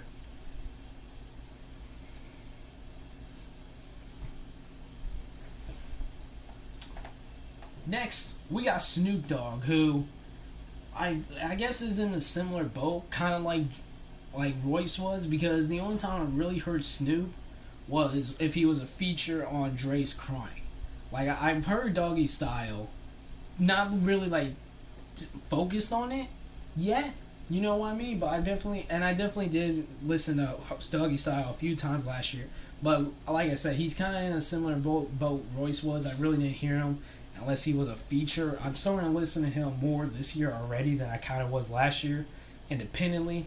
But so I guess I'll put Snoop Dogg at a C tier too. You know, it's just like the thing with Out of Black was I just began.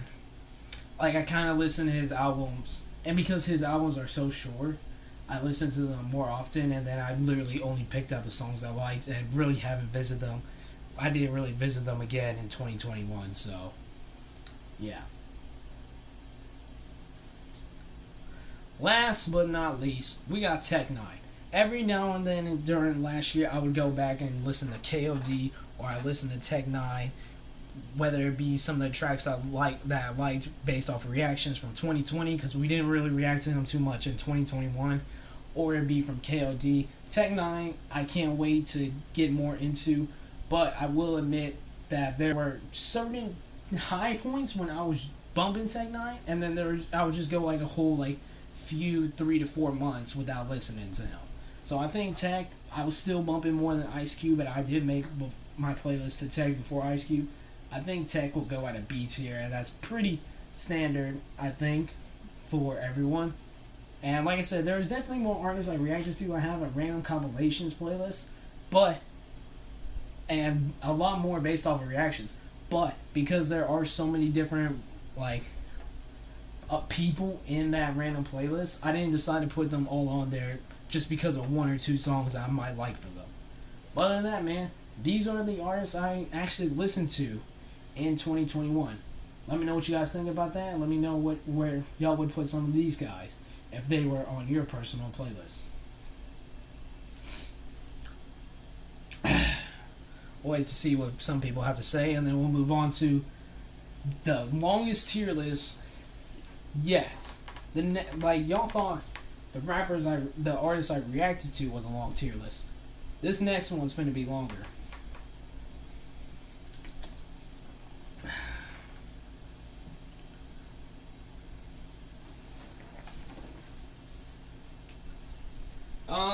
I don't even know who Froggy Fresh is.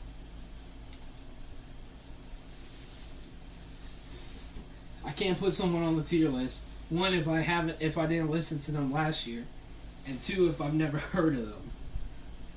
So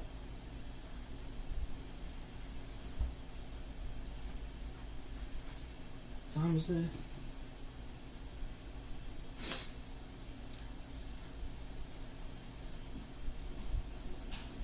Dang, it's past Yoshi's bedtime.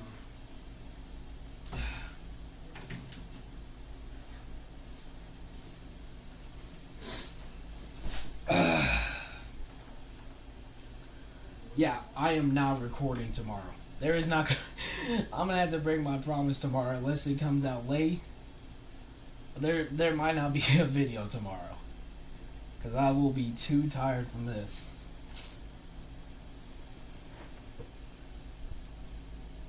All right, let's go ahead and move on to the next one.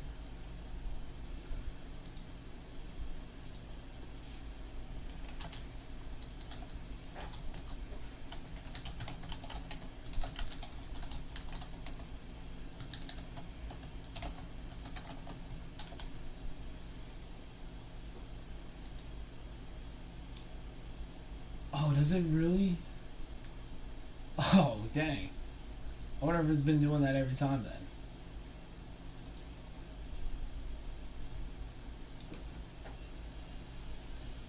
Magic Man, who is Froggy Fresh?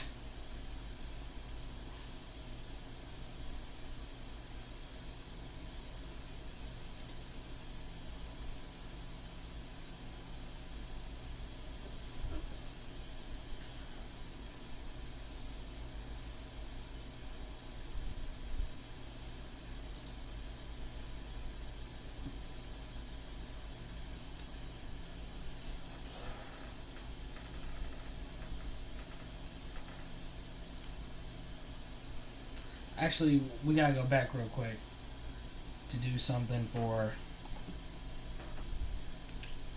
the last tier list for the video. Bless you! Bless you! Bless you!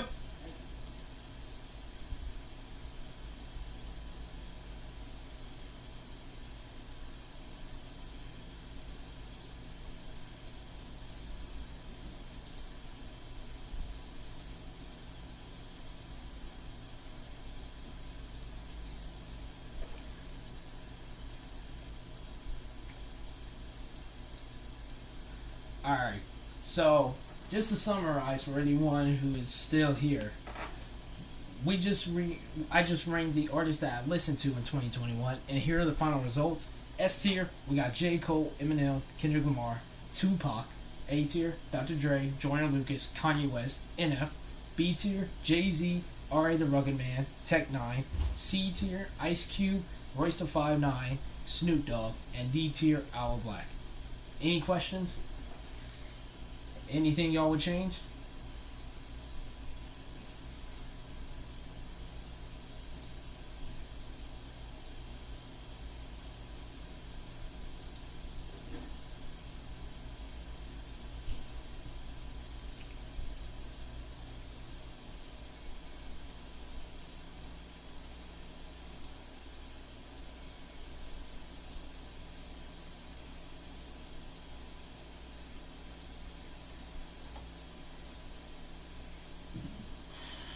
Oof. Oh man, I'm sweating my ass off now.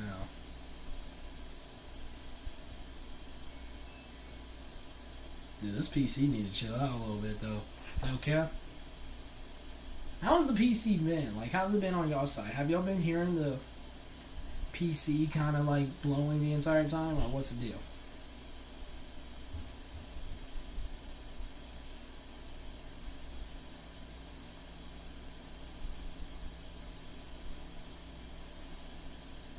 Somebody talk to me, please. Are we like not live anymore? Like, what's happening? Oh, y'all guys are just being quiet. We're like 5 hours. Oh, you can hear the PC?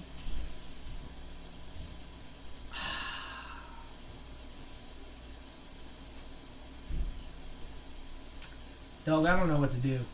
At this point with this stupid PC, I don't get why it's so loud and why it can't just like... I don't get why this PC is just that loud. I don't understand. Wait, for real, Jesse? You actually can't hear the PC?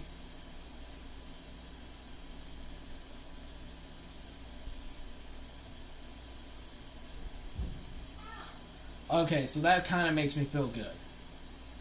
That at least kind of makes me feel good that y'all can't hear it. Because it is freaking loud. Loud as can be. I don't know how I'm managing to be louder.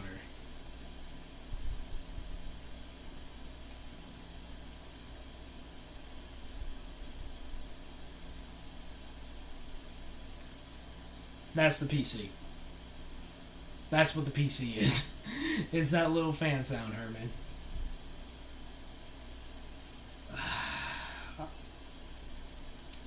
I don't get it. I have a cooling fan for the laptop that I used to record and stream off of, and it still sounds that loud.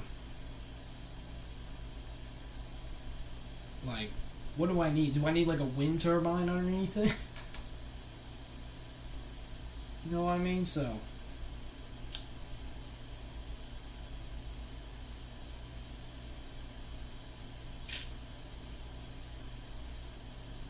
sound booth. What is that? Hold up. Wait, hold up. A PC sound booth. What is that?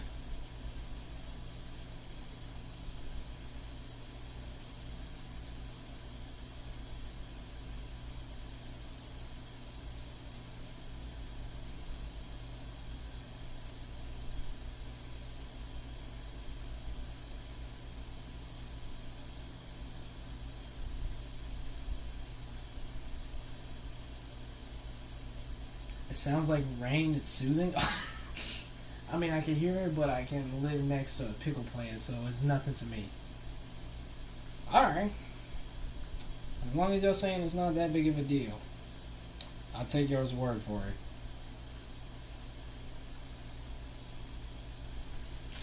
Alright. So, the next tier list that we're on to. Tier list 5 out of 7. Yes, there are supposed to be 7 of these tier lists. This is the longest one, and these last 3 are going to be definitely take like another hour and a half, I'd say. We got the albums that I've heard, completely heard, and kind of made up my final thoughts about in 2021. Up to 2021, I should say. Now, you're looking at this and you're maybe thinking, how many albums is this? I think this is full. How many did I put down? This is like, let me see. Where is... No, not that one. This is 45 albums. 46 maybe if I don't count... If I count Donda and Donda Deluxe differently. There's 46 albums I've heard since really getting into, like, listening to albums. I'd say around 2016. And that was because for the longest time I would just listen to Eminem and Pac until I started expanding what I listened to, like, at least by the artist. You know what I mean? So, we're not finna waste no time. I'm not gonna give very in-depth details because eventually I do want to make album reviews over some of these albums. So, let's just go ahead and get into it. Starting with 2014 Forest Hills Drive, which was a rough project on first listen to understand why so many people consider this J. Cole's best project to date. And then it wasn't until like probably the last few days of the year that I finally realized, it finally clicked why it's such a great album. And since then, I literally just the other day I was stressing out for no reason about the stream, and I just threw on my record player and started listening to 2014 Forest Hills Drive. Completely calmed me down. So, but I will say towards the end of 2021 when I did start listening to it, I wasn't completely sold on it. So for 2021, my opinion on Forest Hills Drive, I think I'll give it an A tier because I haven't considered it perfect like I probably do consider it and praise it for now. By the way, that's 2014 Forest Hills Drive by J. Cole.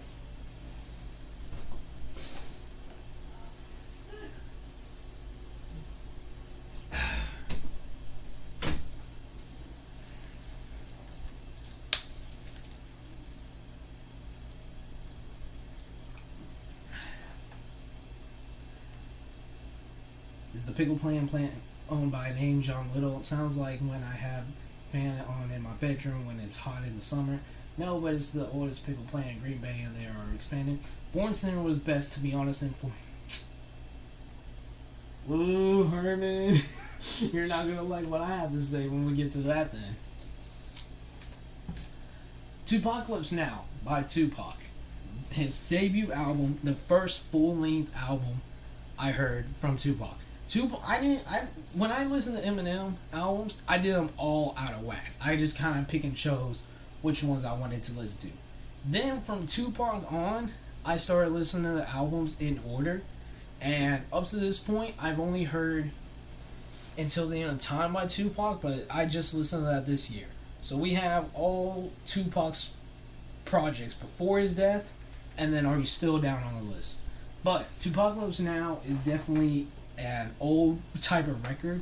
Personally, I still enjoy it, but I could definitely, like, it's definitely the, like, most outdated record out of Pac's discography, including, I think, even his posthumous albums. You know what I mean? But personally, I still like Tupacalypse Now as a short album. The kind of lower production is kind of a good way to, just focus in and zone in on Pac. He had a lot of great hits on that one, including Brenda's Got a Baby, one of the most controversial hits, I think, when it first came out. So, for that, I think I'll put Tupacalypse Now, because I actually quite enjoy it. I'll put it at a B. Because I don't think it's terrible. Like I said, I do think it's a little outdated, but I don't think it's absolutely garbage. And like I said, personally, I actually enjoy the record. I'd rather listen to that because of just how a little outdated it is and short compared to like something else on some of these other records on here. You know what I mean? So yeah. I bought the deluxe album with the 50 Cent feature and Man Born Sinner. It's just so good. Now the song Born Sinner I like, but that 50 Cent song, in my opinion, was a letdown. That was kind of a letdown. You had 50 Cent and Boss on it, and Boss only got a verse, and 50 did the hook. Like, come on. So, next, we got 508 227, or what is the name of this album? We got 508 by Jordan Lucas. I don't know. Let me.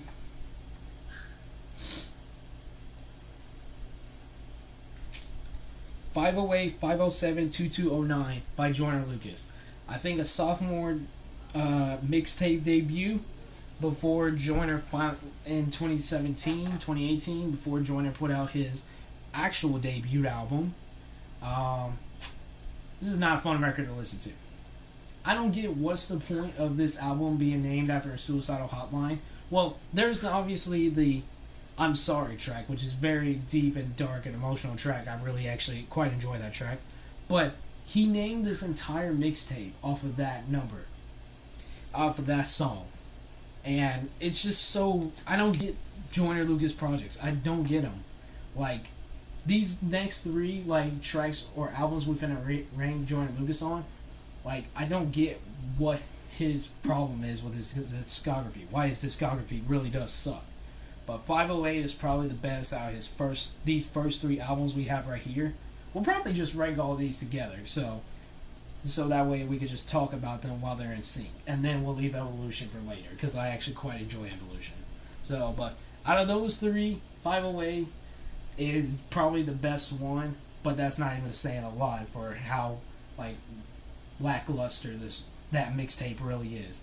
And I don't even like the production style on it. I think the production style on 508 is kind of garbage, to be honest.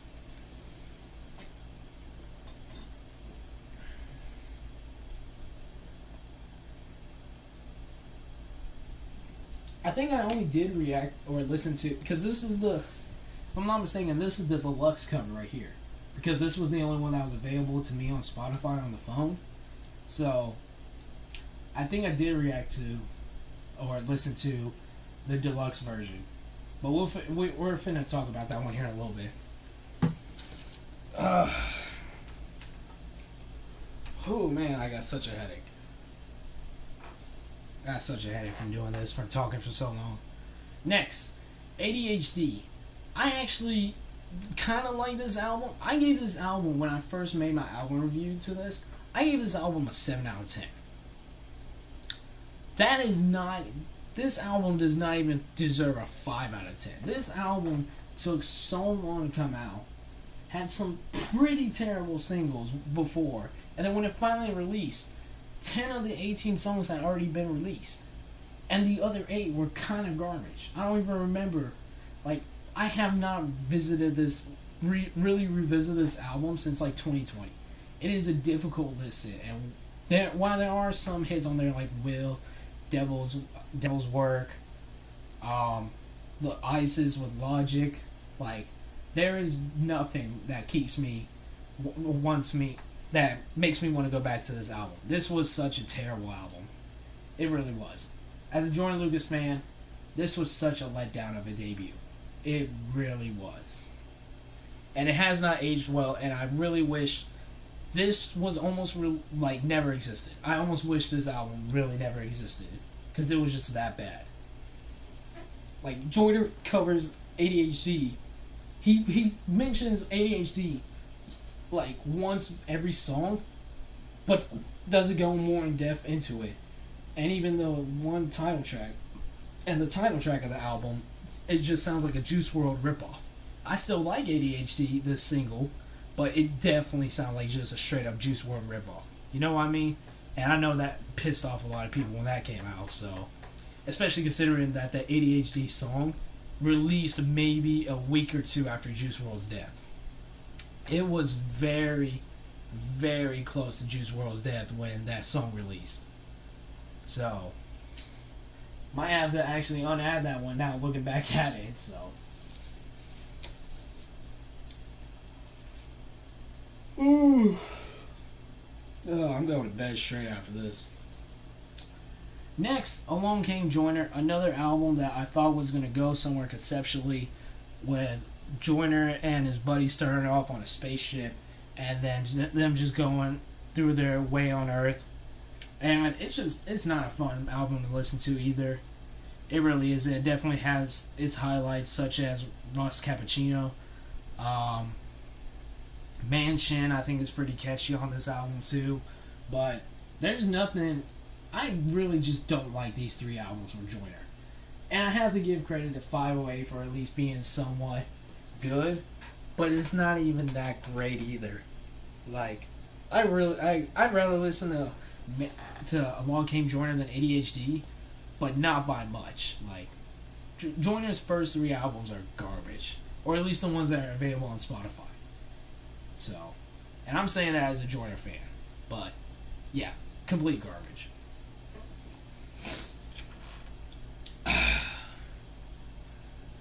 All Eyes on Me by Tupac Shakur. What people consider his best album to date. Personally, I've listened to it. It is a long listen for my liking, and there are some tracks, I will admit, that are a little repetitive or just sound very copy and paste from one another, or some that just feel like kind of just pushed out there, like they didn't even need to be on there, because it's a double disc album, like 32 songs for 2.5 hours. Not a single skit either, which is definitely impressive. But I mean, like, some of those tracks could have most definitely been cut. But I will admit there are definitely a lot of hit singles on there. All Eyes on Me, America's Most Wanted. There's so many different tracks. Ambitions as a Writer that are just still iconic to this day in hip hop. You know what I mean? So, All Eyes on Me, I think I'll give it an A tier as well, because like I said, it is just a very long listen, and definitely you could have definitely cut at least like 5 to 8 of those tracks off that album and it'd still be pretty solid. You know what I mean? So,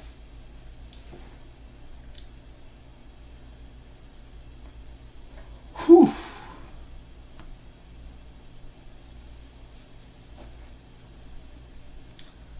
America's Most Wanted, like I said, the only Ice Cube project that I've listened to up to this point is definitely a solid record. Some of the tracks and production does seem a little outdated, but Ice Cube's delivery and just raw aggressiveness, attacking the beat, is really what keeps me focused on this album.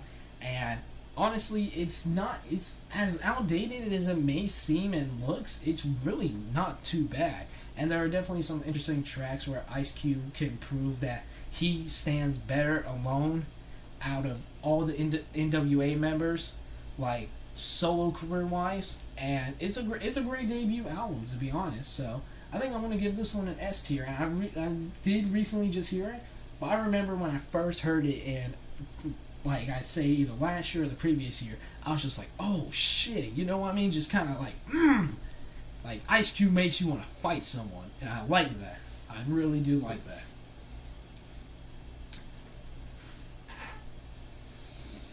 I like Winter Blues on it. I didn't care too much for Winter Blues on 508.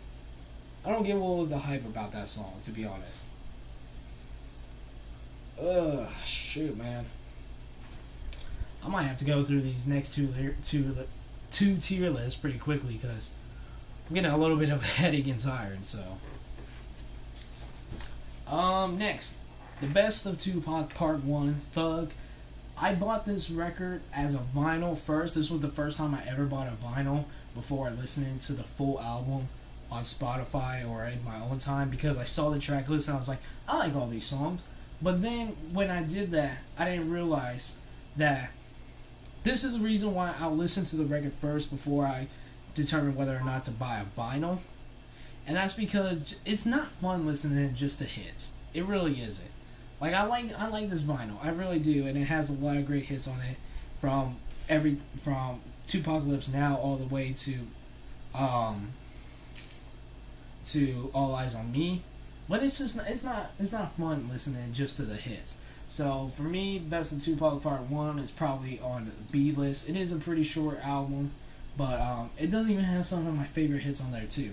Like I like the hits on there, but as a whole it just doesn't feel right listening to a hit from starting off with All Eyes on Me, then going to Strictly for My, then maybe Me Against the World, then Tupacalypse Now. It just doesn't feel right. You know what I mean? The vibe of that compilation album doesn't necessarily feel right in my opinion. Gotta peace out, y'all. Work early tomorrow. Thank you for the long stream glitcher. Oh, no problem, man. No problem, Aaron. I really appreciate you actually sticking with me for this long.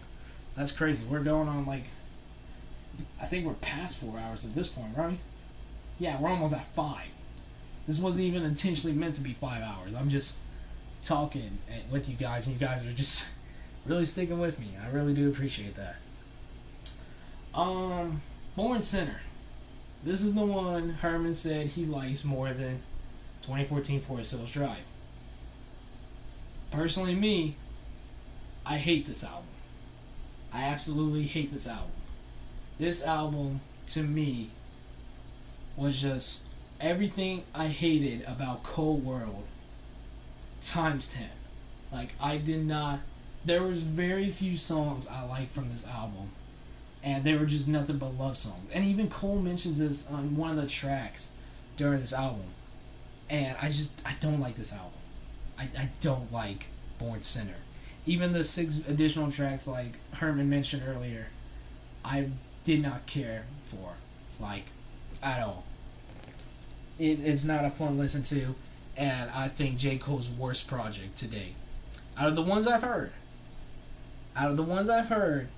Born Sinner is probably the worst one, in my opinion. Because there's just no conceptual idea. He still sounds like a Drake, wannabe in a way. Like, he was definitely controlled by the industry on this album, and Cold World. But I think he was so controlled by the industry on Born Sinner.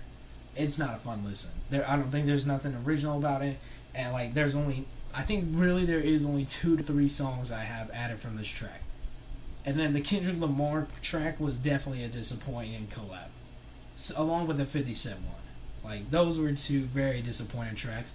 And I don't even get how some of the songs on there are so, popular. Because they're not even that good. They're not even catchy, in my opinion.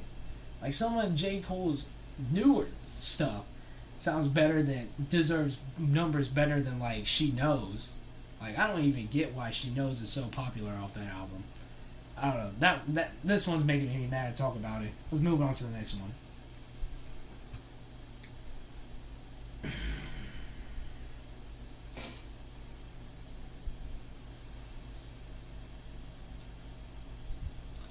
Oh.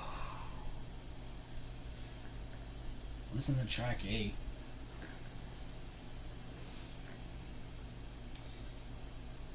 Which one's track 8? Is that Let Nas Down? Because I do like Let Nas Down. Herman, I'll tell you which ones I like from Born Sinner.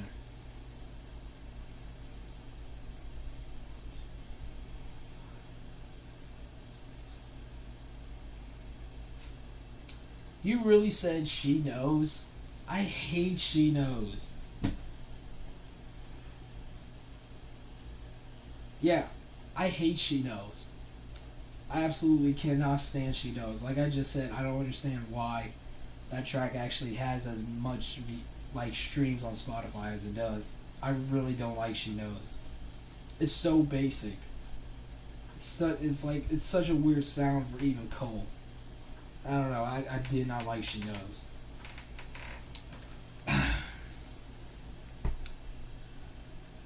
God.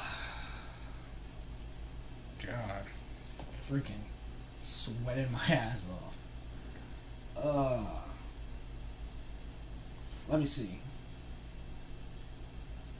Yeah, thank you. Thank you. At least you can admit the Kendrick song sucked. Alright, so Eminem the Curtain Call. I actually hate the fact that he started that album. I get why he started it off the way he did with Fack, but holy shit is that song annoying. It's so annoying. I hate Fack. And like I said, I'm not the biggest fan of compilation albums, like just greatest hit albums. And I definitely don't really care for the tracklist order and some of the tracks that are even on Curtain Call. Like, I don't get why Just Lose It is on there. Any track from Encore, I really don't understand why it's on there. Any of the original tracks added besides When I'm Gone are pretty bad. I do like the performance of Stan with Elton John, but I just really don't like compilation albums, and I rarely revisit Curtain Calls as is. So I'm gonna put this one as C tier because I really don't care for Curtain Call. Alvin. Oh, that was Yoshi.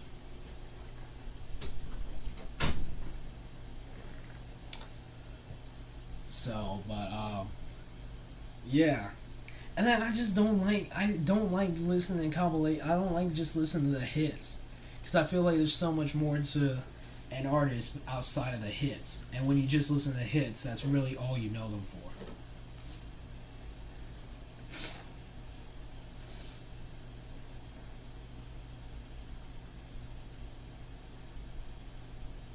Is that Runaway? Because if it's Runaway, I do like Runaway.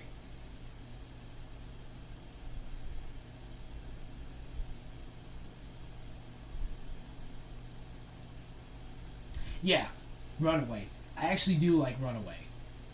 Runaway is one of like the few. Here, matter of fact, like I'm gonna do what I said. I'm gonna tell you what tracks I like. So, Born Sinner, Crooked Smile, Let Nas Down, Miss America, Runaway, and Voluminati. So like 6 out of what, 16? So yeah, but still, as a conceptual album, I don't like it. You know, and those are all probably the most standout tracks on that entire album. So, but yeah, Runaway, I really do enjoy Runaway. I think that's honestly one of the most underrated tracks on the album, to be honest.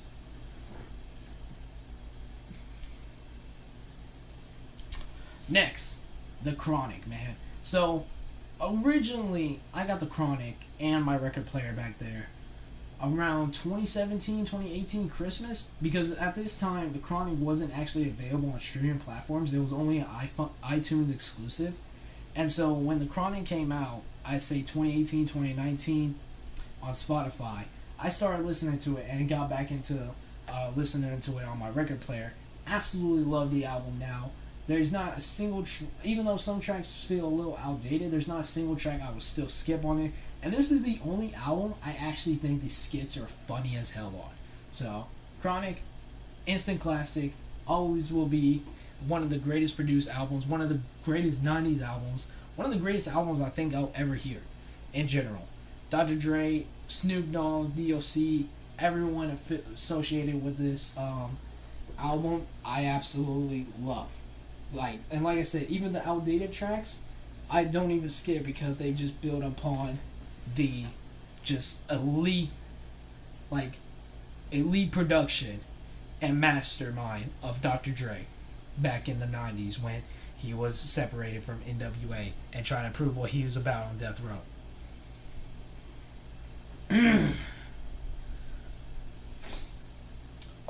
The Clouds mixtape.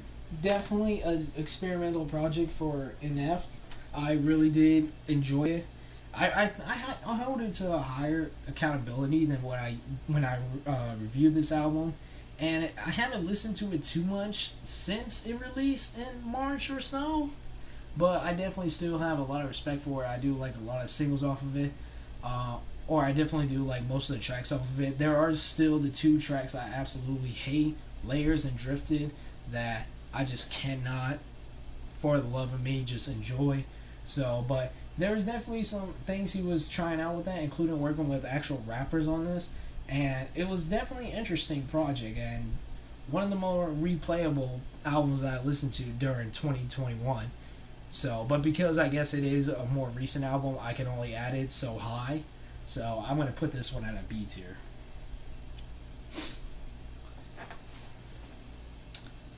To be honest, y'all, I think we might have to call it after this.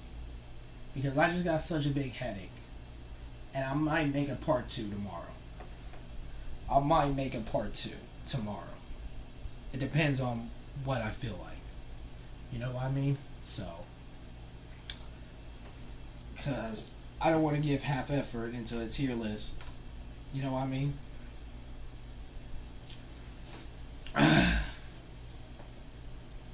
Next, we got Cold World, the sideline story. This one is definitely mixed for me. I'm genuinely split between half the songs are good and half the songs are bad. Because it's not even like, here's the problem, the bad songs aren't even completely garbage. It's just there's one, for some reason, Cole has at least one line in every track that's just like cringy. Or can just completely ruin a track. Like how much, like A Dollar in a Dream 3, that one line where he's like, boy, you think you the shit, but you can't out-fart me. That line completely ruins the track.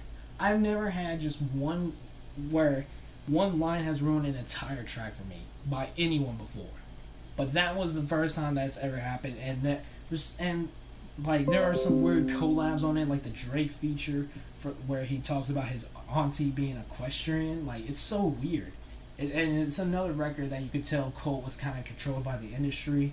So I don't hate this record. I don't love this record. It is definitely like, it is literally split for me. So I'm gonna put this one at B tier because it literally is just very mid for me, and I'm glad Cole definitely improved over time with 2014 Forest Hills Drive. Like me, I still think Born Center is a downgrade, but he definitely improved from Cold World on 2014. So.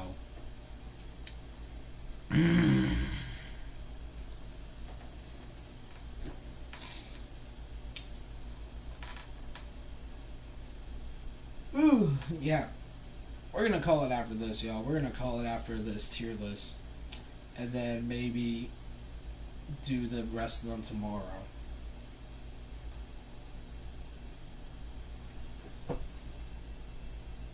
I appreciate that, Herman. I appreciate that. I really wasn't expecting this stream to be that long, so that's why I think I'm just gonna call it. Fucking 5-hour stream, man. This is why I can't be a full-time streamer.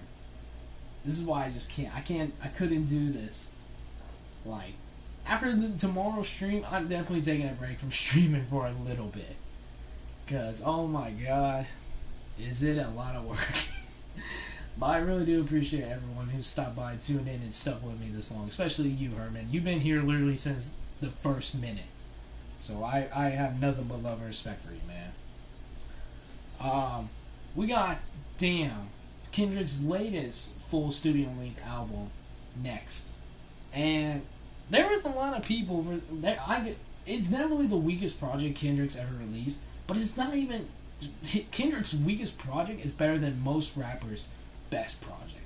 So, it's very mainstream, and this was definitely the first album I really did not care for. Like, I really did not like some songs off of a Kendrick Lamar album, and it's not nearly as conceptual as neither Kid Mad City or To Pimp a Butterfly, but just adapting to the new era, like wave of music and hip hop. You know, Kendrick, I think, did his own thing, put his little own spin on it, and Fear and tracks like Feel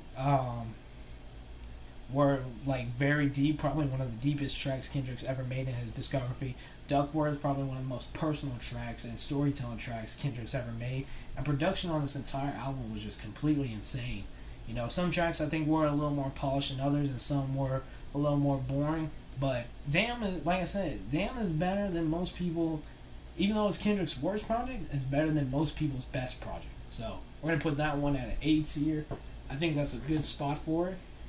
And if you disagree, then you'd probably put it at an S tier. But I don't think Damn deserves to be lower than a B tier. I really don't. Next, we got Donda. This came out last year, and based off first reactions, I really was skeptical of whether this album was going to be good or not. But I absolutely fell in love with Donda. And I wish this was the original. I wish Kanye would have stuck with this as the original cover art. But I really wish he did. But overall, there's not really a lot of skips on Donda. So there are still definitely some, and I hope this album doesn't age badly because of supposedly the sequel dropping this year. But Donda for me is definitely like an A tier.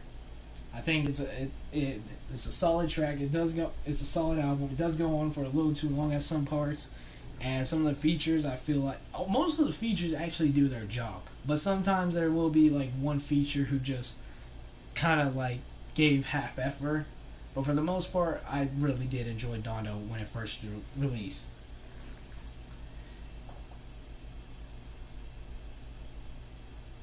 Okay, that's interesting to know, Herman. Now, the same could not be said about Donda Deluxe, which I used the actual album cover for this one, because I hated Donda Deluxe. I think he completely messed it up with the track list, and I don't know for whatever reason why Life of the Party is clean on the deluxe version, but he completely butchered what he had great about the original with his deluxe, making it a little too long. Even the new tracks weren't all that. Like, I feel like the new track should have just replaced the original part ones. You know what I mean? But Donda Deluxe, it's about a C tier for me. So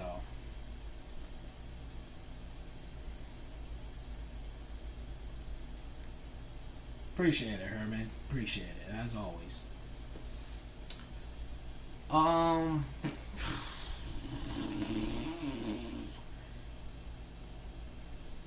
You know what? I'm gonna call it here for now. We'll pick up on this tomorrow because I really do just have such a huge headache, and I don't want to give half effort on this. So we'll pick up on this tomorrow. This will make better. This won't look nearly as bad in the YouTube video when it comes out. But yeah, I just completely have a headache, and I'm like completely tired right now. So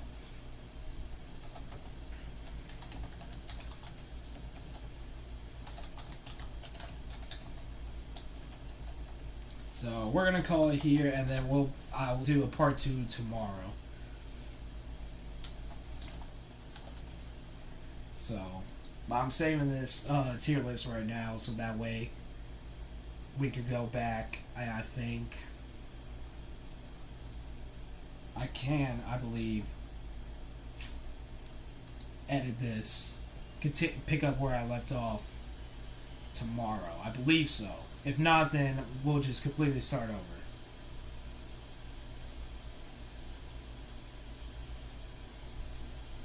Okay, yeah, so we might have to completely start over tomorrow, but with that tier list. But it's alright, man. It's alright. I thought Kanye was a magician in how he put this together.